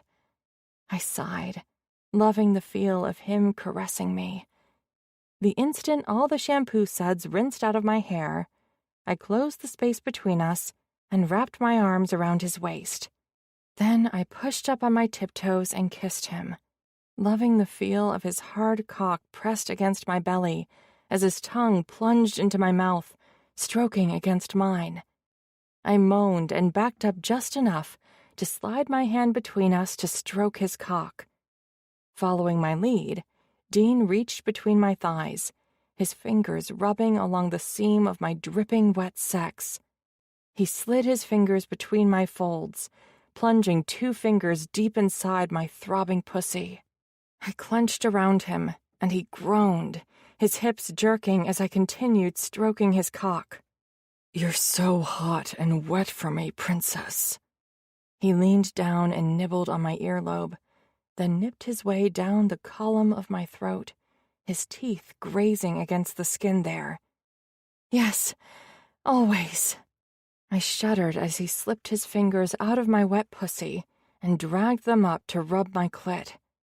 I hissed in a breath through clenched teeth, already dangerously close to coming, and we hadn't even really started yet. "I want you inside me, right now." The words came out so forcefully that they even surprised me, but I realized I meant them, desperately. "You don't want to come at least once before we get started?" Dean arched a brow at me, and I shook my head.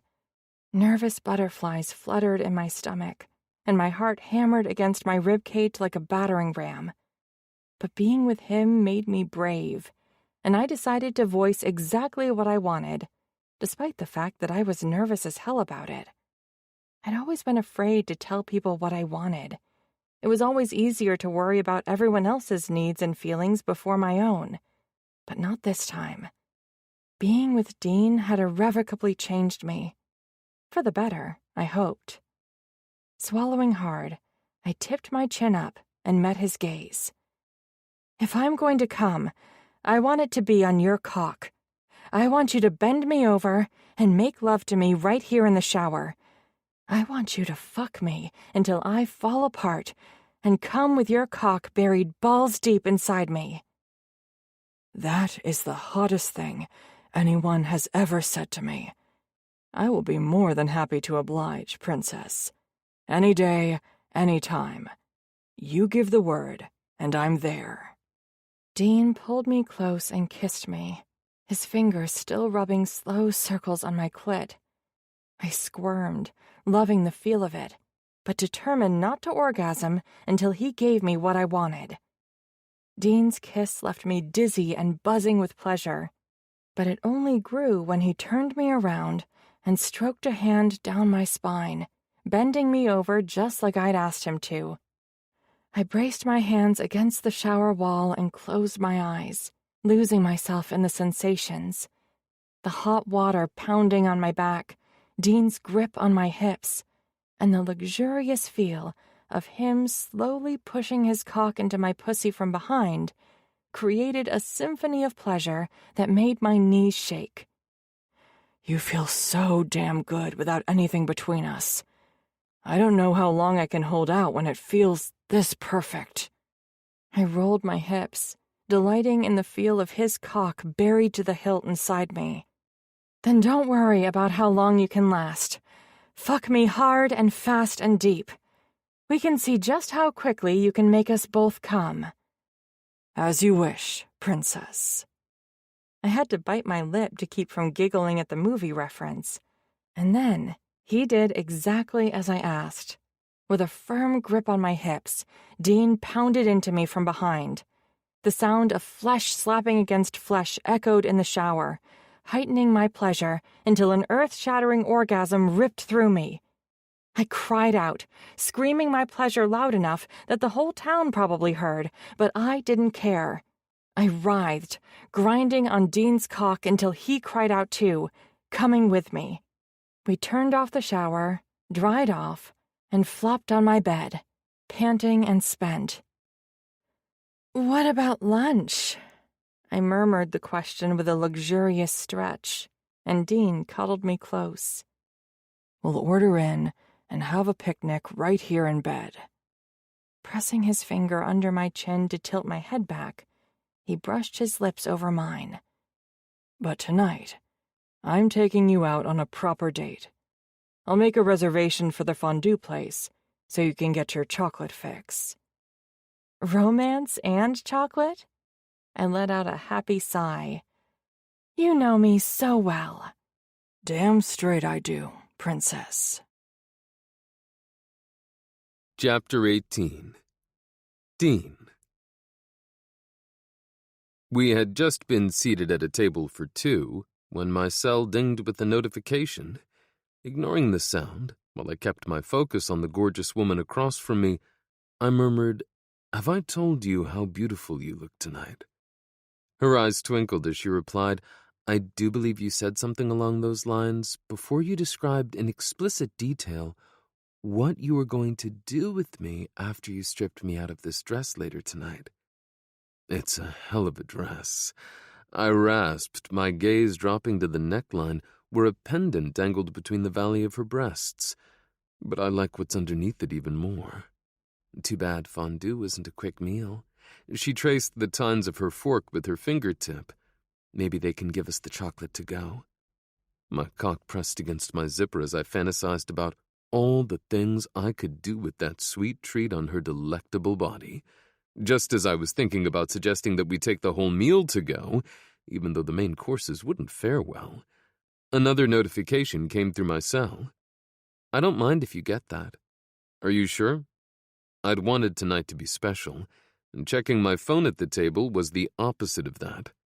There was another ding as she confirmed, "Yes, please see what's going on. It sounds as though someone really needs to get a hold of you." Pulling my cell out of my pocket, I glanced at the screen. There were 3 messages, one each from Baxter, my mom, and my dad. Holy shit, Skylar is in labor. Although Vienna had spent extra time getting ready for our date, and I had promised her a romantic evening, she didn't hesitate to push away from the table, saying, "Let's go, we can meet them at the hospital." Dropping a couple of 20s on the table to cover the drinks we'd ordered but hadn't had the chance to enjoy, I followed her through the restaurant. As I pulled the door open for her, I bent close and whispered, "There's no denying that you're drop-dead gorgeous, but I hope you know that you're even more beautiful on the inside." She paused, glancing over her shoulder at me with a soft expression. "That's one of the sweetest things anyone has ever said to me." What I'd said had only been true, and wasn't even that sweet. Vienna deserved a fuck of a lot more, and I was determined to be the one who gave it to her, to stand by her side like she was doing for me tonight. As I drove to the hospital, my nerves started to get the better of me. I'm worried it's too soon. Skylar isn't due for almost 2 more weeks. Everything will be fine. She reached over and patted my thigh. When she started to pull back, I dropped my hand over hers and pressed her palm against my leg. Babies don't always come on schedule, and she's far enough along that the baby won't even count as a preemie.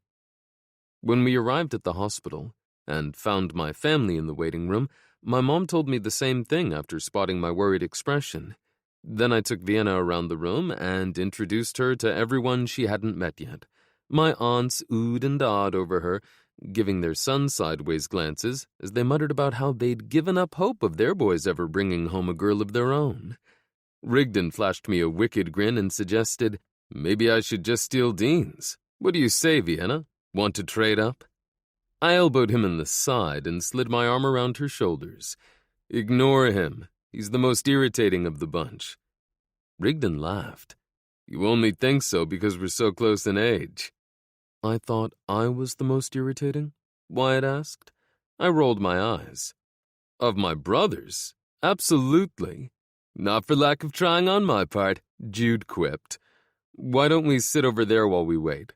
I pointed at the row of chairs on the opposite side of the waiting room near the door. Vienna giggled as I led her over to them. Everyone left us alone, except for Ryland, who came over briefly to ask if Vienna had heard anything else from her mom.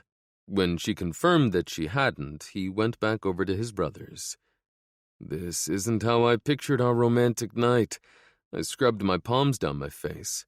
We'd been waiting for several hours already, and I was tired as fuck. And a little hungry, even though Vienna had run down to the cafeteria right before they closed and bought a bunch of sandwiches and slices of pizza for everyone. I'm sorry you've been stuck here with me all night. Are you sure you don't want me to run you home? You'd be a lot more comfortable in your own bed. Looking more awake than I felt, she bounced on her seat. Are you kidding me? This is the most excitement I've ever had on a date. Really? I stroked my thumb against her palm. It sounds as though I'm going to need to up my game when it comes to you. I heard a semi-familiar deep voice that shouldn't be anywhere near Mooreville, let alone the hospital while Skylar was in labor. Running my hand through my hair, I growled, "You've got to be fucking kidding me." Vienna lifted her head from my shoulder to peer at my face. What's wrong? My grandfather sighed. Some unexpected guests, who Baxter won't be pleased to see right now. When he started to get up, I waved him off. Don't worry, I'll take care of this. Thanks, Dean. I just don't have the energy to deal with my son and his wife at the moment. We were all tired from sitting in the uncomfortable chairs for so long while we waited for news about the baby, but seeing my grandfather's shoulders slump pissed me off. I laid all the blame where it belonged, at my Uncle Franklin and Aunt Penelope's feet. I have your back, but can I ask who we're about to throw down with? Baxter's parents. I don't know how they found out that Skylar went into labor, but they must have hopped on a plane as soon as word reached them. Vienna's brows drew together. I thought all of your family lived in Mooreville. All of my cousins, but not Uncle Franklin and Aunt Penelope. He's a bigwig in New York City. Baxter grew up there. He didn't move here until my cousin Weston passed away. His younger brother. I gave her a considering look. I guess that's something you and he have in common. You both moved here after you lost someone you loved. She slid her palm against mine, lacing our fingers together. It sounds as though we both came to the perfect place to find someone who could make us happy again. My heart swelled at her confession, and I wished we were alone so I could share my feelings with her. But my uncle showed exactly how awful his timing was when he came around the corner of the hospital corridor with my aunt at his side. They came to an abrupt stop when they saw me. Dean, I wasn't expecting to see you here in the middle of the night. My aunt wrung her hands together and asked, Did they have the baby? Where else would I be? My cousin is about to become a father. The whole gang's here. Widening my stance, I crossed my arms over my chest. But none of us thought you'd be joining us. Please tell me that Baxter called you and that's why you came.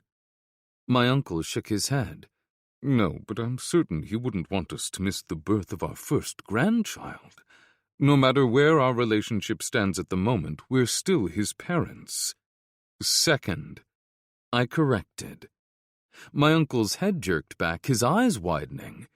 Second, if you were a part of Baxter's life, then you would have gotten to know Simon and you'd think of him as your first grandson. Oh, yes, right. He blustered, his cheeks turning ruddy. Of course, Simon, Skylar's boy. My dry chuckle wasn't the least bit humorous. Yes, your daughter-in-law's son.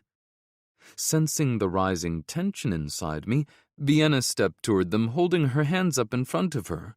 Look, I don't know all of the history that's at play here, and I'm sympathetic to what you're going through right now. I get that this is a big deal, but you shouldn't be here unless your son invited you. My uncle's back went ramrod straight, and my aunt gasped.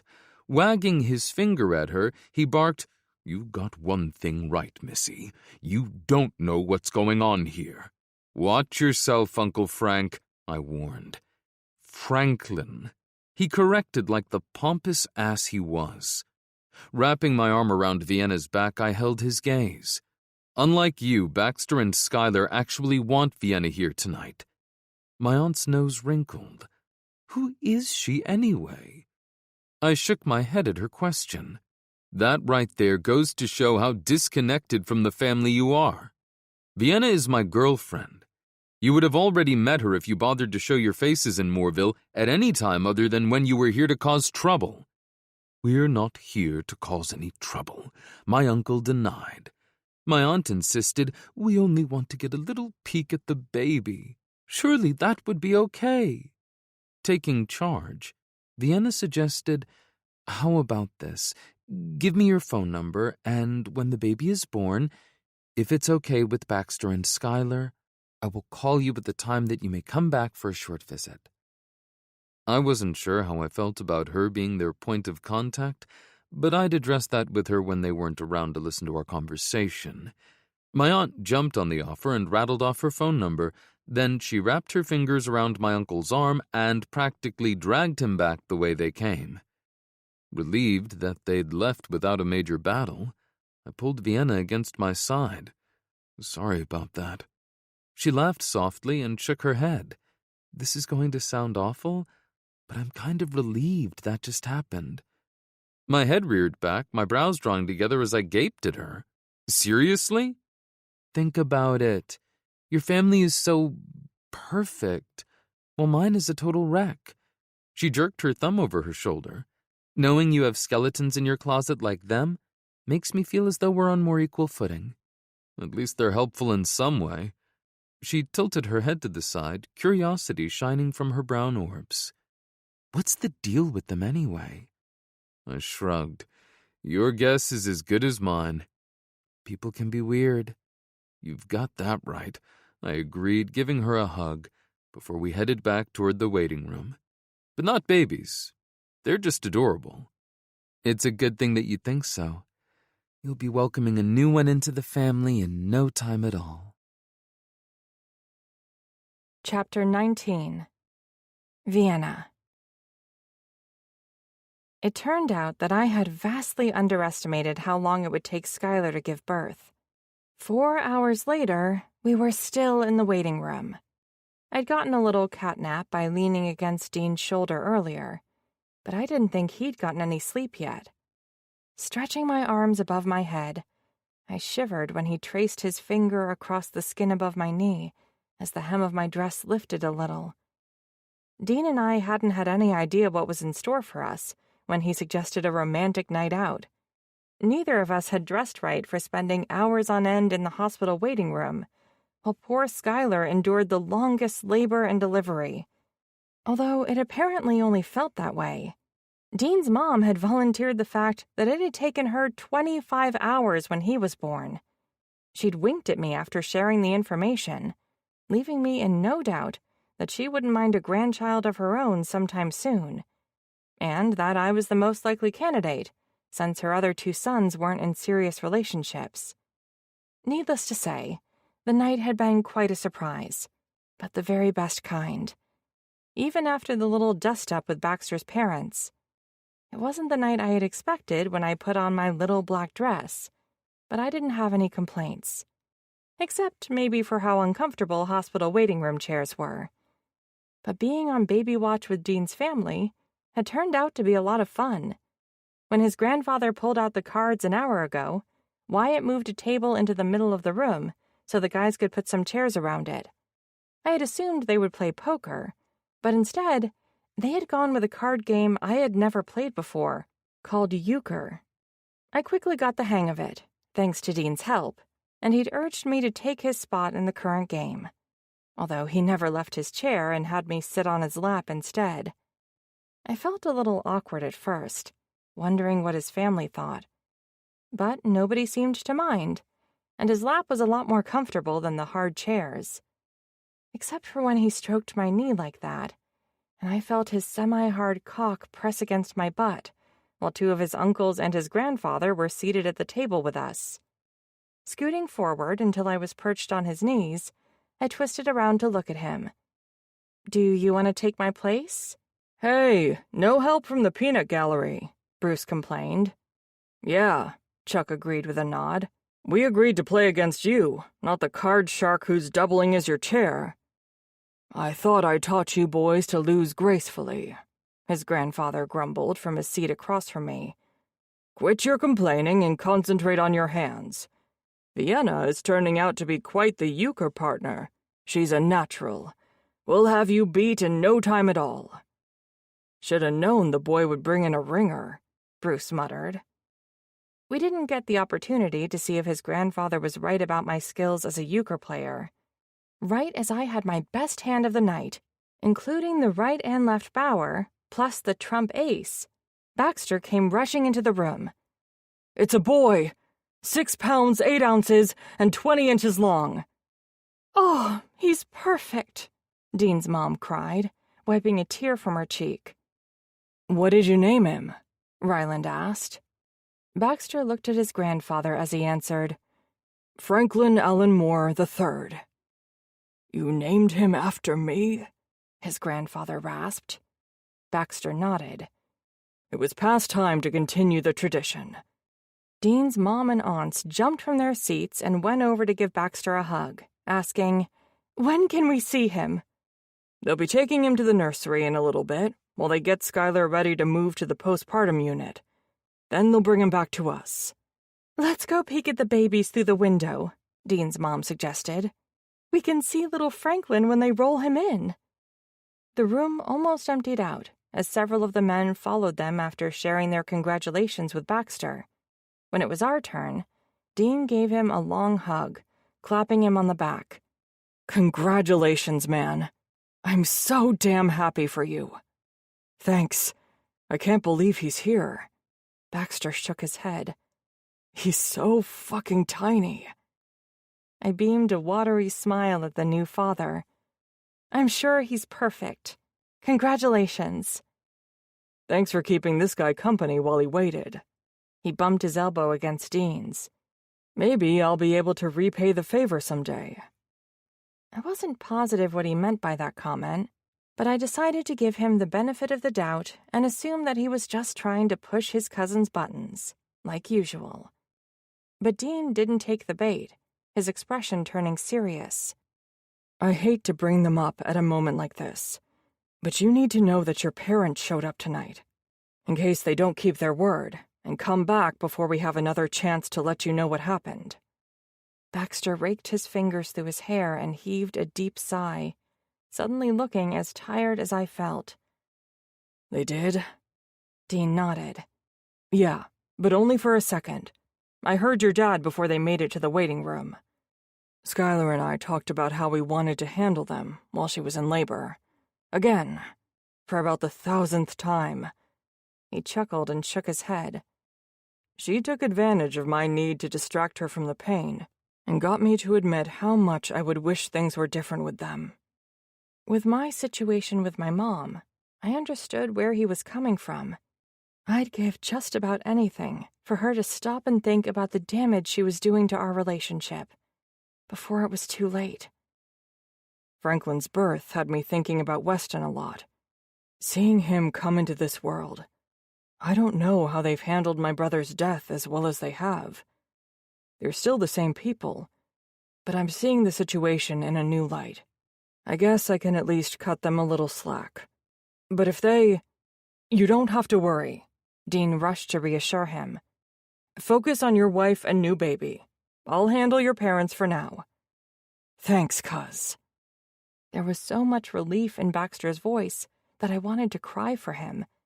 I hated that his parents had dimmed some of the joy he was feeling over the birth of his child, and my resolve to help Dean keep them in line so they didn't have the chance to ruin this momentous occasion was strengthened. After he walked away, I asked, "What did Baxter mean about continuing the tradition with the baby's name?" Dean grimaced as he explained, "As you know, my grandfather's name is Franklin, and Baxter's dad is a junior, passing the name along to the eldest son. Only my Aunt Penelope refused to do the same. She gave some weak excuse, but what it boiled down to was that she didn't like the name, and she wasn't going to use it, no matter how much it would have meant to my grandparents. Baxter isn't a family name on her side." Thinking about how Dean's grandparents must have felt back then, I cringed. "Oh, wow. Yeah, that's not cool." So now, there's finally a third generation of Franklin Allen Moore in the family. My gaze darted toward where Skylar's teenage son was surrounded by Baxter's family as they peered through the glass into the nursery room, waiting for his brother to be brought in to get cleaned up. It sounds like the perfect name for Simon's brother. It really does. Kind of like Baxter and Skylar fit together. Dean beamed a smile at me. I guess it was meant to be. Hopefully, his parents won't make a stink about the baby's name, I murmured, not wanting anyone else to overhear my concern. There was a determined gleam in Dean's eyes. If they do, I'll take care of it. I'm not going to let them ruin this for everyone else. Or you could just let me handle them, since I'm not as emotionally invested, I suggested. And they're already expecting to hear from me. It's not gonna happen, he growled. Let me put it this way. If you could be the one to answer any time my mom calls, would you want to? His answer was instantaneous and exactly what I'd expected. Abso-fucking-lutely. Then let me take care of this for you. It's not a big deal, really. When he looked as though he was considering it, I added, and I promise that if they give me a hard time about wanting more than Baxter is willing to give, I'll hand them off to you. Then you can crack some heads together, figuratively speaking. Damn it, Princess. How am I supposed to argue when you put it like that? He begrudgingly agreed. A couple of hours later, when Dean got his turn with the newest member of his family, I was doubly glad that he'd agreed to let me handle Baxter's parents. I didn't want this moment ruined for him either. Not when it was so sweet. Watching my man hold the tiny newborn in his strong arms as he cuddled baby Franklin against his broad chest, my ovaries felt as though they were about to explode.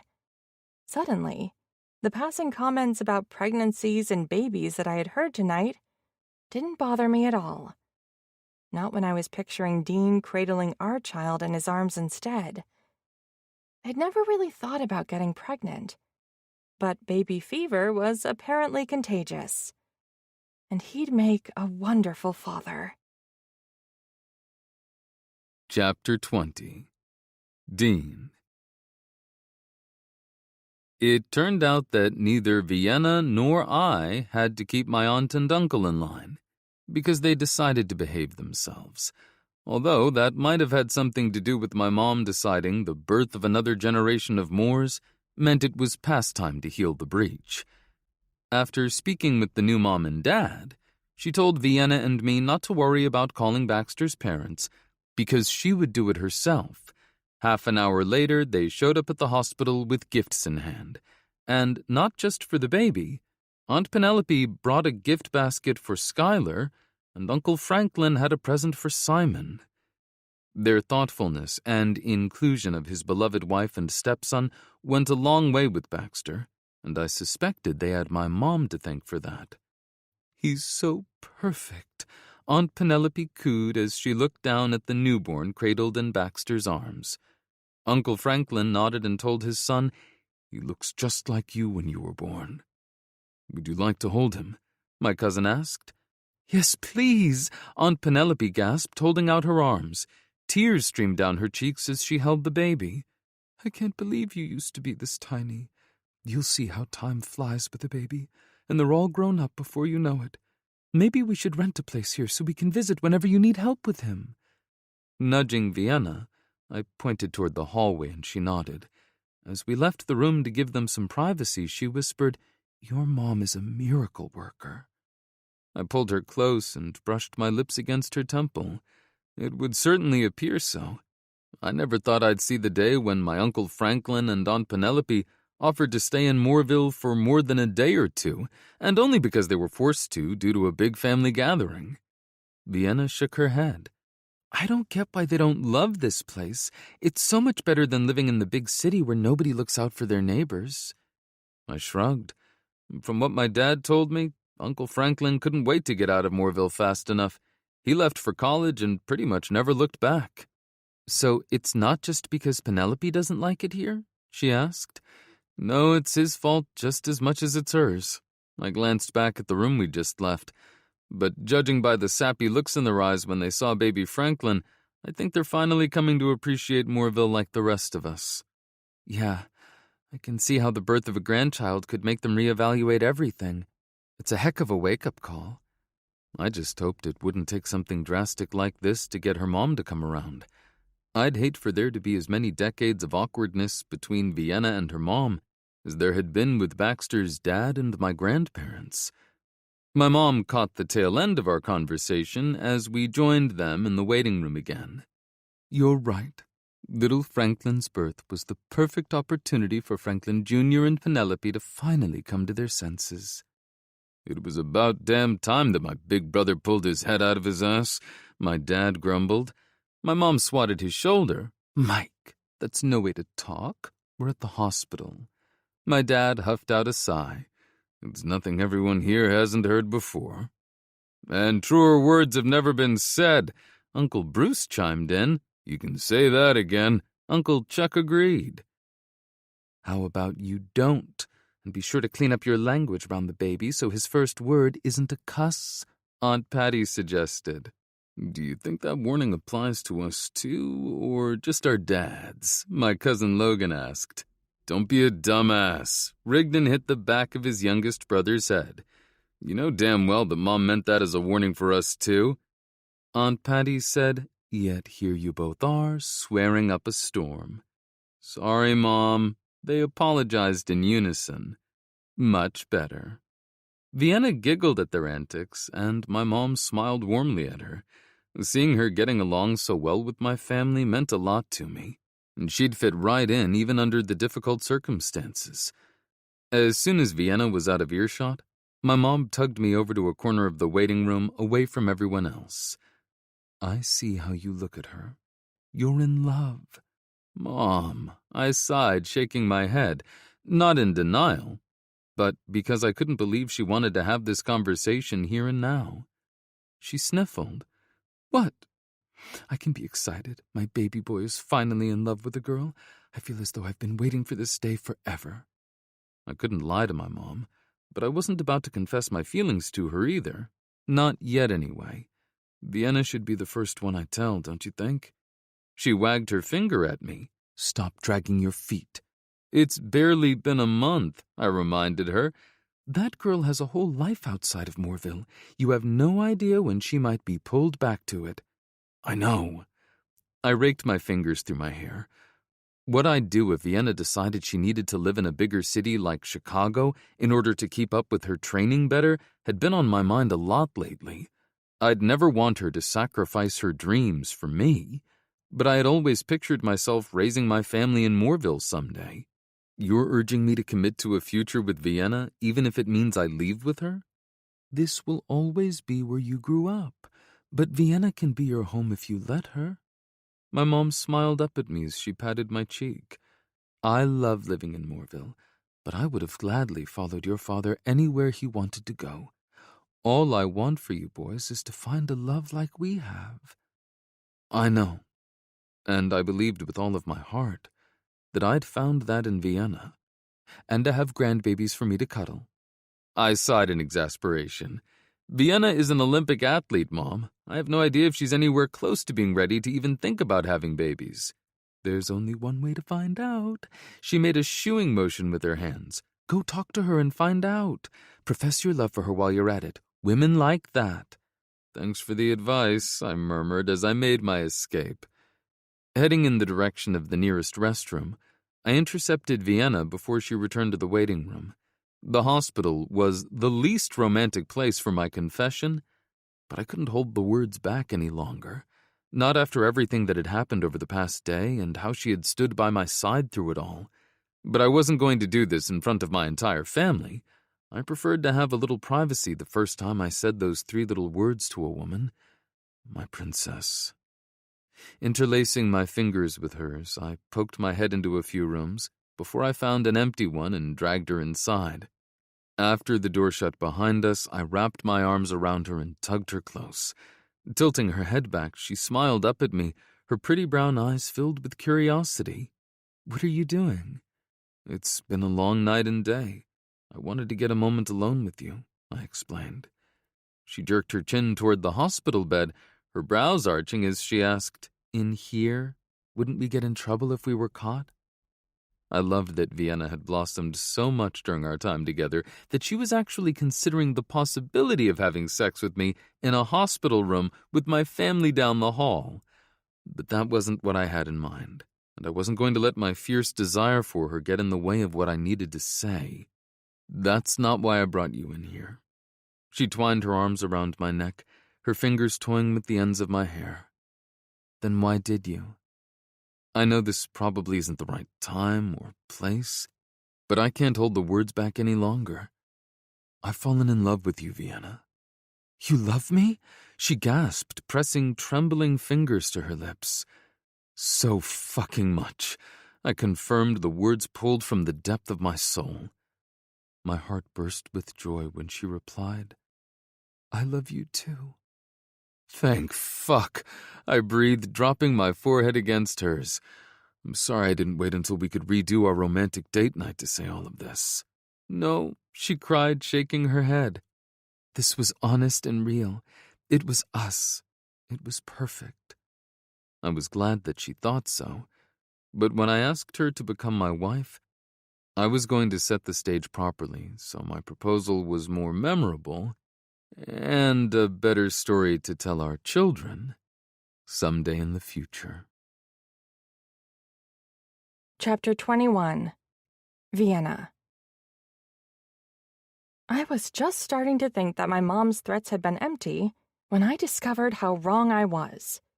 As I came off the ice at the local rink after skating for 2 hours, I was approached by someone I didn't know. Having grown accustomed to strangers stopping to say hello since I moved to Mooreville, I aimed a smile of greeting at him. But it was wiped away when he stretched out his arm to hand me a folded stack of papers and said, "You've been served." "Pardon?" I asked, my mind having trouble catching up with what was happening. "You've been served," he repeated.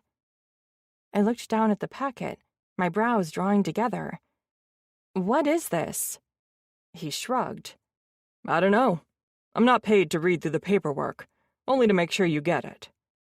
As he walked away, realization started to dawn, along with the horror of knowing that my mom had actually gone through with what she'd threatened.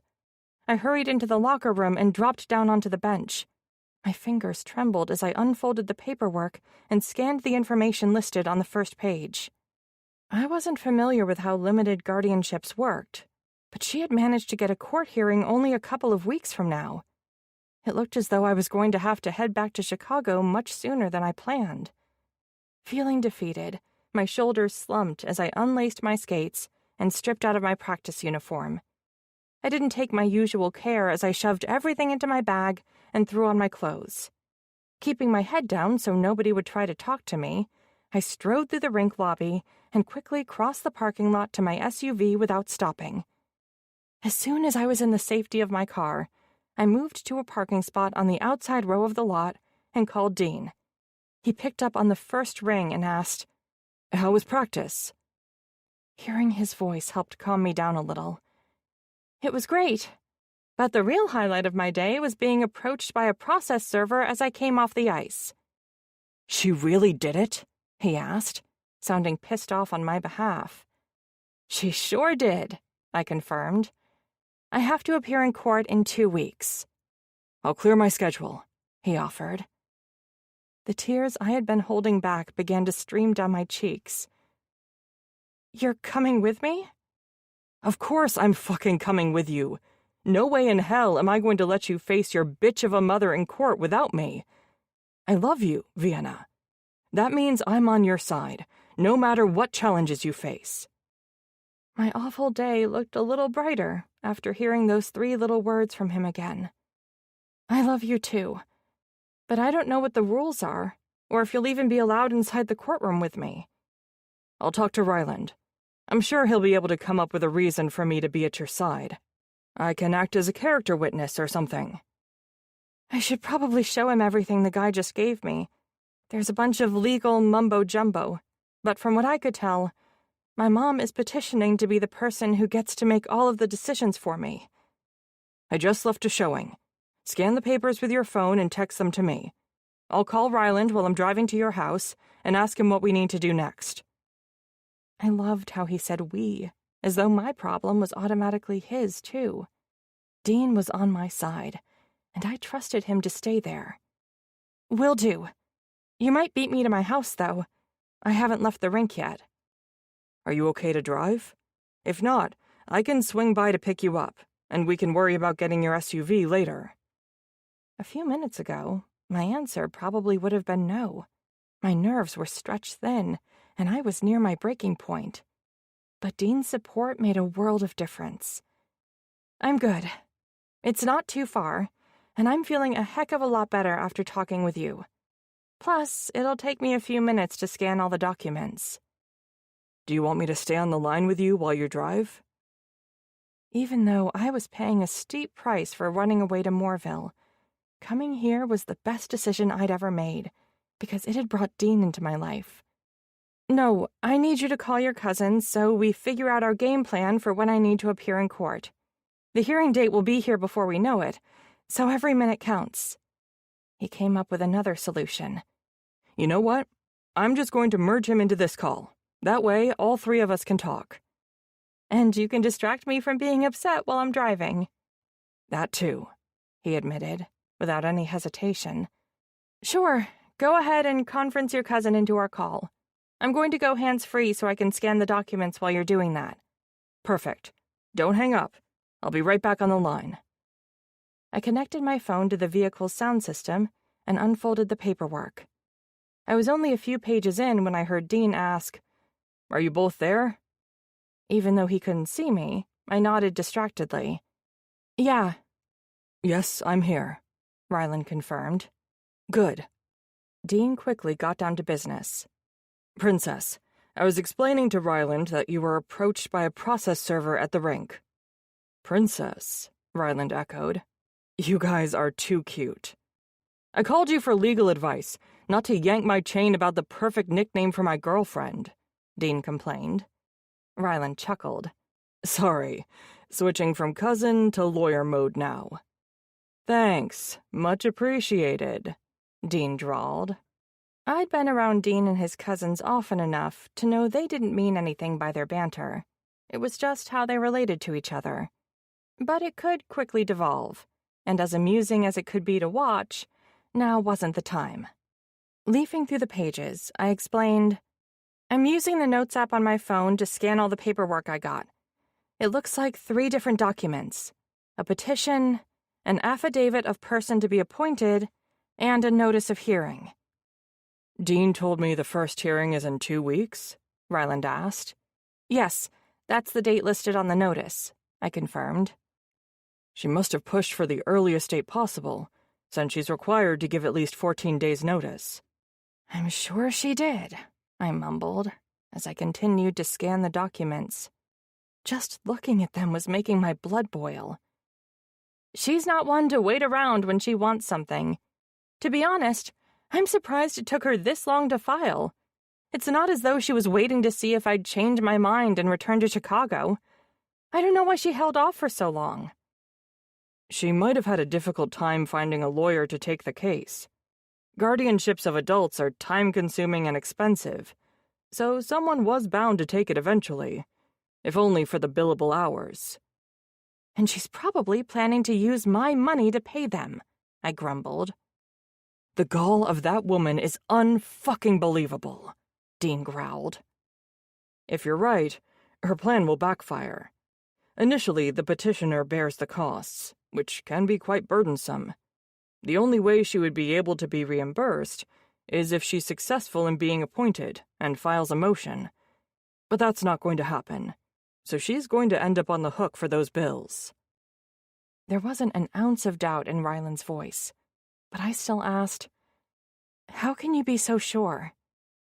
Even if she manages to get past the jurisdictional issues, forced guardianship is rare for someone your age. Your mother will need to prove that you're unable to make financial and medical decisions for yourself and need to be protected. She will also have to demonstrate that she's the best person to make those decisions for you. Thinking about the access I recently revoked, I ask, can she use the fact that I'd previously given her power of attorney against me?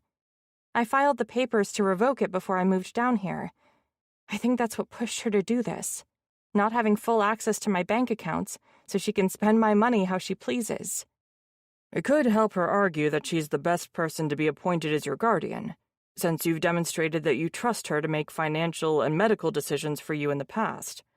But having been your POA will do nothing for her when it comes to proving that you need the limited guardianship in the first place. The burden of proof is high and completely on her. She would need to make a clear and convincing case that your ability to evaluate information effectively and communicate decisions has been impaired to a significant extent. This would require testimony from medical professionals, and you were just evaluated before the Olympics and deemed in good enough shape to travel to Beijing to compete. Where she took home the gold, Dean pointed out.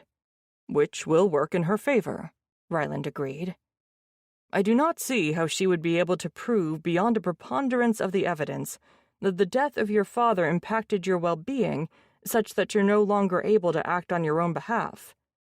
A parent disagreeing with your decisions won't factor into the judge's decision. Her case is so weak, I wouldn't be surprised if he throws her petition out during the first hearing. I hit send on a text to Ryland and said, "You should have the scanned copies now." Please give me a moment to look these over. I backed out of my parking spot. Take as long as you need. I'll just be driving back to my house. I'm already halfway there, Dean informed me. It wasn't long before Ryland said, I see what your mom is trying to do. She's going after a limited guardianship over your finances by claiming that you're being wasteful of your estate, and your spending will expose you and your family to want or suffering. I snorted. Other than the expenses related to the house, my spending is practically nothing compared to my mom's and sister's, except for anything related to skating, but those costs are paid by the company, not me personally, and everything goes through my CPA. I'm not sure how she got a medical professional to sign off on you needing a guardian, but I'll be able to question the veracity of the analysis at the hearing. Seriously, don't worry. This will be one of my easiest wins. His confidence was contagious, and I was much more relaxed by the time I got home. Still super pissed off, though. After I parked next to Dean's car, he rushed over to open my door. I'm so sorry this is happening, Princess. I wish there was something I could do. You mean other than getting me a great lawyer? I asked, as he walked hand in hand toward my house. He chuckled. Yeah, besides that. There is one thing, I drawled. You can be my witness to what happens when I call my mom. His eyes widened as his head drew back. Are you sure you want to do that? Nope. I let the P pop at the end. But I'm going to anyway. Then you better believe I want to be at your side. There's no time like the present, I murmured as we walked through the front door. Removing myself from my purse, I pulled up her contact information and pressed the button to call her. After 2 beeps, she picked up. You got the paperwork, I presume? Yes, Mother. The process server hand-delivered it to me today. She sighed. I'm sorry it's come to this, Vienna, but I think it would be best if we left matters as they are until the hearing. Like how you honored my wishes when I asked you to give me 1 month to myself? You're delusional if you think the 2 situations are at all similar, she hissed, going into gaslighting mode. You were being selfish and only thinking of yourself, while I'm doing this for your own good. Sure you are, Mom. Keep telling yourself that, and maybe eventually you'll even believe it. A rush of adrenaline coursed through my veins.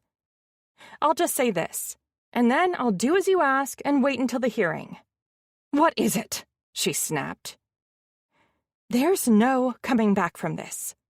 What you've done cannot be undone. When this is all over, and the judge sees through your worried mother act, as I should have done years ago when I could have taken Dad up on one of his many offers to move in with him, you and Nadia will no longer be employed by my company. The money train is gone, and you're going to need to find another way to support yourselves because it's no longer my problem. You all aren't a part of my life anymore. When I get married, you won't be involved in planning the wedding. Heck, you won't even be invited. And when I have children of my own, they'll only have one set of grandparents because Dad is dead and they won't know you. Congratulations on killing the love I had for you. How dare! Not caring about anything else she wanted to tell me, when her actions said it all, I disconnected the call and set my phone on the end table. Chapter 22. Dean. Vienna was trembling in the wake of the confrontation with her mother, her eyes glittering with unshed tears. Her chest heaved as she struggled to calm her breathing, and her hands were still clenched in tight fists at her sides, operating purely on instinct. I closed the space between us and cradled her against my chest, stroking her hair over and over, hoping it would help soothe her. I know that standing up for yourself was incredibly hard and stressful, especially since you were standing up to your mother, but I am so proud of you for holding your ground with her. She took a deep, shuddering breath, then sighed and relaxed against my chest. Thank you. Of course, Princess. I rubbed her back, my hand tracing soothing circles there as Vienna twined her arms around my neck and pressed a soft kiss at the base of my throat. Just that soft, innocent brush of her lips electrified me. It set my blood on fire.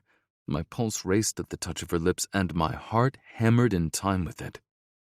Acutely aware of her every breath, of everywhere our bodies touched, I scooped her up and cradled her against my chest. Let's go upstairs. I'll do what I can to erase all the bad from your day. I brushed a kiss against Vienna's temple, and she nodded. You read my mind. Her response came on a breathy, contented sigh. I squeezed her a little tighter, just for a moment, before I carried her upstairs to the bedroom. Though I knew she wasn't a fragile creature, I took great care in gently lowering Vienna onto the bed, as careful as I would have been with a fine treasure. That's what she was, I realized. She was more precious to me than anything in this world, and I wanted nothing more than to show her just how much she meant to me. Feathering a line of kisses from her temple down to her lips, I lowered myself onto the bed beside her and pulled her close, nestling her against my body. I love you, Vienna. I slipped my fingers beneath the hem of her shirt, running my hands over her warm, soft skin. I know I've already told you that, but I wanted to be sure you know I'm completely serious. I mean it. She ran her fingers through my hair, then cupped my cheek in her palm. Smiling, Vienna traced her thumb back and forth over my 5 o'clock shadow. I love you too. She leaned in and kissed me. Her lips were so soft and warm. I moaned against her sweet mouth, rolling her on top of me. Her tongue flicked out, tracing the seam of my lips. Hungry for more, I deepened the kiss. The sensation of our tongues tangling, stroking one another into a needy frenzy, made me ache with fierce desire. My heart cock-throbbed with every frenetic beat of my heart. Gripping her delectable ass, I bucked beneath her, torturing us both with the sensation of grinding her pussy against my cock through our clothes. It's cruel to tease you now. Vienna leaned forward and nipped my earlobe just hard enough to make me gasp and squirm.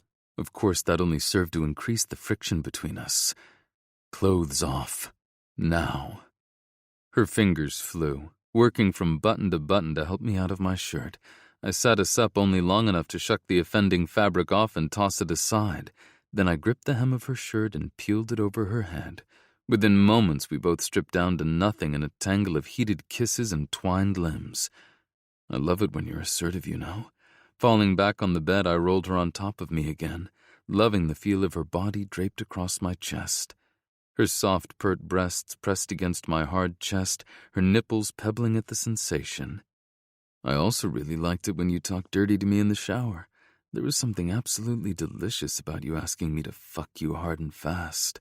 Vienna laughed, the sound throaty and sexy. You like it when I have a filthy sailor mouth. I do. I nodded and she grinned, her expression positively wicked. Then you won't mind if I tell you to fuck me again. Vienna straddled my hips and teased my cock, stroking her hot wet slit up and down the length of my shaft. Groaning, I closed my eyes and enjoyed the sensation of my hard-on sliding between her slick folds as she rocked back and forth. Did I want to bury my cock inside her? Absolutely. Was I going to complain when what she was doing felt incredible? Not a chance. Tell me exactly what you want, princess. I'll do it, and I'll love every minute of it. My hands ached with the need to touch her, to feel the heat of her skin against my palms. I stroked my hands up and down her sides, then moved to cup her breasts. She arched into my touch, throwing her head back and moaning. I stroked and tugged lightly on her nipples, rolling them between my thumb and forefinger. Yes, she hissed in a gasp and squirmed against me. I want you on top, and I want you to fuck me like there's no tomorrow.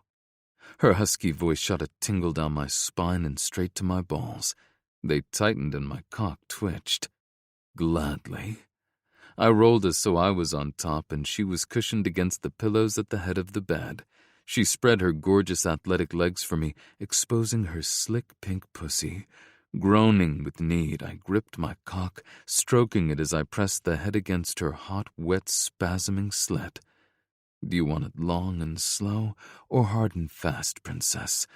I meant it when I told you to tell me what you want.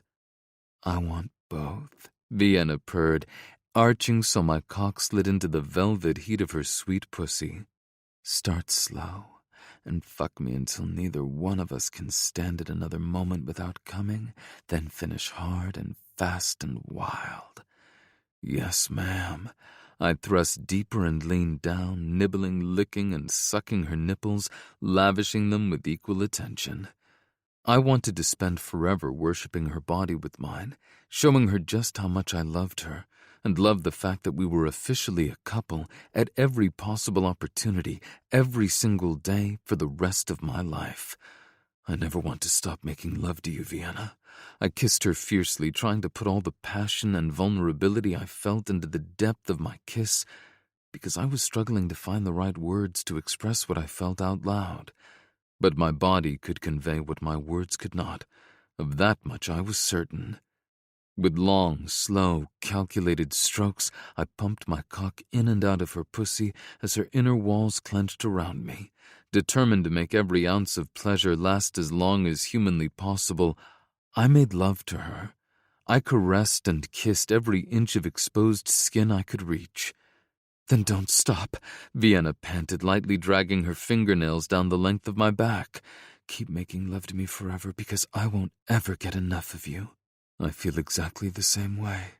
I murmured the confession, then dipped my head to kiss her again. I tugged ever so slightly on her bottom lip with my teeth, and she wrapped her arms around my neck, crushing me to her, kissing me back with an intensity that left me panting and dizzy. Never in my life had I been with anyone who consumed my every thought, every move, every feeling, every hope. Vienna was everything I'd ever wanted in a partner and more. I wasn't even sure I deserved a woman like her, but I was willing to spend the rest of my life trying to be the kind of man she deserved and needed. She laid her hand over my heart as I pumped in and out of her, and something deep inside me clicked into place. We moved in unison, each anticipating the other's needs, heightening and prolonging our pleasure. Yes, you feel so good inside me, Vienna crooned. I want to come with you, please. Beyond words, I nodded and wrapped my arms around her, cocooning her in my embrace. Capturing her mouth with mine, I kissed her, exploring the warm, sweet hollow of her mouth with my tongue. I let my hands trail down her back, lightly stroking my fingers down her spine until I splayed them out on her perfect ass cheeks. I kneaded and massaged her ass for a long moment before I dragged my hands back up to her waist and held her steady. That's right. Give it to me. Come for me, princess. I growled the words through gritted teeth, releasing the tenuous grip I had on my control. I gave myself up to the wild, fierce, possessive, primal recesses of my heart. Pounding into her pussy, my focus narrowed to the place where our bodies joined to the exclusion of everything else in the world. All that mattered was my hard, aching cock, so close to release, plunging inside her. Harder, faster, deeper, over and over. Nothing had ever felt as good as this. I was so fucking close to coming. The sound of flesh slapping against flesh drowned out all thought, save for the ecstasy of her pussy spasming around my throbbing cock. Vienna moaned and whimpered every time I drove my cock home, and those perfect little sounds, somewhere between pleasure and pain, brought me closer and closer to the edge of orgasm. Yes, yes, yes! Oh my gosh, Dean, I'm coming! Vienna arched and writhed beneath me, pressing her face into the pillow and screaming a toe-curling, feral shout that drove me over the edge. Burying my face in her neck, I came to, shuddering and jerking as the waves of pleasure racked my body. Panting and shaking, I rolled us to lie on our sides. I held Vienna there, cradled against my chest, as I floated back down to earth, my mind still deliciously muddled with the haze of passion.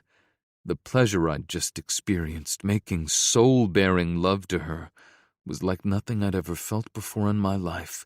Struggling to breathe properly, I pressed a kiss against her temple. She feathered kisses from the hollow just behind my ear, down along the angle of my jaw, then pressed a gentle kiss against my lips. I love you. Completely spent, I sucked in a deep, ragged breath and let out a contented sigh.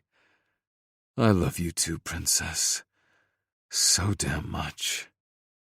I reached down and grabbed the soft, fluffy throw blanket that was tossed across the foot of the bed, covering us both with it.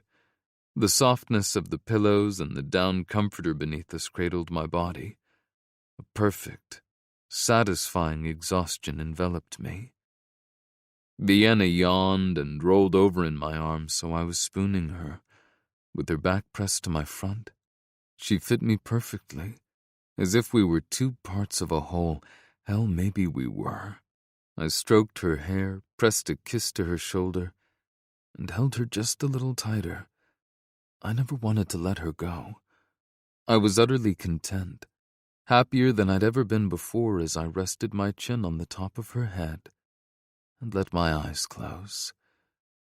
I hope I made your day better, princess. Already asleep in my arms, Vienna murmured something incoherent and snuggled against me. I couldn't help smiling. There wasn't a luckier man in the world than me. Not for the first time, I acknowledged the fact that making this woman in my arms happy just felt right, like it was meant to be. Chapter 23. Vienna. I stayed in my love bubble with Dean for 2 weeks, not letting thoughts about the upcoming hearing get in the way of the happiness I'd found with him. But the day finally came when he had to make the drive up to Chicago and face my mother in court. "Thanks for driving," I whispered, as Dean parked his car in the garage attached to the courthouse. He leaned over the console to give me a quick kiss. "My pleasure." "I guess we'd better do this. I don't want to be late." I took a few deep breaths to calm my nerves as Dean exited the car and came around to open my door. My hand trembled as he grasped it to help me out, and I was relieved that he didn't let go until we reached the security check-in. We made it through the metal detectors without any issues and headed toward the courtroom where we were supposed to meet Ryland. We followed the directions the guard gave us. My eyes widened when we stepped out of the elevator, and I saw the crowd waiting for us in the hallway. So many people I'd come to know during my time in Mooreville had come all the way here to support me. Dean's mom and dad, most of his cousins, his aunts and uncles, and his grandparents. Even Mr. Reinhold had made the trip. So did several people from the high school hockey team. My eyes were wide as I stared at them all. I can't believe you're all here. Jack was the first to approach us and gave me a quick hug. You're one of us now. We have your back. I knew that everyone's gesture of support meant as much to Dean as it did me, when he didn't even glare at him, instead opting to say, It means a lot that you made the trip up here. Thank you. Jack pointed toward a small group of his players. I couldn't let them drive up here by themselves. Who knows what kind of trouble they would have found to get into. Considering the kinds of things we got up to as teenagers, probably a hell of a lot, Dean joked. Good point, Jack agreed, before stepping aside so the others could greet me. I got hugs from all of the Moores and a handshake from Mr. Reinhold, who murmured, Gotta keep an eye out for my best customer. My mom didn't take her eyes from us, her expression growing darker as each person warmly greeted me. It looked as though Nadia was trying to keep her from confronting me, but she broke free from my sister's hold on her arm and marched over. Who are all these people? This is a private family matter. Dean's hand pressed against my lower back, his way of letting me know he was there if I needed him.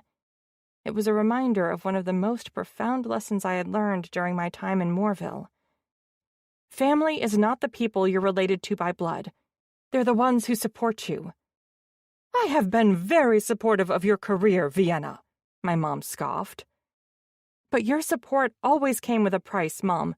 It wasn't unconditional. I held up my hand before she could argue with me. And there's no denying that you've always looked out for your own interests before mine. That's why we're here today, after all. Only because you tried to ruin everything we've built, Nadia accused. You didn't stop to think about Mom or me before you ran off, so why should she worry about you? I didn't run off and abandon you. Before I left, I wrote each of you a letter explaining what was happening and made sure all the bills were paid. You didn't have anything to worry about. You had a roof over your heads, food in the fridge, and clothes in your closet.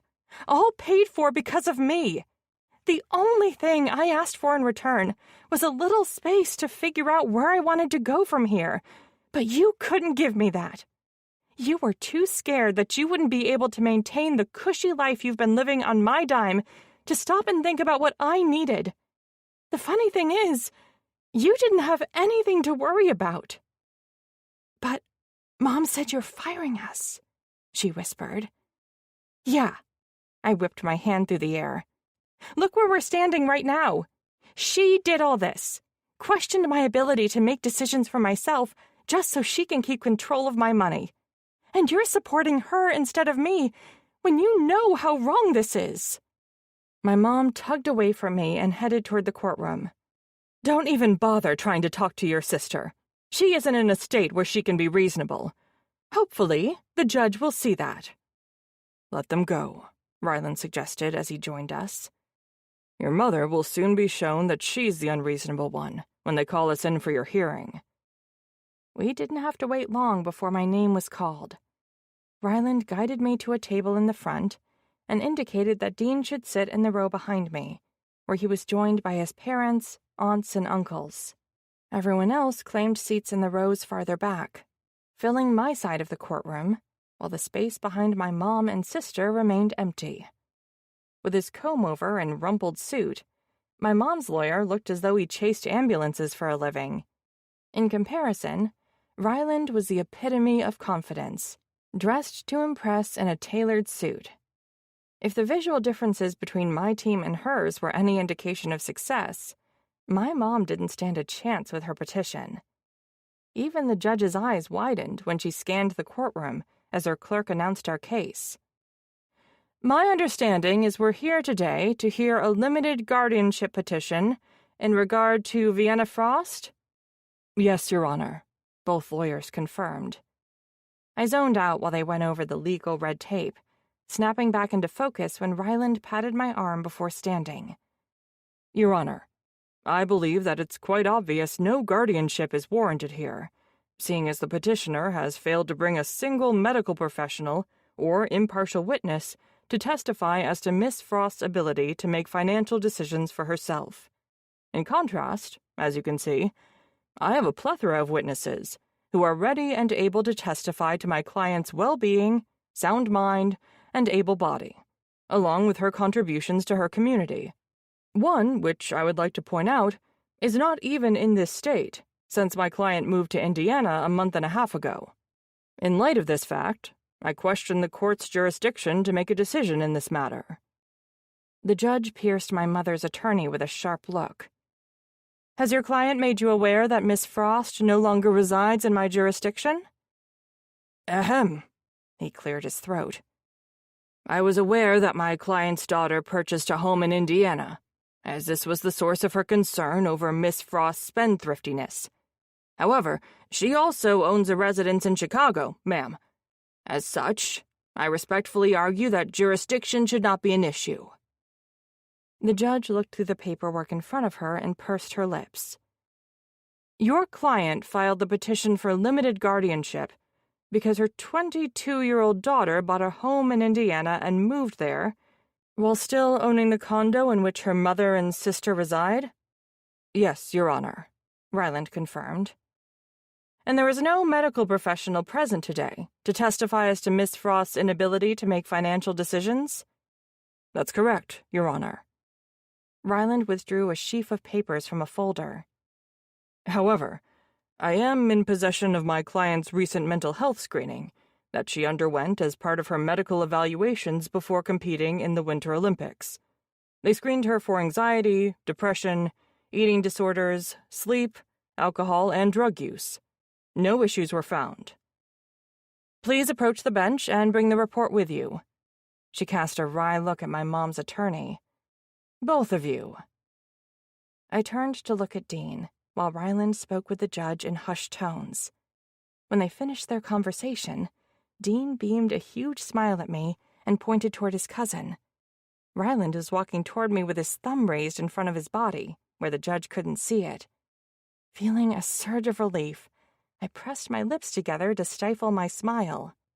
At least until the judge handed down her ruling, and I couldn't hold it back any longer.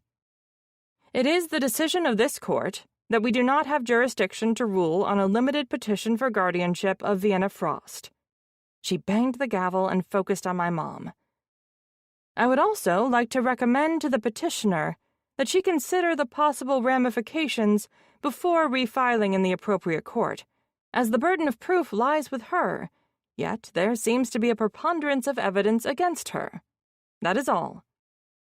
As everyone who'd come to support me rushed forward to offer their congratulations, I felt a twinge of sadness for my mom and sister. They were still seated at their table, abandoned by their lawyer who'd made a hasty exit as soon as the judge was done speaking. My mom's shoulders were slumped, and she appeared older than she had when she'd confronted me in the hallway. Then she turned and sent a hateful glare in my direction, and my sadness was replaced by disappointment. Even after hearing what the judge had to say, she still thought I was in the wrong, that I owed her something. I wished things were different, but I didn't see the situation changing anytime soon, especially when I followed through on my threat to fire them both. The ample severance package I planned to have my accountant offer them wouldn't make a difference because it wouldn't last them forever. The days of my mom and sister living off my money were ending. Luckily for me, I wouldn't be around to see it. I didn't belong in Chicago anymore. I hadn't just found a new home when I moved to Mooreville. I found a family, too. Epilogue. Dean. I'm sorry I couldn't make it out to the Netherlands for your race. Ryland grimaced, shaking his head as he took a sip of his beer. I really wanted to go, but this case that I'm in the middle of is kicking my ass. Don't worry about it. Vienna beamed a smile at my cousin. I had the biggest cheering section out of any of the competitors. You Moore sure can be a rowdy bunch when you want. You gave us a good reason to be loud when you won, Princess. Still, I'd been looking forward to watching you race. My cousin's shoulders slumped. It's just this damn case. My client really is in a hell of a jam. Vienna patted his arm. I'm sure you don't have anything to worry about. You're an excellent lawyer, and I'm definitely in a position to know." I was relieved to see her be able to speak lightly about what had gone down with her mom and sister. For weeks she had refused to talk about what had happened, too hurt by the damage her only 2 living relatives had inflicted. And then her mom had made matters worse by making noise about suing Vienna for partial ownership in her brand. Ryland had a few meetings with her lawyer, not the same one she'd used in the failed guardianship hearing, and extended Vienna's offer. It was essentially a payout to make them go away.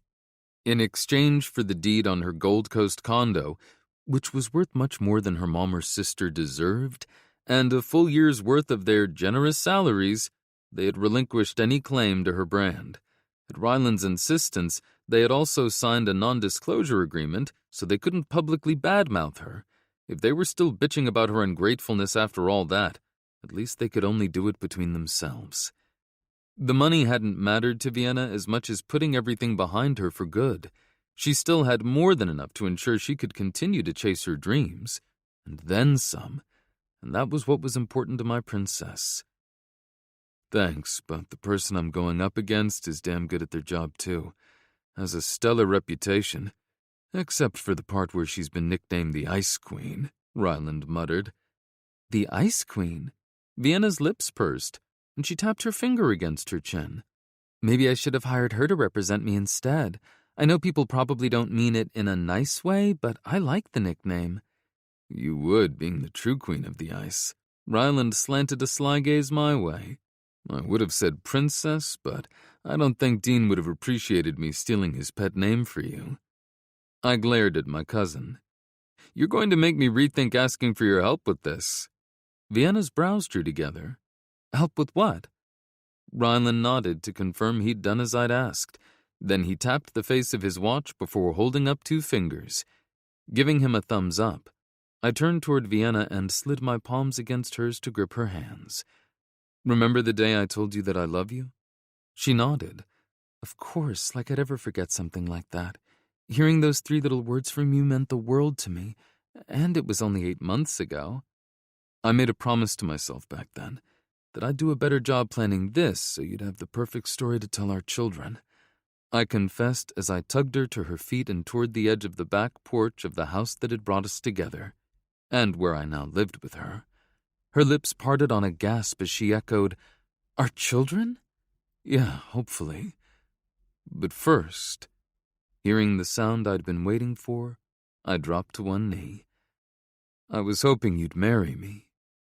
A small plane flew overhead, a banner stretched in its wake.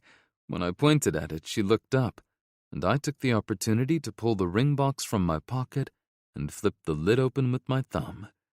Lifting a hand to her forehead to shade her eyes, she read aloud the words on the banner.